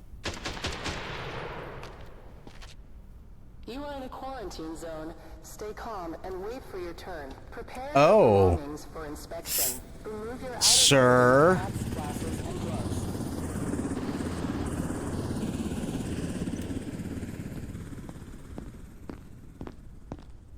Sir, are you lying to me? You know that I am well within my rights to literally execute you if you're lying to me, right?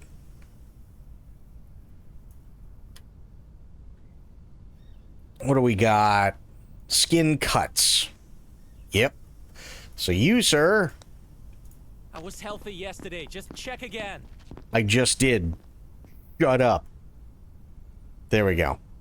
Okay, next. Move it. I was bitten by a dog. Not a zombie. Take off the hat. Sir, either you have a very bad case of jaundice or you're about to die.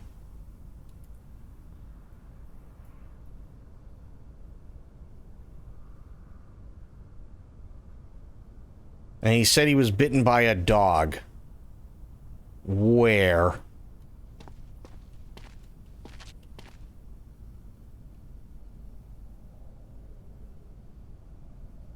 Uh-oh.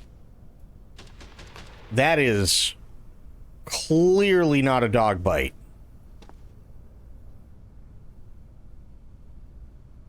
Yeah, that is clearly not a dog bite.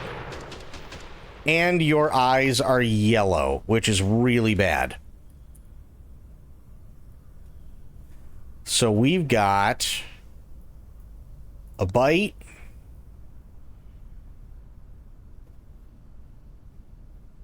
And yellow eyes. Change the color, shades of yellow. Sign of problems with the provision of clean food and water. Well, here's the thing. It's called quarantine. I have kids in there. Please. It's okay, your kids will be fine. Don't worry about it. Come on. Next. I bit my lip. That's it. Look. Oh. See? It's not serious. Yeah? Well, we're gonna mark that down. Oh. Oh, boy. Okay, that's not good. That's not good at all. You got... Holy fuck, dude. How far does this go? Jesus, brother. Okay.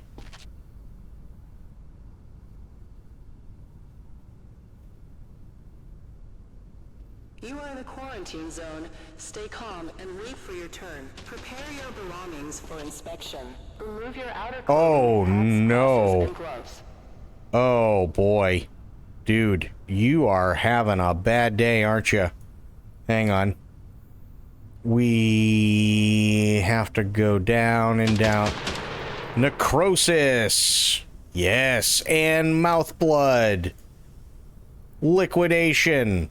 What do you mean special processing?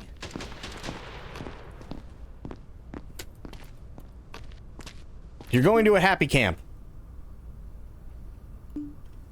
Oh. What? How? That dude had fucking necrosis and was bleeding from the mouth. Whatever, next. I was bitten by a dog. Not a zombie. Take off the hat.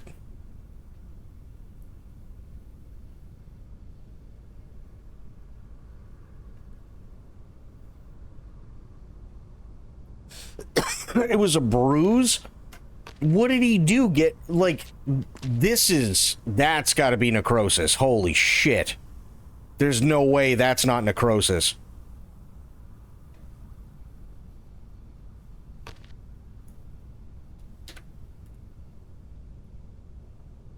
Alright, where were you bit?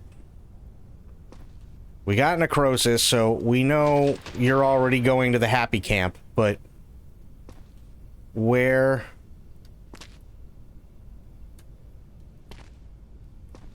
the bite?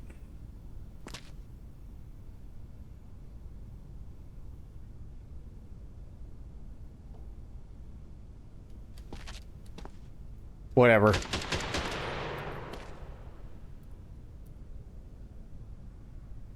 Oh, it's on the neck? Did I miss it? Like, entirely? What is wrong with me? Also, Whiskey Alley, how you doing? Good to see ya. What in the... Oh. Wait, no. Okay, that was the circle thing.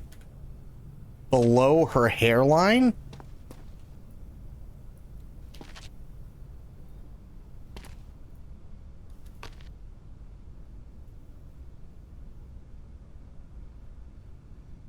Other way?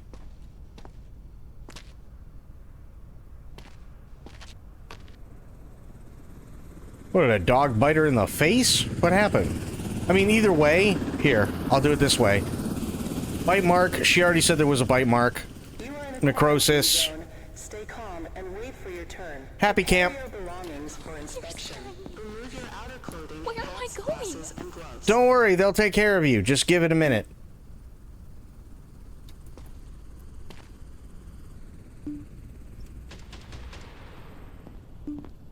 Yay! 900 bucks. Perfect.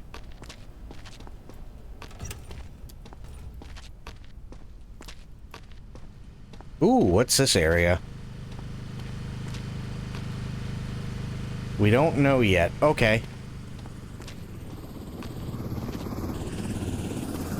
Well, what do they want me to do? There's no more survivors. Right?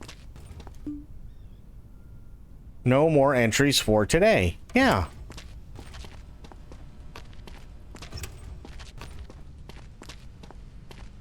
Sleep. Yeah, I know. Minus 350. Everyone you've checked and let through is staying in the block. And until the evacuation happens, you need to keep an eye on them. Make sure there's enough food and space. Oh. Let's focus on the base today. Okay. Basement. Oh, no. You can track the number of survivors, their condition, whether they are healthy or sick, the quantity of required and available resources per day, the statuses, and the level of current buildings. You can also upgrade them to build new ones. Ensure that the block has enough places and food for the number of survivors housed there. Otherwise, the healthy may begin to fall ill the next day, and the sick may die. Got it. Housed in tents. Ensure the total number of places in the tents is sufficient for everyone if necessary. Upgrade the current tents and build new ones. Inside the dining hall, survivors are fed daily. Ensure there are enough places and food for the day. 1 serving of food is required per survivor. The food must be brought from the warehouse. Generator supply energy to your buildings. Produce 1 unit of energy. Generator requires 1 unit of fuel. It must be brought from the warehouse if there are more buildings. Okay, got it. As you can see, there's no food or fuel for today. They need to be brought in from the warehouse. But first, you have to buy these resources. Restock the warehouse. Okay. Buy supplies and fuel for everyone in the block.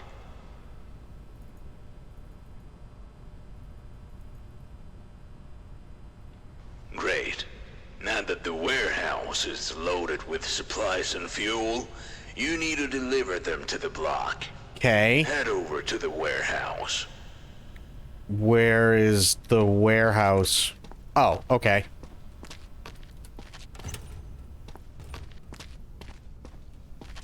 Load the supplies and fuel onto the cart.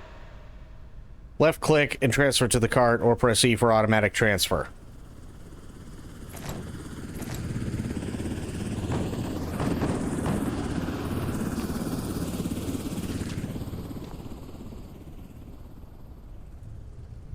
Oh, God. That feels so weird.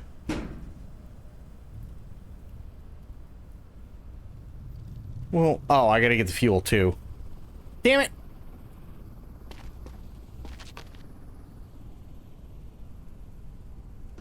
Pick up the card. Now, deliver the supplies and fuel to the block. Oh. Okay.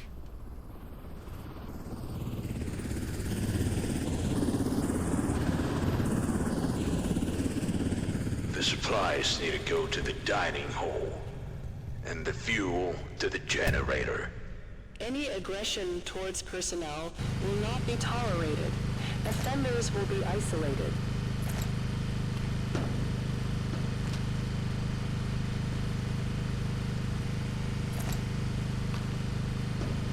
Okay. Yes.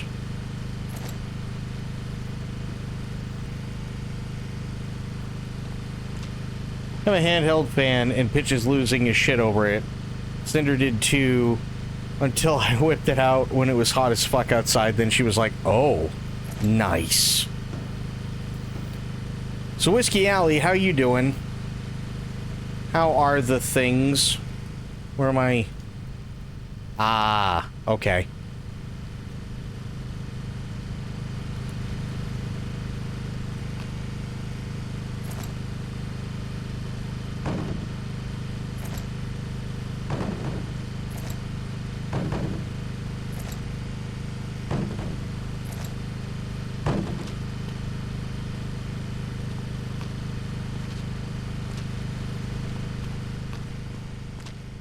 Excellent.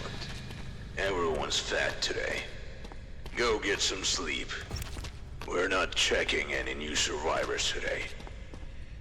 There are reports of large zombie clusters in nearby areas. Ooh. So we need to be ready.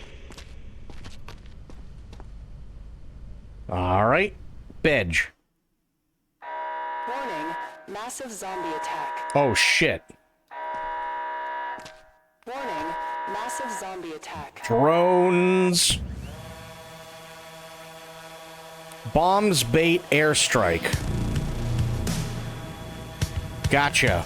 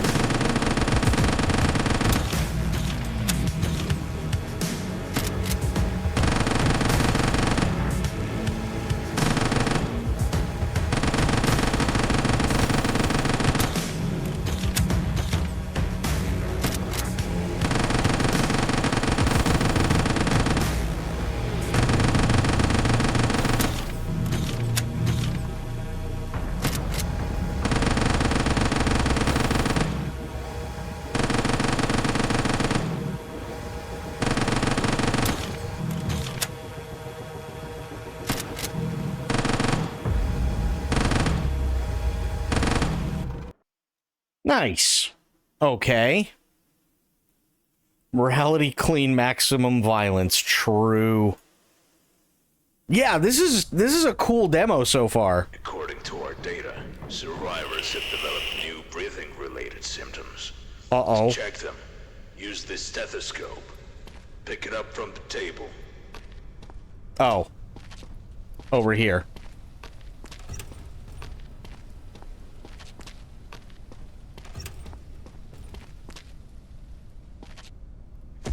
Okay. Gotcha. Next. Oh, wait a minute. Lungs are clear. Breathing is healthy. Lungs show spots. Okay. Breathing is infected. Stethoscope to identify infected breathing, locate possible infection spots, and listen to the survivor's breathing, comparing it to the breathing examples in the symptom map. Breathing in spots can be healthy, sick, or infected. An indirect sign of infected breathing can be coughing and a high wave amplitude on the stethoscope. Oh, okay. Next survivor. No, the full game is I bit my lip. That's it. Look, see? It's not serious. Oh God. That's not good. Take off your hat. Jesus, bro. You need to stop coughing in my face with your pepperoni nipples.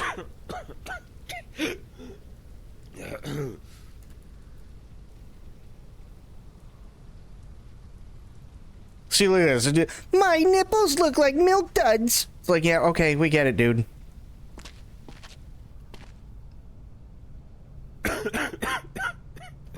The fuck is that? Oh, I think that's just part of the model that isn't finished.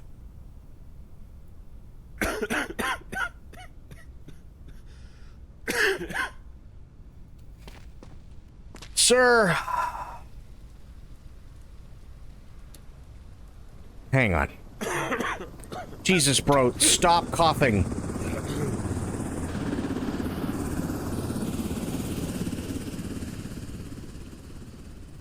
He's definitely coughing.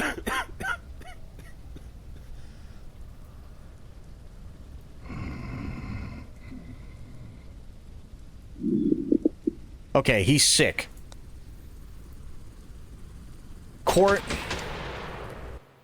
Oops. Sir, you stay right here for a moment. Identification verified. Quarantine status unstable. Incident detected.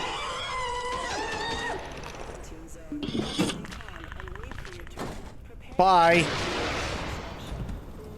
Yay, look at that. Quarantine's cleaned. Okay, sir. No, don't worry about it. You're good. Don't worry about it. There you go. Wait, why? Because you're not. Next. Move it. This is bullshit. I'm cleaner than half of the people you let through. Yeah, well. Ah, bro.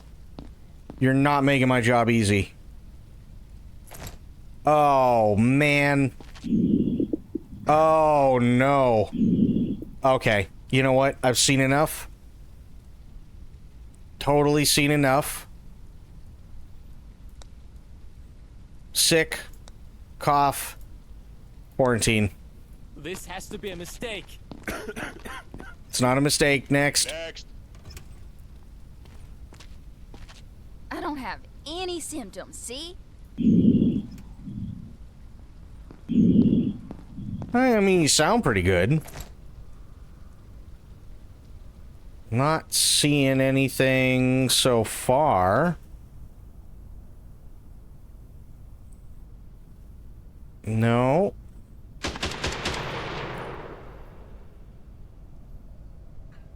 No, not seeing anything.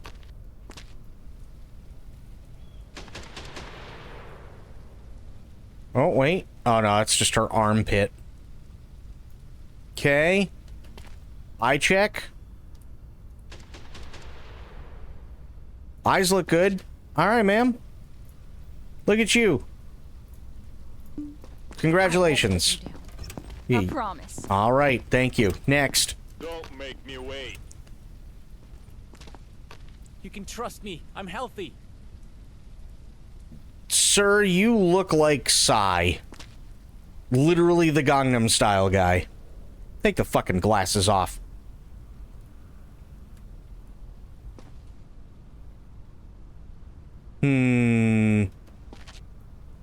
Alright, let's check you out.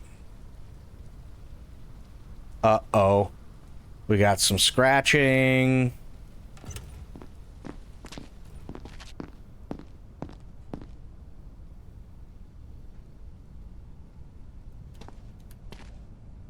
More scratches.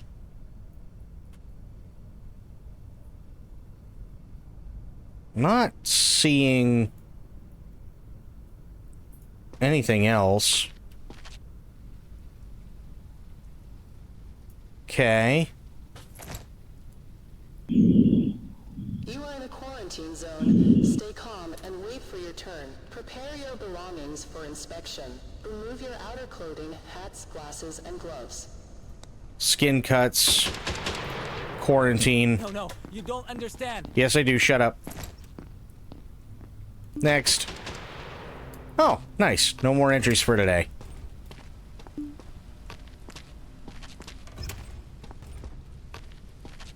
Okay, Bedge.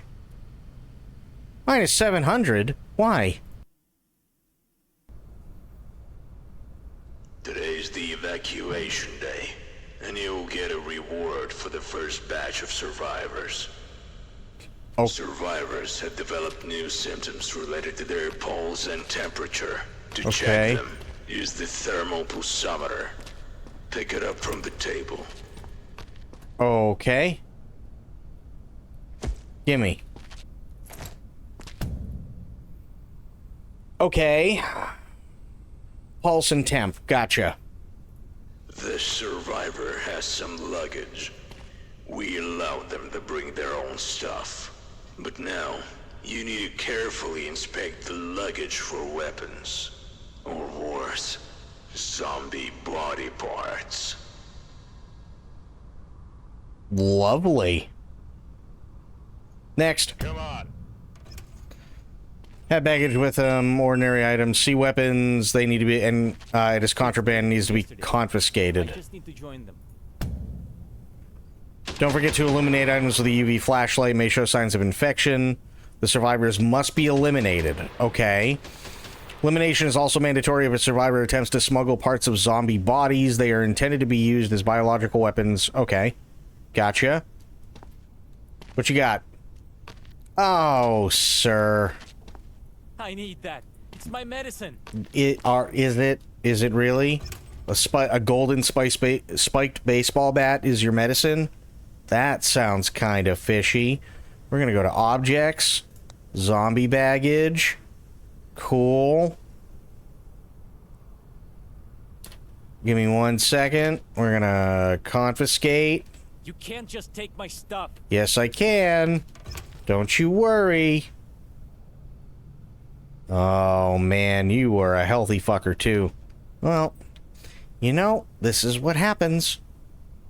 Super happy fun time camp, go. Is this another checkpoint? Yes. Yes, it is. Bye-bye. Nice. Next.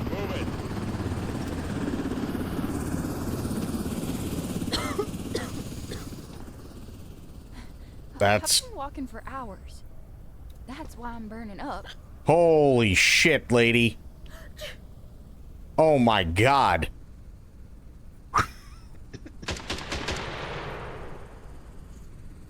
$140 and $40. That's not good.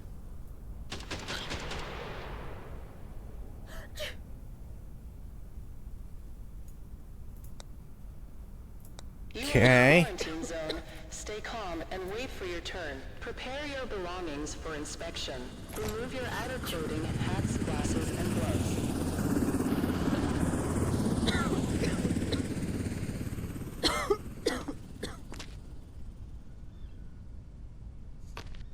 Okay.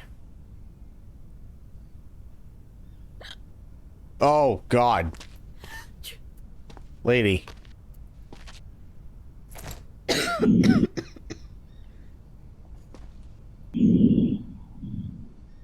Okay, I think she's sick, which is fine. She's got sick breath. She's got coughing.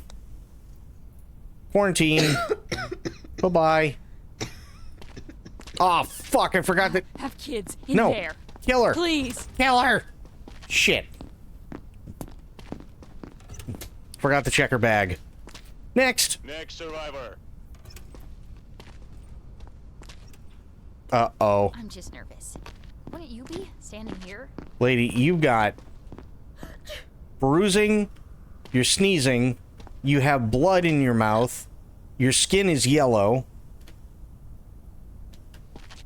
I'm gonna be honest, things aren't looking so good for you right now.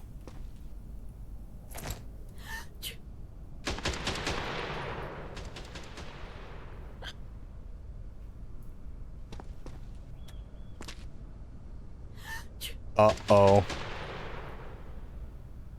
That's not good.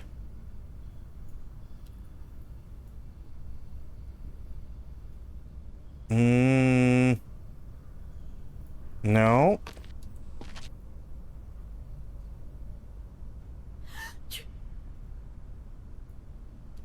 Okay. Just... Oh, God. Hold on a second, ma'am. Identification verified. Quarantine status stable. No incidents reported. Come on.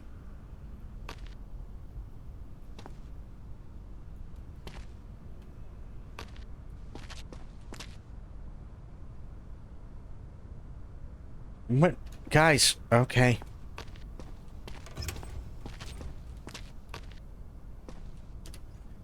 All right, so coughing. No real sick breath. Oh, Jesus. We've got bruising. We got skin rash. She's also hiccuping like a motherfucker. Her eyes look fine. But we do have blood mouth, which is not good. You are in a quarantine zone. Stay calm and wait for your turn. Prepare your belongings for inspection. Remove your outer clothing, hats, glasses, and gloves. Hang on.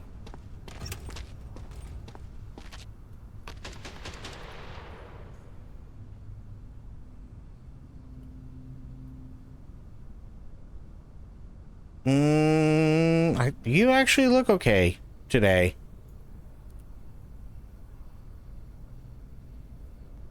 That's Emily Marti. You know what? Whatever.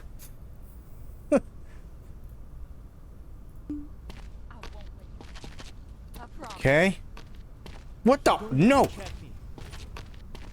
What the fuck? No, that. Oh my God. Okay. Okay. We can clearly see why it's a demo. Identification verified. Quarantine status stable. No incidents reported. All right. You know what?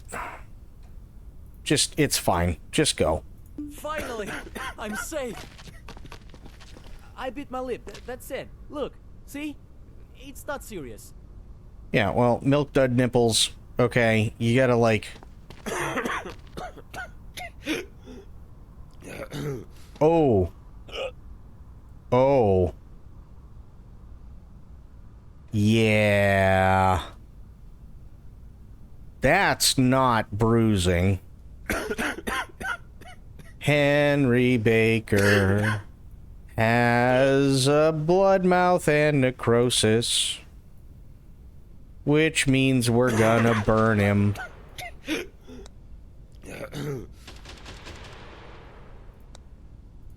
I trust you guys, but this feels wrong. Nah, it's fine. Don't worry about it.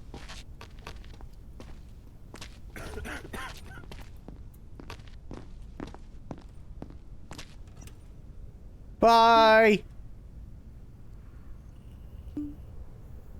Nice. 900 bucks. Okay, next. Next. I feel okay. I promise. Yeah, I'm sure. I'll be the judge. Don't worry. I'm a very good judge.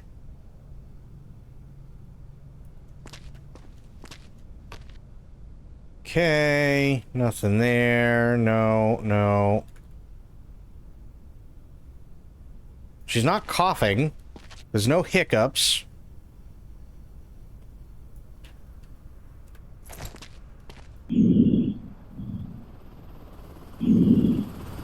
Sounds good. Yeah. All right, cool. You are in a quarantine zone. Stay calm and wait for your turn. Prepare your belongings for inspection. Thank you. You're welcome. Thank you so much. Okay. Identification verified. Quarantine status stable.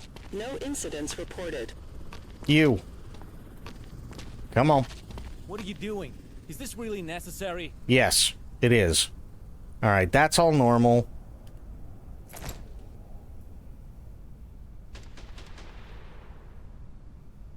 No.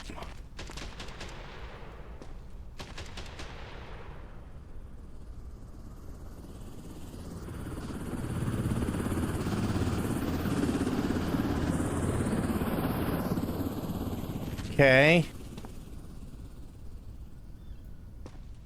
Okay, buddy. I'm just saying. You fucked me on this. I'm not gonna be happy.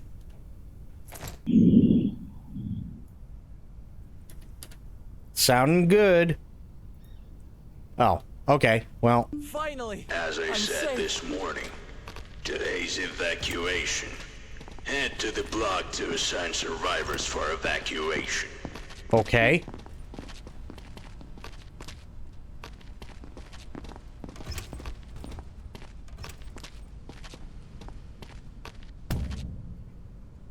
Distribute the survivors from the block by trucks according to the rules of sorting. Confirmation sends the survivor to the truck without the possibility of a return. If you finish the evacuation without distributing everyone, you have to wait till the next one. Got it. I hit the wrong button.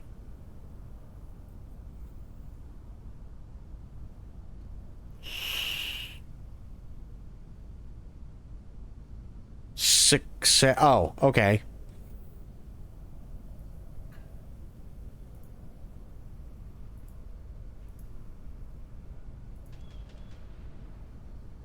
Yeah. She's gotta stay. And she looks really fucking sketch.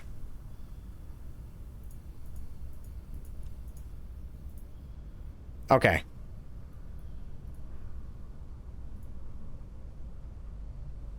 Distributed to this truck. Sure.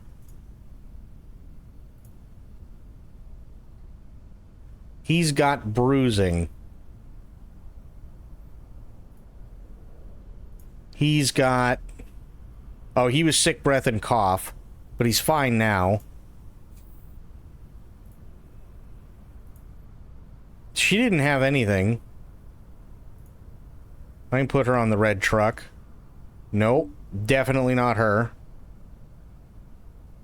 She had nothing. She's good.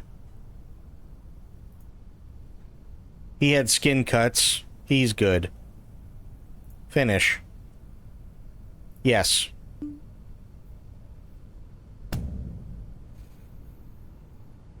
Use upgrades to improve your inspection and defense. Okay.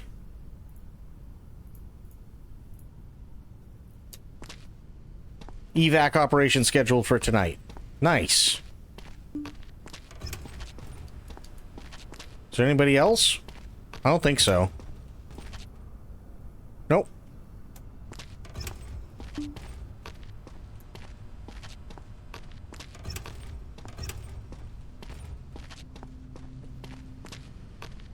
Okay, Bedge.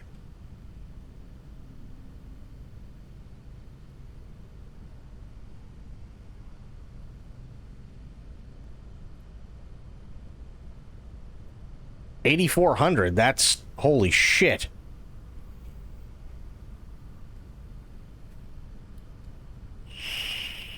Wow.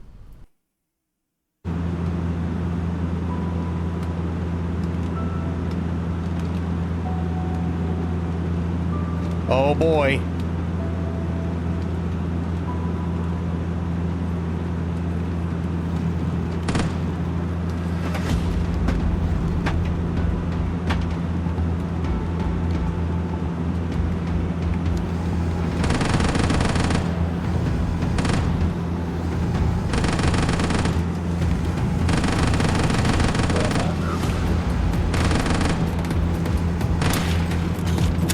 Come on.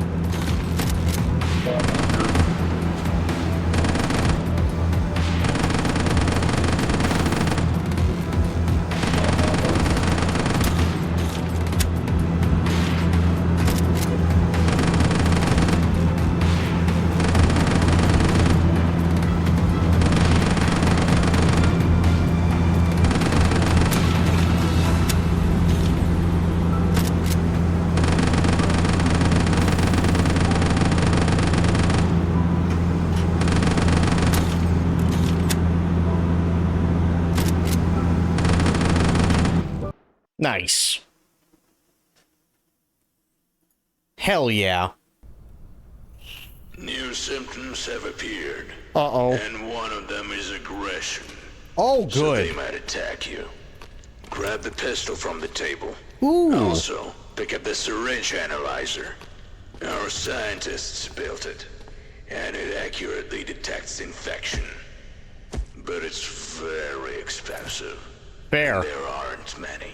So use it wisely. Will do. I have a gun. I have to go check on somebody. Identification verified. Quarantine status stable. No incidents reported.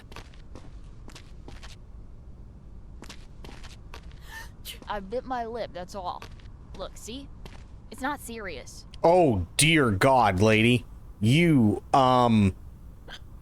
red eyes. Nice.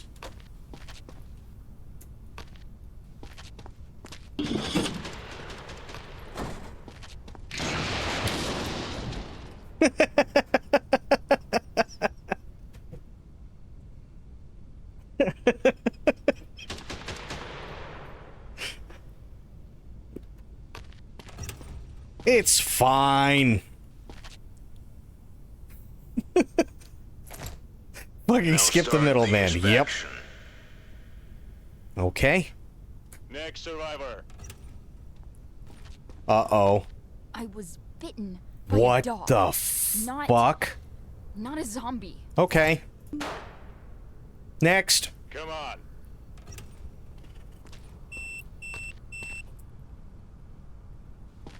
I was helping others out there.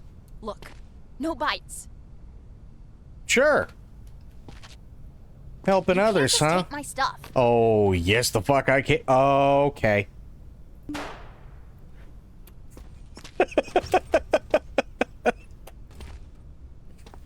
Next.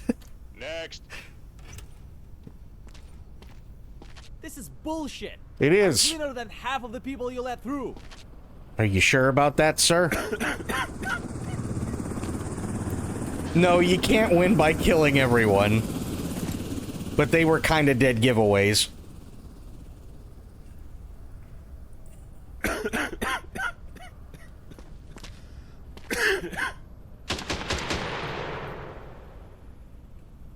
Okay. I mean, aside from the cough, you're looking okay, and the bruising.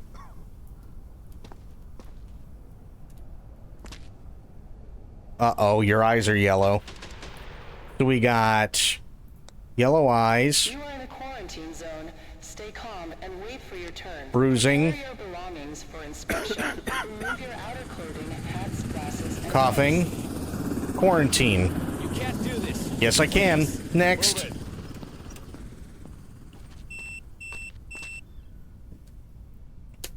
What's this? Just check. You'll see I'm fine. Oh God, this is called Quarantine Zone: The Last Checkpoint.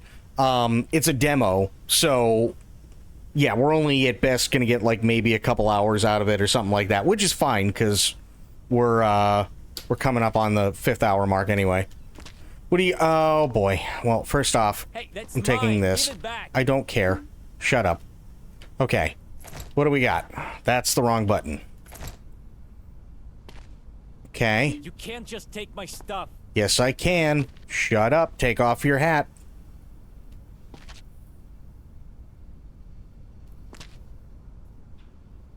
Okay.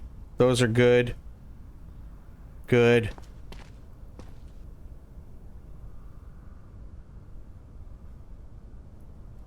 Okay. You sound good. You look like a paper bag. You realize this, do you not, sir? Have you ever considered moisturizing?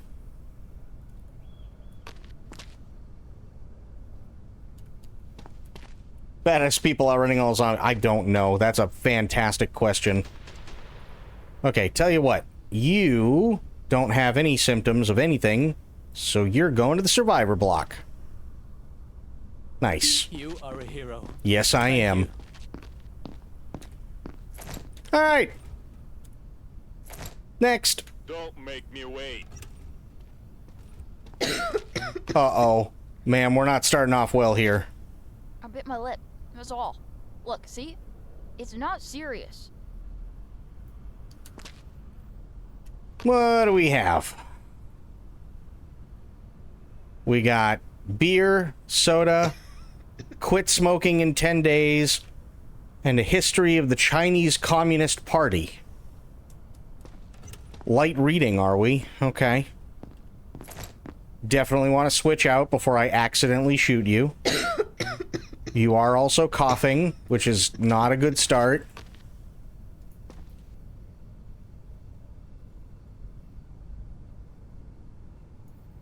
Okay. Oops. Uh-oh. She's infected. Next. Quarantine zone. Stay calm and wait for your turn. Prepare your belongings What are you doing? for Is inspection. this really necessary? Remove your outer clothing, hats, glasses, and gloves.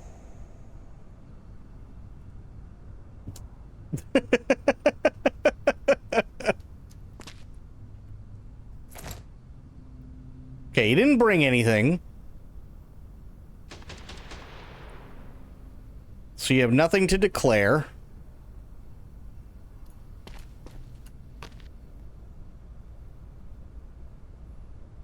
Okay. Anything I should know? I'd have popped that last woman just for reading for her reading material. Okay. How's your eyes? Your eyes look good, actually. How's your breathing? Breathing's good. Temps. Okay. I mean, listen, man, I think you're fine. Oh god, I made it.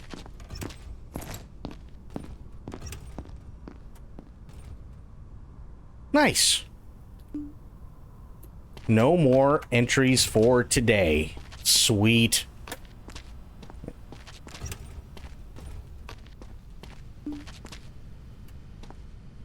Nice. Ooh, wait a minute. Hang on. Where do I purchase the upgrades? I don't even know. Oh, literally where it says upgrade. Defend. Ooh. Upgrade 500. Yes. Absolutely. That's at max. Soldiers upgrade. Yes. That's at max. I keep hitting that damn button. I want bombs. Yes. I want bait. Yes. And I want airstrikes. Absolutely. I want all of those things.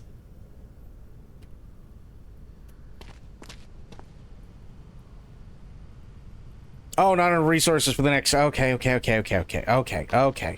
gotta go do the thing. Got it. What the... Oh, this is my trophy room? That's kind of cool. Alright. Let me... go do this.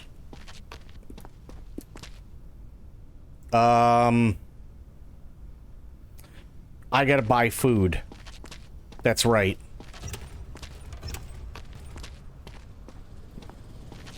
And the food buying thing is...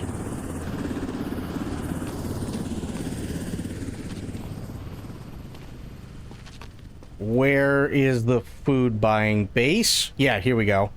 Replenish.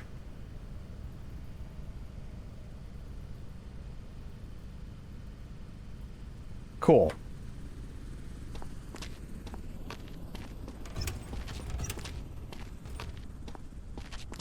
Well, okay.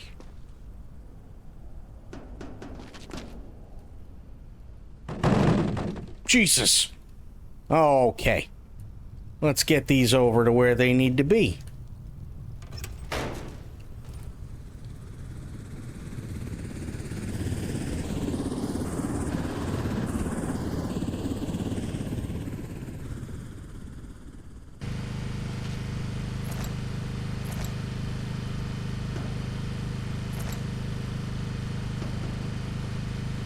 Nope, wrong one.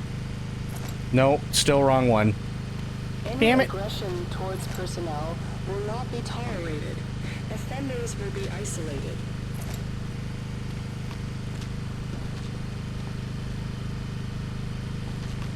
She just said FMA, right? I'm pretty sure that just stands for fucking massive asshole. I could be wrong, though.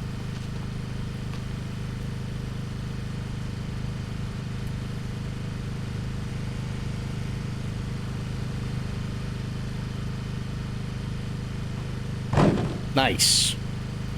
I'm leaving this here. Do we still have somebody in quarantine? That's not quarantine.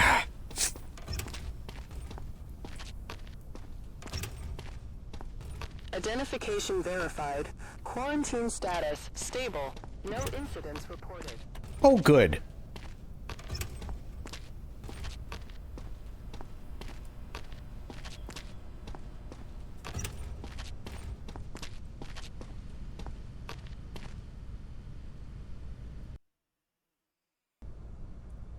All right. First things first, we go check quarantine. Might be a lot of blood. Oh, no, he's just hissy. All right. Identification verified. Quarantine status stable. No incidents reported. You can trust me. I'm healthy. I mean, bro, it's really hard to trust you when you were coughing and bruised.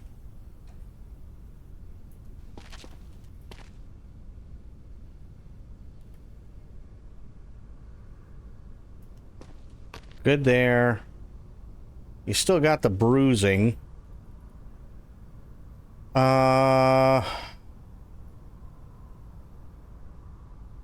Bruises is okay. Good.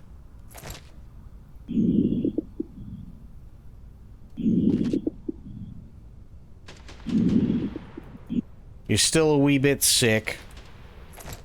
And you've got yellow eyes. Alright. You're still going in quarantine. I'll do anything. Just test me again. Nope. You're staying in there, motherfucker. Okay. Next. Next survivor. You can trust me. I'm healthy. Red eyes. Oh. Oops. Next. Move it. I bit my lip, that's all. Yeah, well, you look like the Unabomber. It's not serious.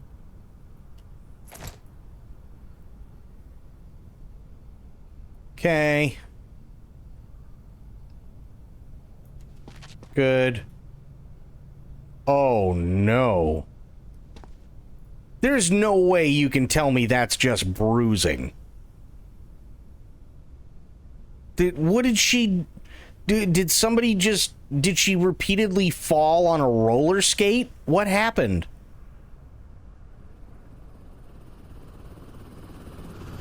Jesus Christ, lady.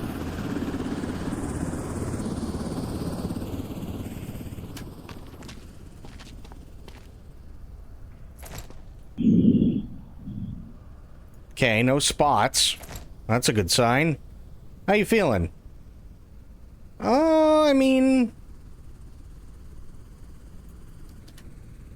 You're not bad, but I don't like it. Because you got Bloodmouth. And you got heavy, heavy, heavy bruising. Like, massively. Stay calm and wait for your turn. Prepare your I'll belongings do for inspection. anything. Remove your outer clothing. Just test me again. Next.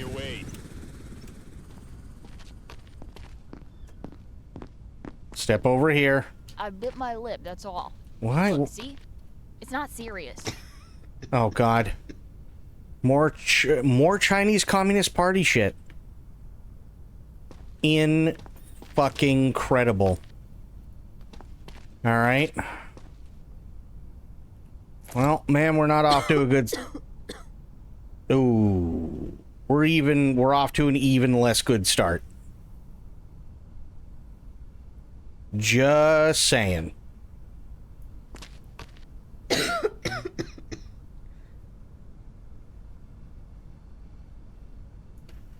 Okay. Here. Uh-oh.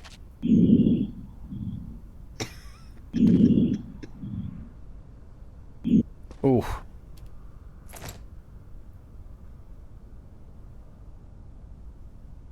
Okay. My Little Red Book of a zombie survival story. Oh, God. All right, so she is mouth blood.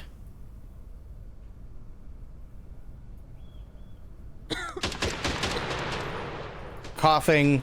Quarantine. Go. You can't do this. Please. Already done. Yes, sir. Next. Bro, what the fuck? You can trust me. I'm healthy.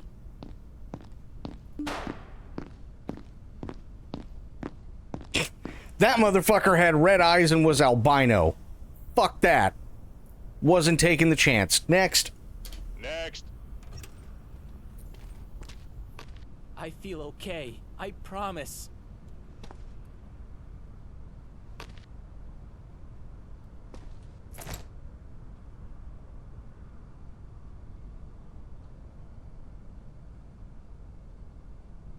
Okay.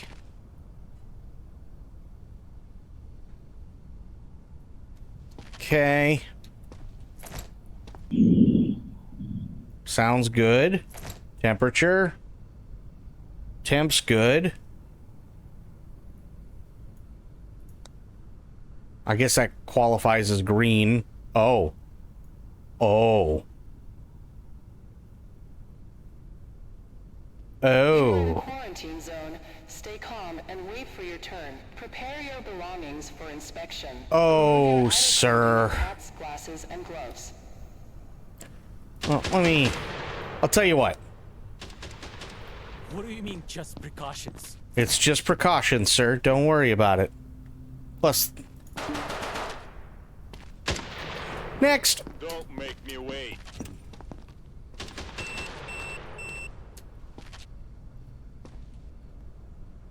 Ma'am, I just shot that guy. Don't lie to him. If you find something, lie.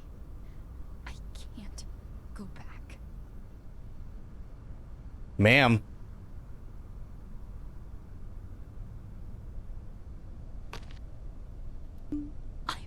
I've lost everything.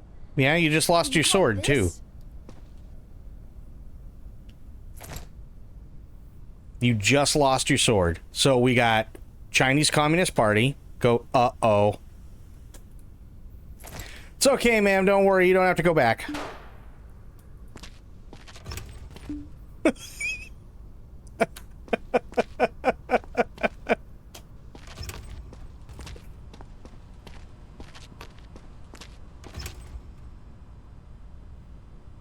All right, base. What do we got? Replenish.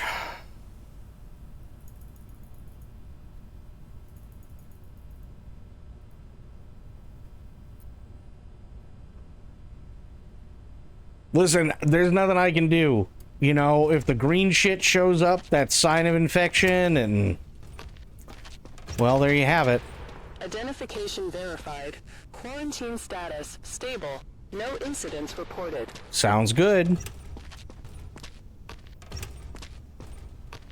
Okay.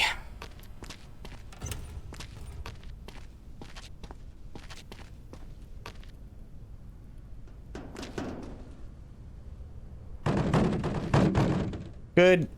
Bring these over.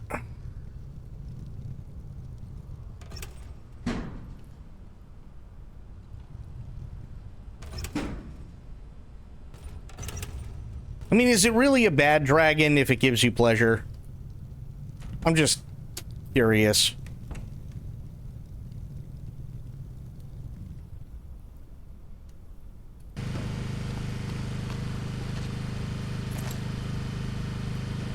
Wouldn't that be considered a really, really good dragon?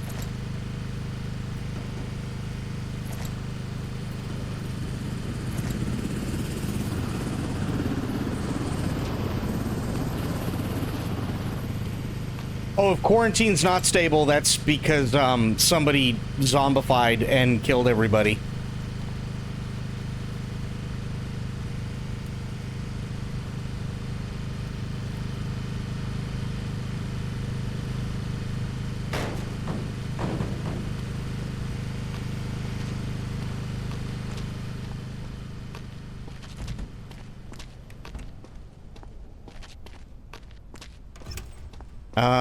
Okay.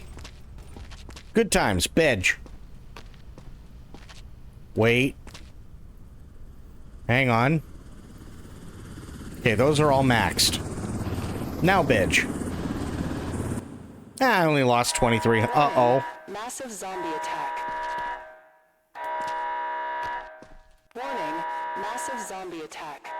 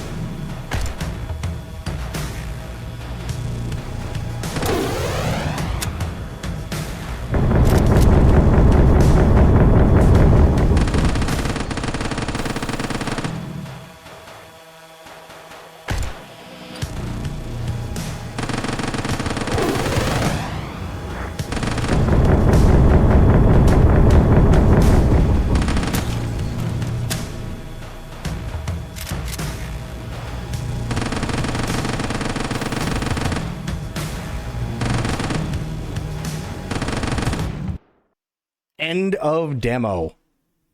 You know what? Honestly, really, really, really good. Really good. I actually really, really liked that.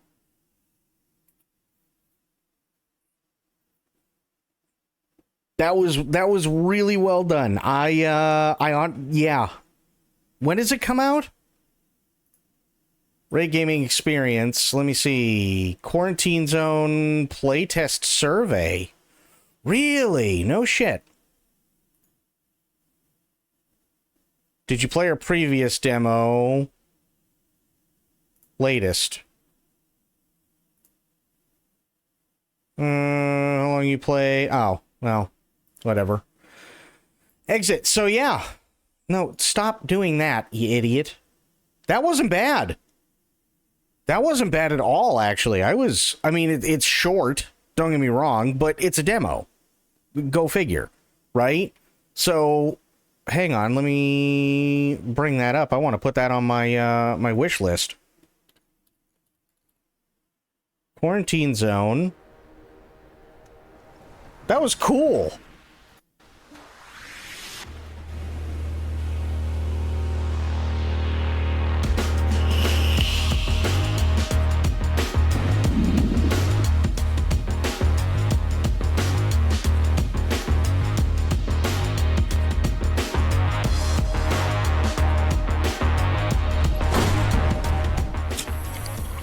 subject is infected and must be eliminated.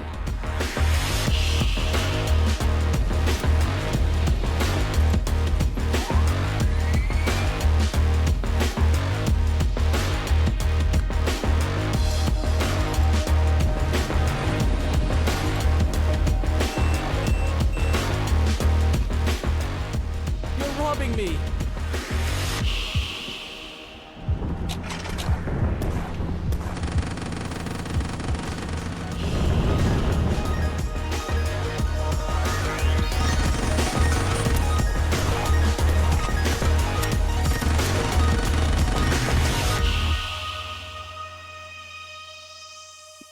That was really well done.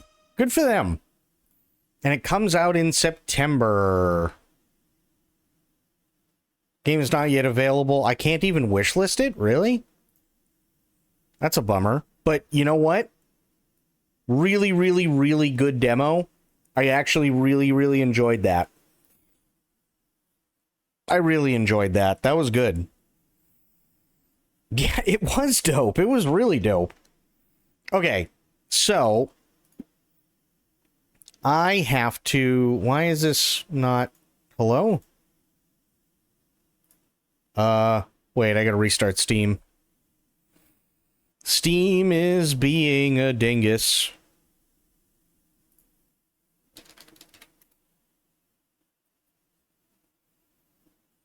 It's already on my wish list. Oh, well, then I'm good. Okay, now I go to library, and now everything pulls up. Gotcha. Okay, so... all right. We got a couple of things, actually, thanks to Aelin and Spoiled. We've got Witcher 3. We got Mind's Eye, which is coming soon, so that's not out yet. But Witcher 3, Signalis, and Remember Me are the three that are playable.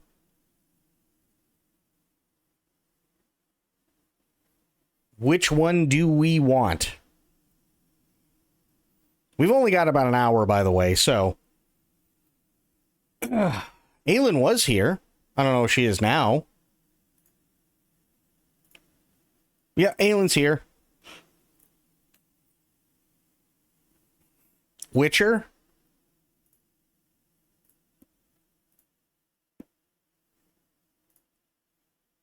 I didn't finish the delivery stuff, but Spoil wants some new stuff. Signalis is 9 hours. I'm going to go ahead and say Witcher's probably longer than that, but that's okay. Bloop and Sophia want Witcher. Okay. Signalis because it's shorter. Well, I mean, I have to install them either way. And we've only got an hour. So we're not going to, like, finish anything tonight. So we've got Witcher 3, Signalis, and Remember Me.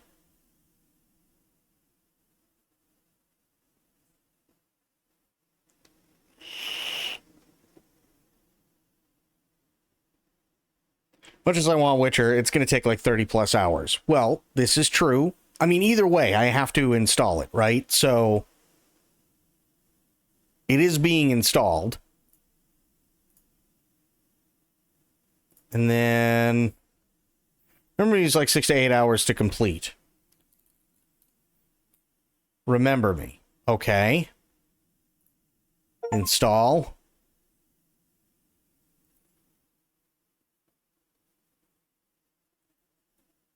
Could install that while holding us hostage. What the fuck?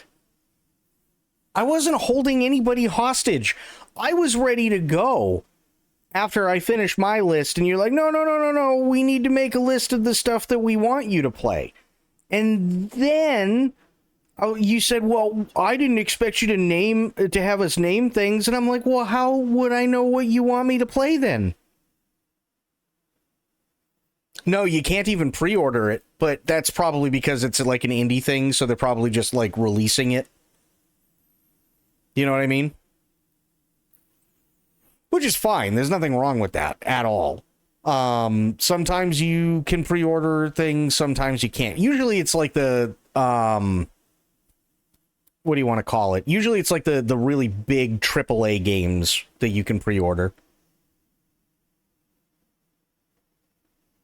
Quietly abandoning Sophia on The Witcher. Nope, you chose it. You can't. I did not tell you to do that. We have a whole channel dedicated to telling you what to do.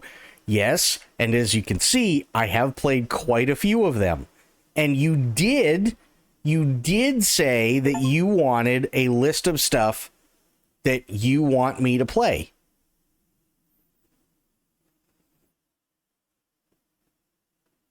You totally said that.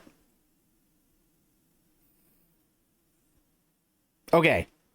So we've got Remember Me and we've got Signalis installed. We're looking at a grand total of about 9 minutes before Witcher 3 is done. So out of the 3, what do we want to play? Obviously, we've only got less than an hour.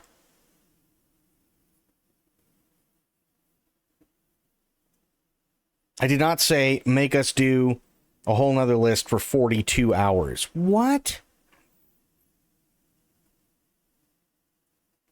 You want me to start Signalis? Okay. I guess I could do that. Let me change the thing.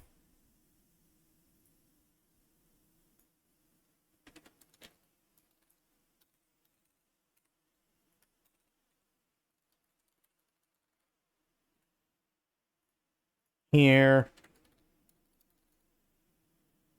Signalis. Then Witcher, then whenever comes out in 2 days, then Remember Me. Oh, Mind's Eye? Well, let me see. Signalis takes, you said 9 hours. So Signalis, that would end up being probably finished Monday or Tuesday. Witcher is going to be at least 30 hours. We know that. And then Mind's Eye. It's The Witcher. It can't be a 1 hour stream. Then change game. Kind of has to be marathon. Yeah. You want to see Witcher 2? Okay. I mean, that's fair. That's totally fair. Yeah, I gotcha. I gotcha. It's fine. Don't worry about it. You have a couple weeks worth of games to play. Or a whole couple weeks? Yeah.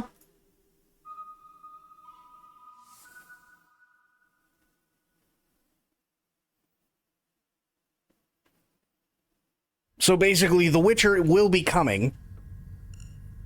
Oh god, what is this? Same cursor, control style standard. Normal, combat accessibility, normal. Sure. I don't know what any of this stuff is. Complete. Some parts of this game may be considered violent or cruel. There was a lady who was begging me to not let her go back, and I shot her in the head. I'm pretty sure I fall under that listing.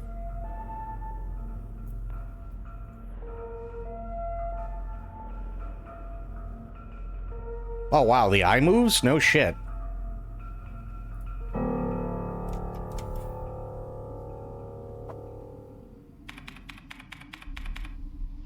Oh, I totally meant it. 1,000,000% I did. She didn't want to go back. She didn't go back.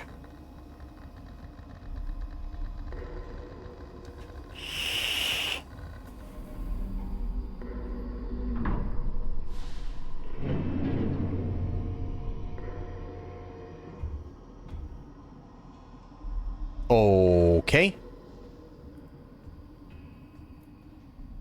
I don't know what any of that means. Uh-oh.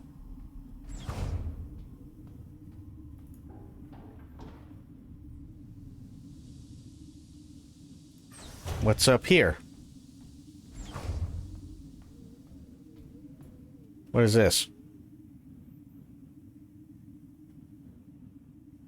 Of Klarung's Raumfahrzeug.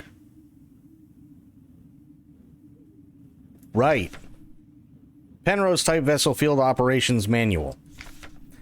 Penrose type vessels of the Yusan People's Navy are low-cost space exploration vessels deployed beyond the solar system's edge in search for planets and moons fit for habitation or rich in natural resources to support the continuous growth of our great nation. Is pixelated, oh god. All Penrose vessels are piloted by a Gestalt Scout officer supported by a Land Survey Ship Technician Replica, or LSTR. Lister. Mr. Lister, sir. This partner system of Gestalt Replica cooperation has proved successful in countless previous Scout operations. Mutual control and support allow both the Gestalt officer and the Technician Replica to perform at their optimal capacity. Once a vessel is catapulted towards the edge of the solar system by an orbital mass driver, the pilot may adjust the course from the flight deck while the replica will take care of mechanical maintenance of the vessel. You're firing it out into the universe from a big fuck-off gun and expect no one to get liquefied. Got it. Lester, short for molester because they go around molesting new planets. Well, I like to think of it as Lister only because there's a character in the TV show Red Dwarf whose name is Dave Lister.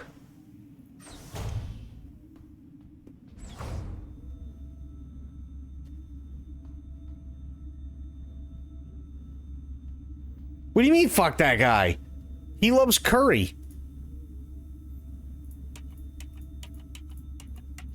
Buttons. Nope. Lister.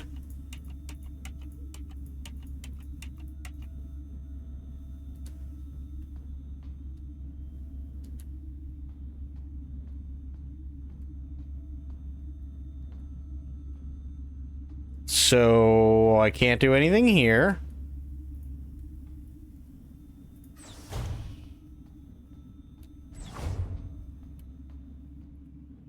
What is this way?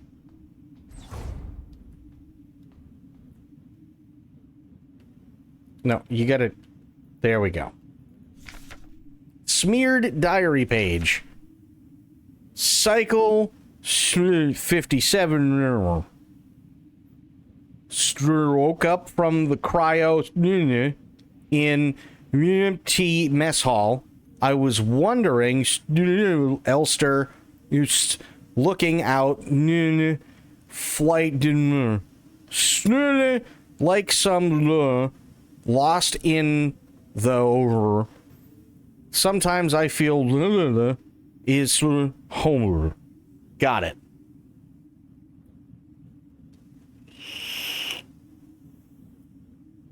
Okay.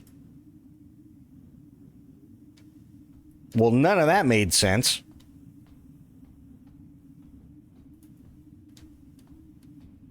What's in here? Gestalt officer's sleeping bunk. Okay. That's not... No, don't read it again.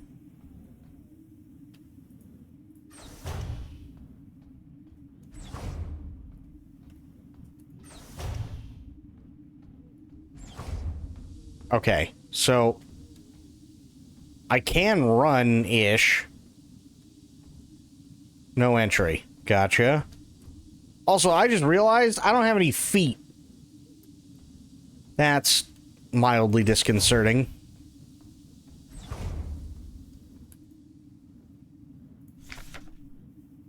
Lister features repair logic module.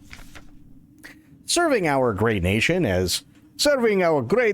ship technicians aboard the scout vessels of Penrose program, Lister-type replicas like yourself are equipped with specialized repair logic module, RLM, Red Letter Media, allowing them to quickly and easily repair both themselves and important mission equipment.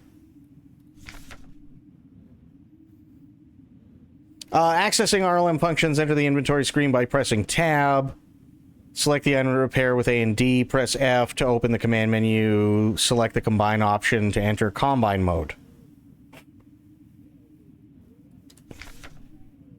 It's Lister. While in combat mode, or combine mode, sorry, select a second item to repair. Press F again to combine both items. To repair damage to the replica body, select a suitable repair item and simply choose the Use option from the command menu. Sometimes it can be helpful to take a good look at an object from all sides. Select the Inspect option in the command and Inspect mode. While in Inspect mode, use WASD to do things that no one gives a shit about. Got it.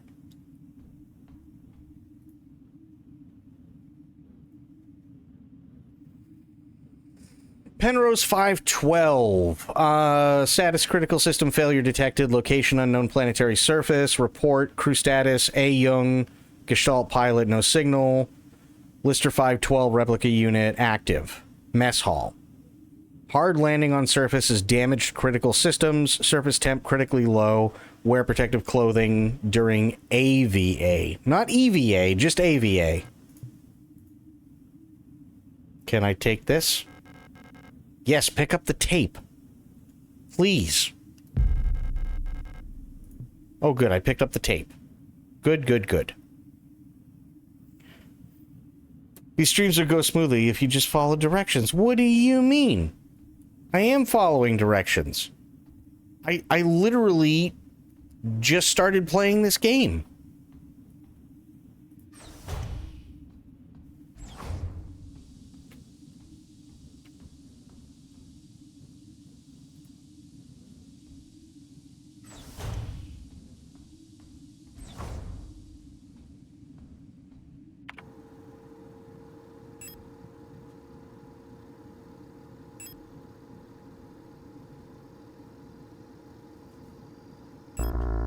Can't use. Okay. Gotcha.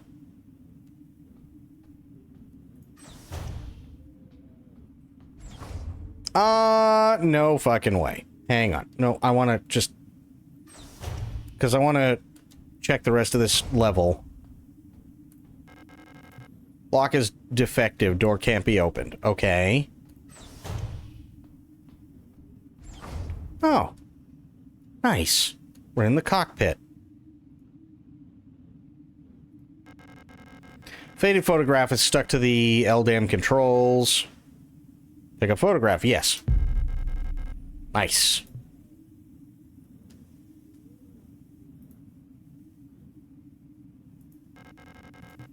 Ship's control panel. Judging from the readout, there's no chance it'll ever fly again. It happens.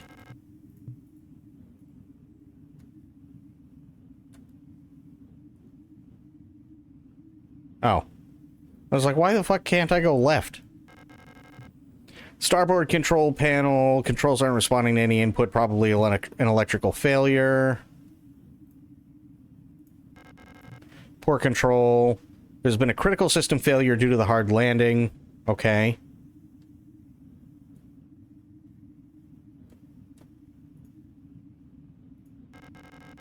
Ship has crashed in an icy landscape. Got it. Okay. Now I can go down the elevator.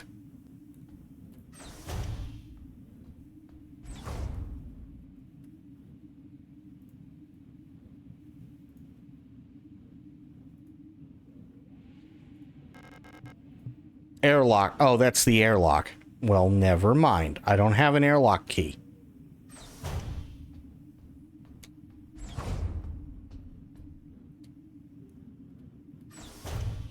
Oh, I can just hit F. Nice.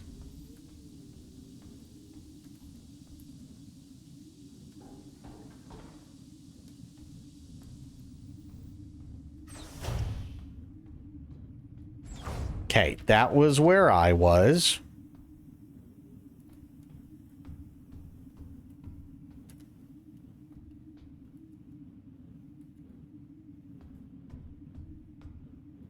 Nothing over there.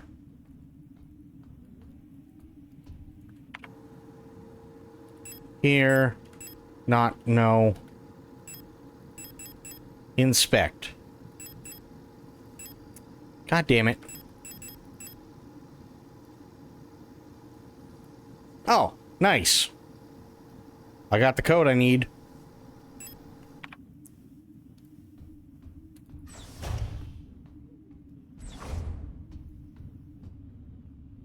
Can't go that way. That's fine.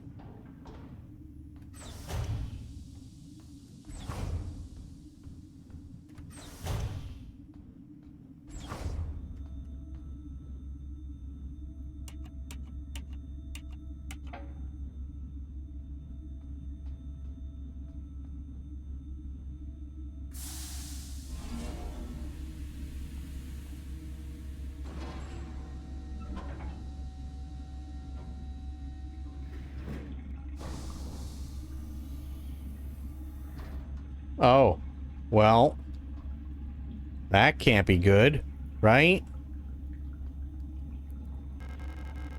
2 pieces of a key snapped in half lie inside the cryogenic pod. Airlock key, yes. Thank you. Tab, here, combine, there. Nice.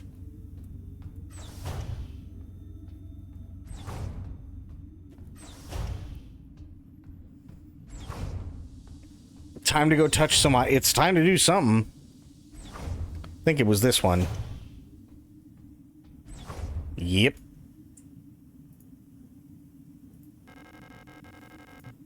Ava suit in the case. Yes, I know there's an Ava suit in the case. Or it doesn't. Okay, sure. Here. Yes.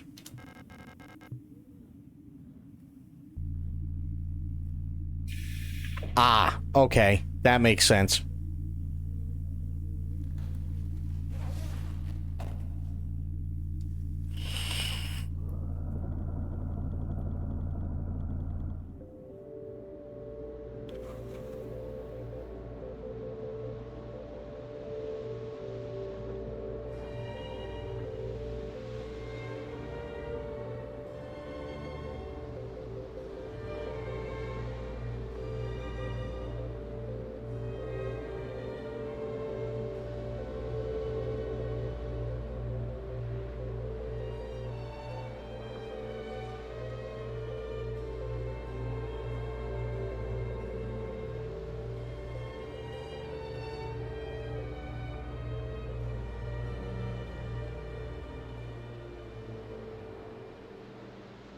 I can't see shit.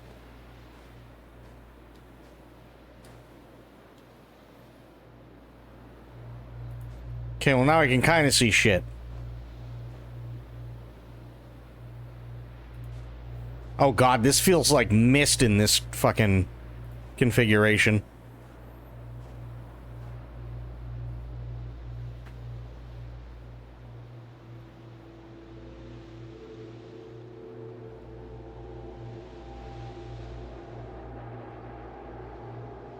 Ooh, stairs.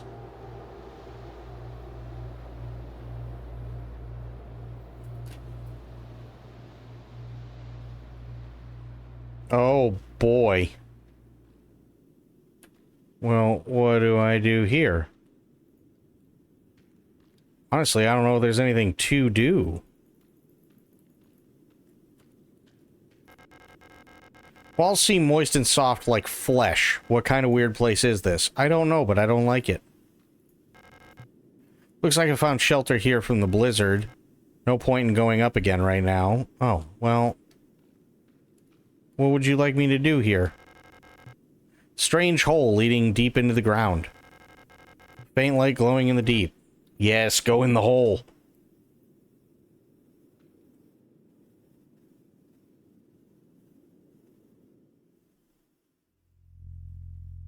Uh-oh.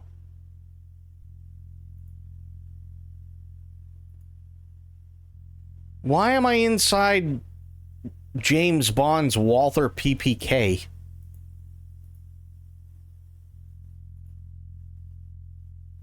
There we go. What the fuck?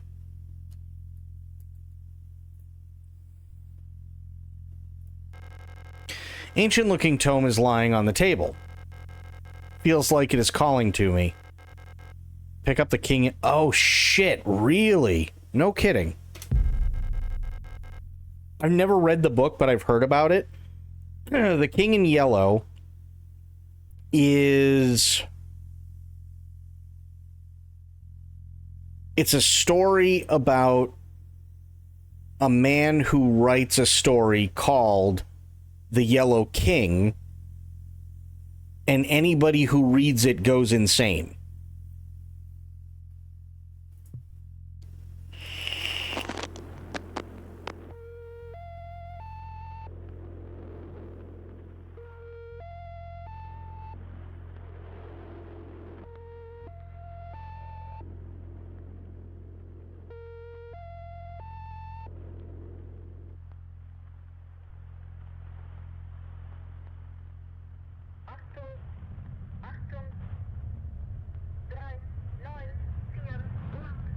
It's a number station.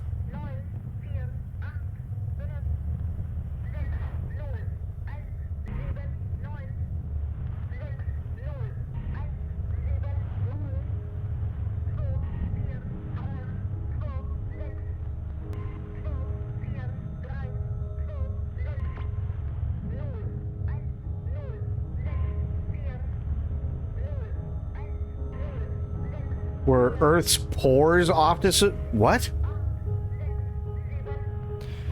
Drop my phone on my face. Time for bed. Rainbow.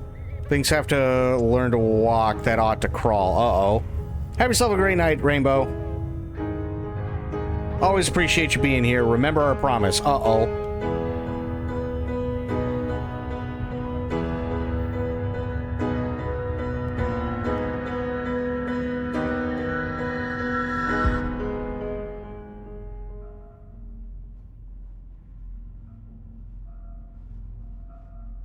Right, what could go wrong?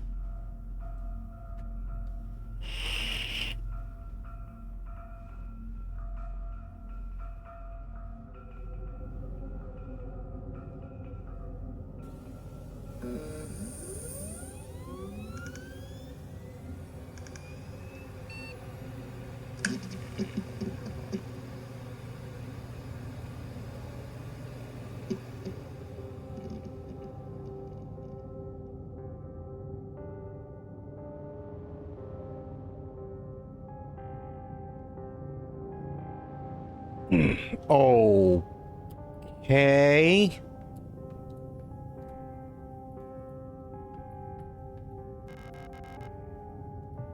Bathroom stalls. Fair. Came all the way here to find her. There's no turning back now. Oh boy.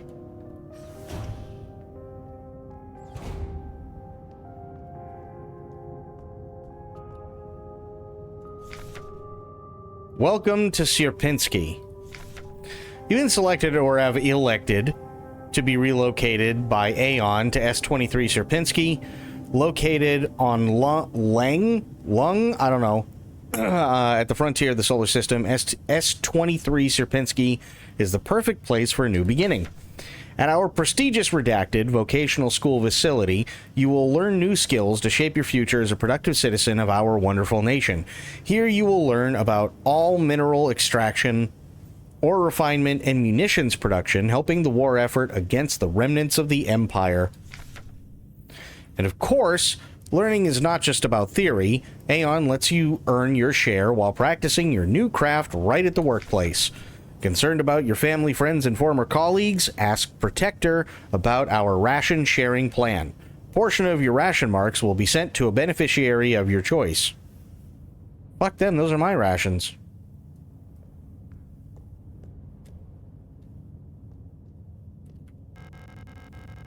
Keycard with a note taped to the window of the reception. Due to staff shortage, report new arrivals at Classroom 4C Northeast.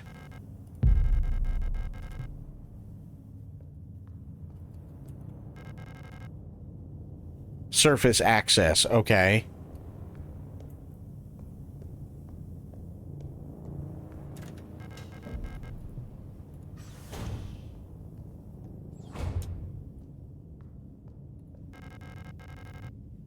Locked and requires a key. The camera's still working.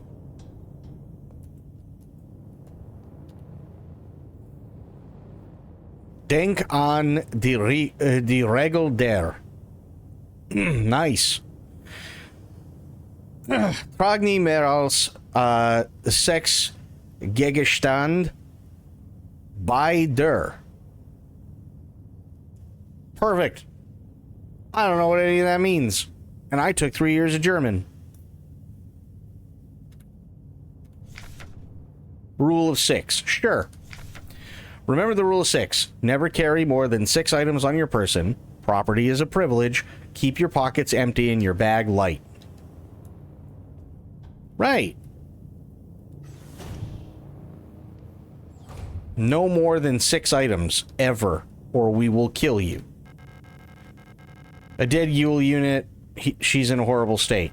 Infected-looking biocomponents are bulging out of her damaged shell. What happened to her that would cause this? I don't fucking know.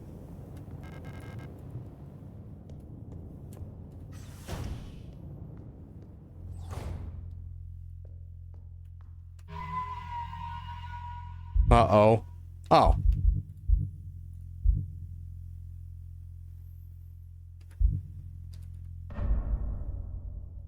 Nice. Service request form, F29.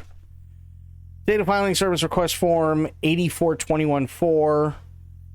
Full protector ID of unit filing request, EULR S2309 replica.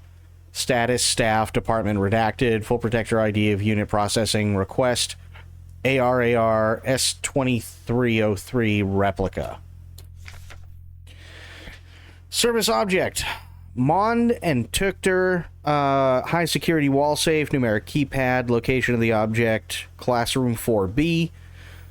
The wall safe in classroom 4B keeps resetting to the default combination. What's the point of the whole radio code broadcasting system if our safe can only be opened with the code in the manual? True.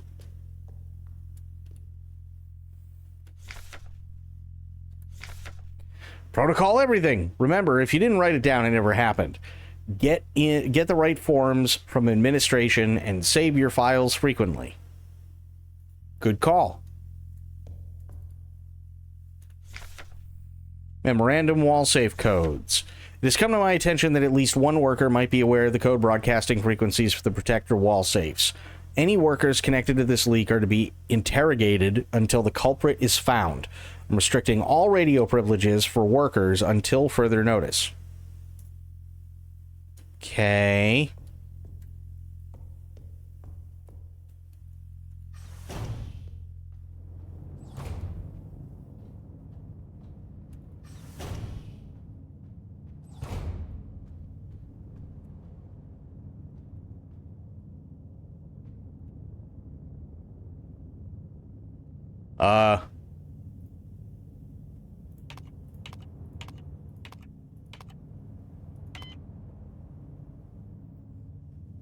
I had to try.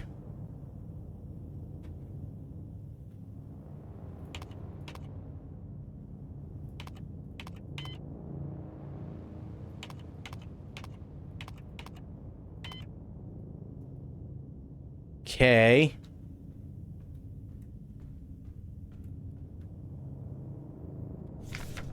No running in the hallways. Be mindful of your neighbors. Everyone can hear you run. Yeah. Chat. No running in the hallways. You're gonna fall and get amperage in your eye.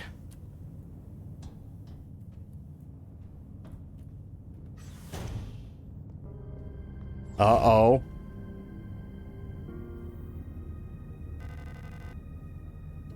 An Elster unit? You should leave this place. This facility is lost. Turn back before it's too late. I'm looking for this woman. Have you seen her? I don't know her, but she might be one of the workers.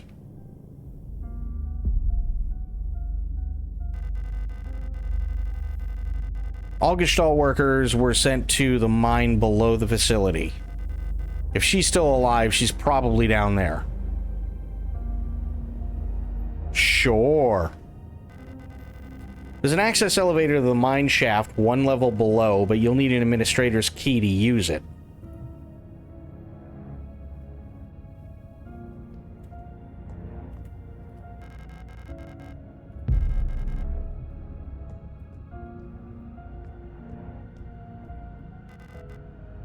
I'll be out of here as soon as this repair patch stops my bleeding. You should get out of here too. I don't know who that woman is, but she's probably dead by now. If you still want to go, good luck. I mean, do I have to want to go, or...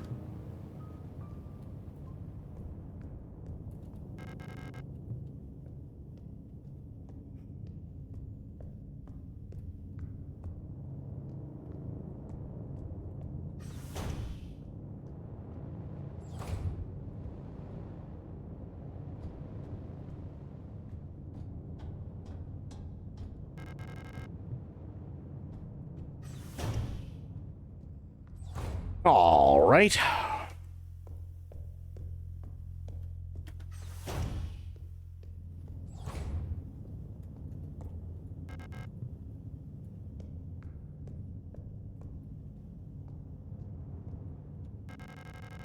A dead Yule unit. Why was she abandoned here? That's a great question.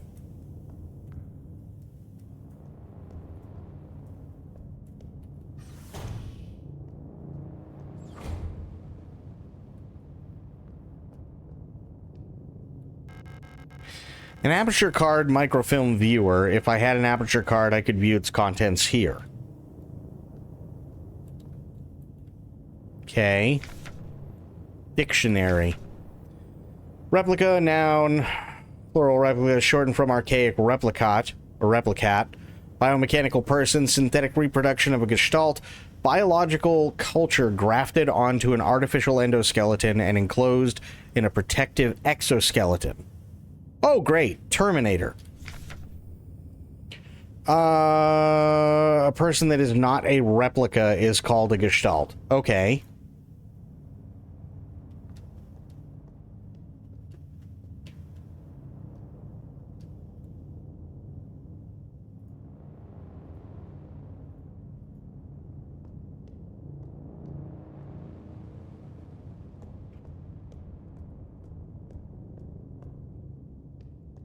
Hmm.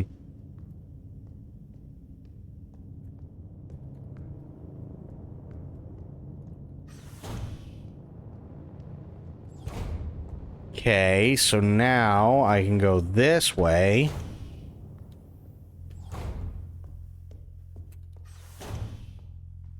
Royal says that Ridley Scott is releasing a new series on Amazon. I want to say if I remember correctly, I think he's doing 2 new things. So I heard he was doing something on Amazon, but I also heard that at least they were in talks to do an Amazon Alien TV series.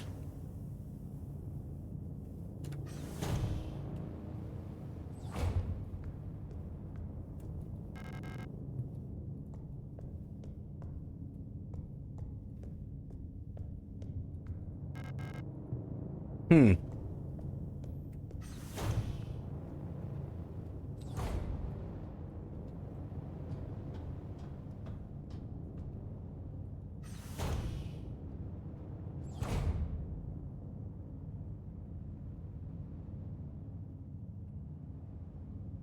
Unmanned spacecraft crashes to Earth with 5 new species of aggressive aliens on it. Ship's mission was to collect.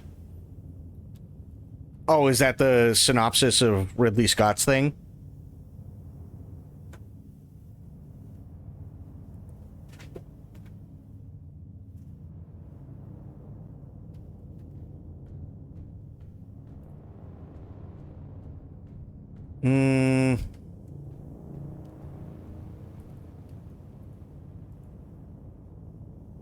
The hell?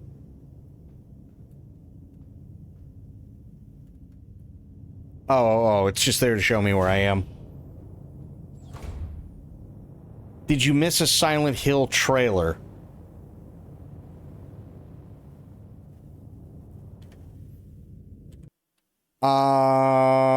There was a Silent Hill F trailer. We can watch that really quick. Hang on. I don't think you saw all of that. Oops.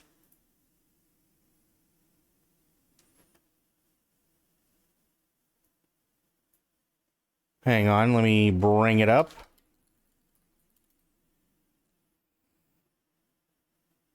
Royal says it drops the same time as RE9. Very well could. Hang on, I got the release date trailer right here.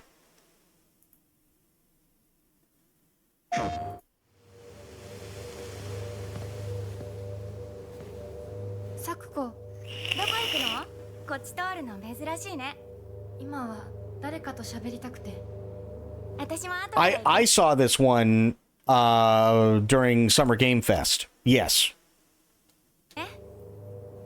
This all takes place in... So, they had a thing, I don't know, maybe a month or two ago that Konami brought up. The entire team went to a village somewhere in rural Japan, and they took scans and pictures of everything. This does not take place in the town Silent Hill, because it's supposed to be its own separate entity, which actually I really, really like. But this also takes place in the village that it's modeled after in 1960s Japan.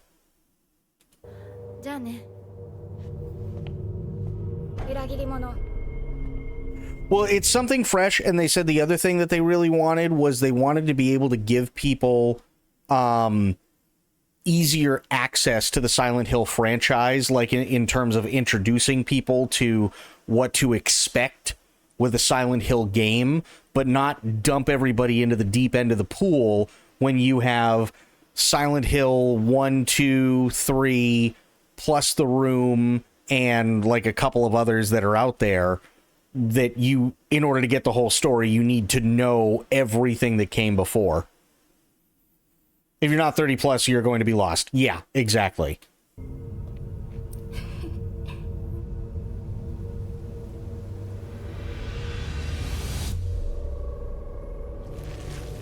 So I thought it was a good idea. Plus, this game looks insane.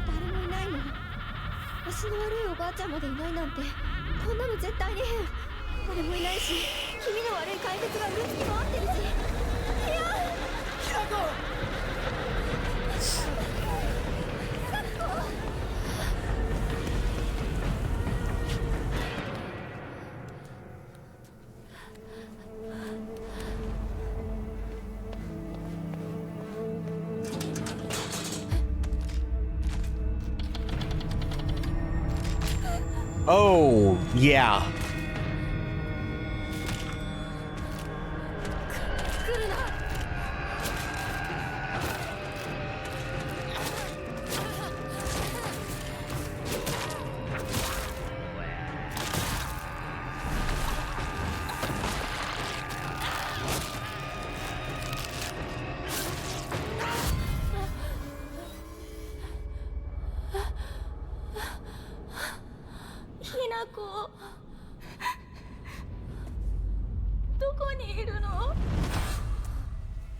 Oh yeah, no, I already said something about that before. Unnatural movement is... yeah. Ooh. That's a big one for me.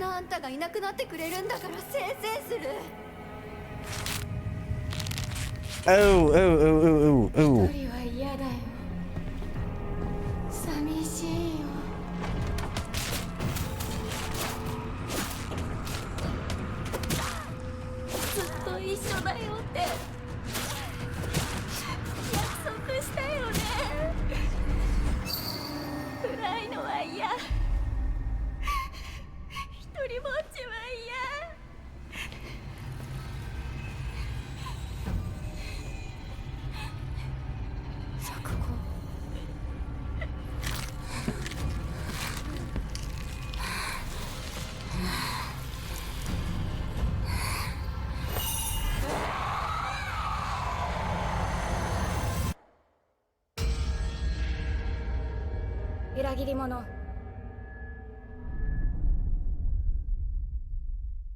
And that's what we know.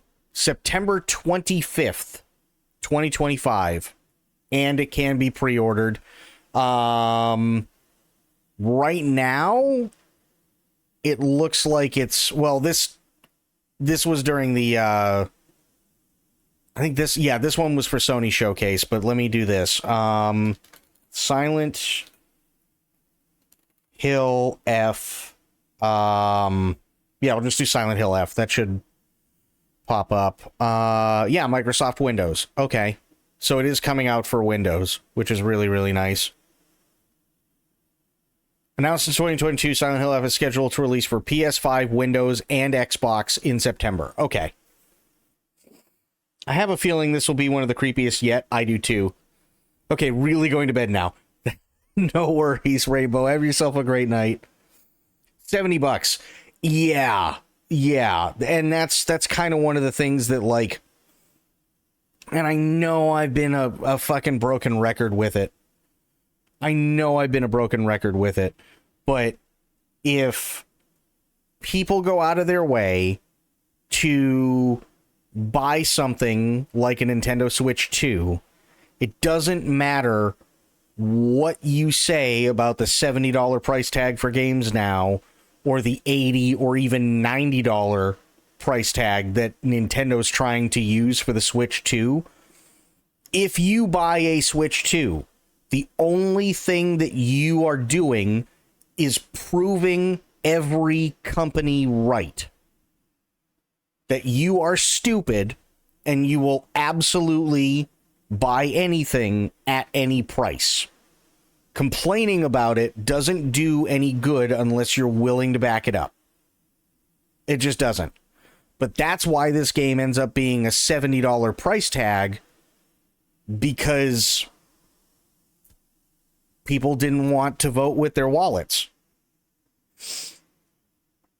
That's really all it is. And now Nintendo's pushing for $90 games. Totally going to buy my kid a Switch 2 just because. Well, let me put it this way.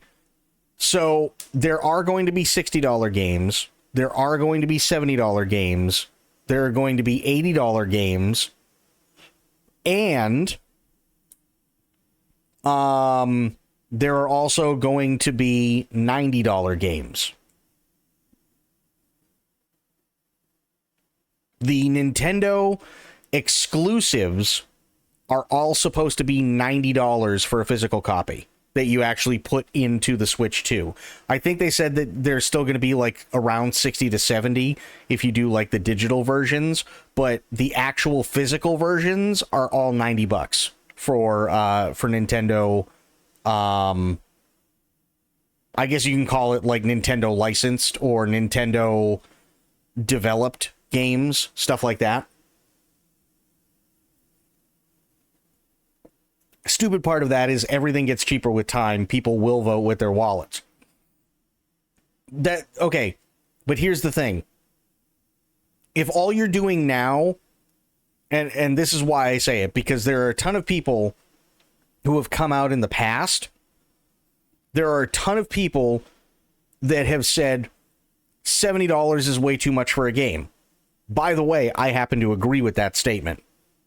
I don't think we're good enough along to start spending $70 for every single fucking game, right? So people pissed and moaned about that. They also pissed and moaned when there was when there were special editions of games that cost an upwards of like $400 to $600. Again, I agree. That is completely ridiculous, no matter how cool some of the stuff is. And then they go out and they buy a Nintendo Switch 2? Question mark? They're complaining about all these prices, and they're willing to just go, oh, well, I mean, it's Nintendo, and spend $90 on a fucking game? Literally all anybody's doing is just proving every bad decision that every video game company has made, including Nintendo. They're proving them right. That people are stupid, and they will buy anything at any price. Which, I mean, it's true.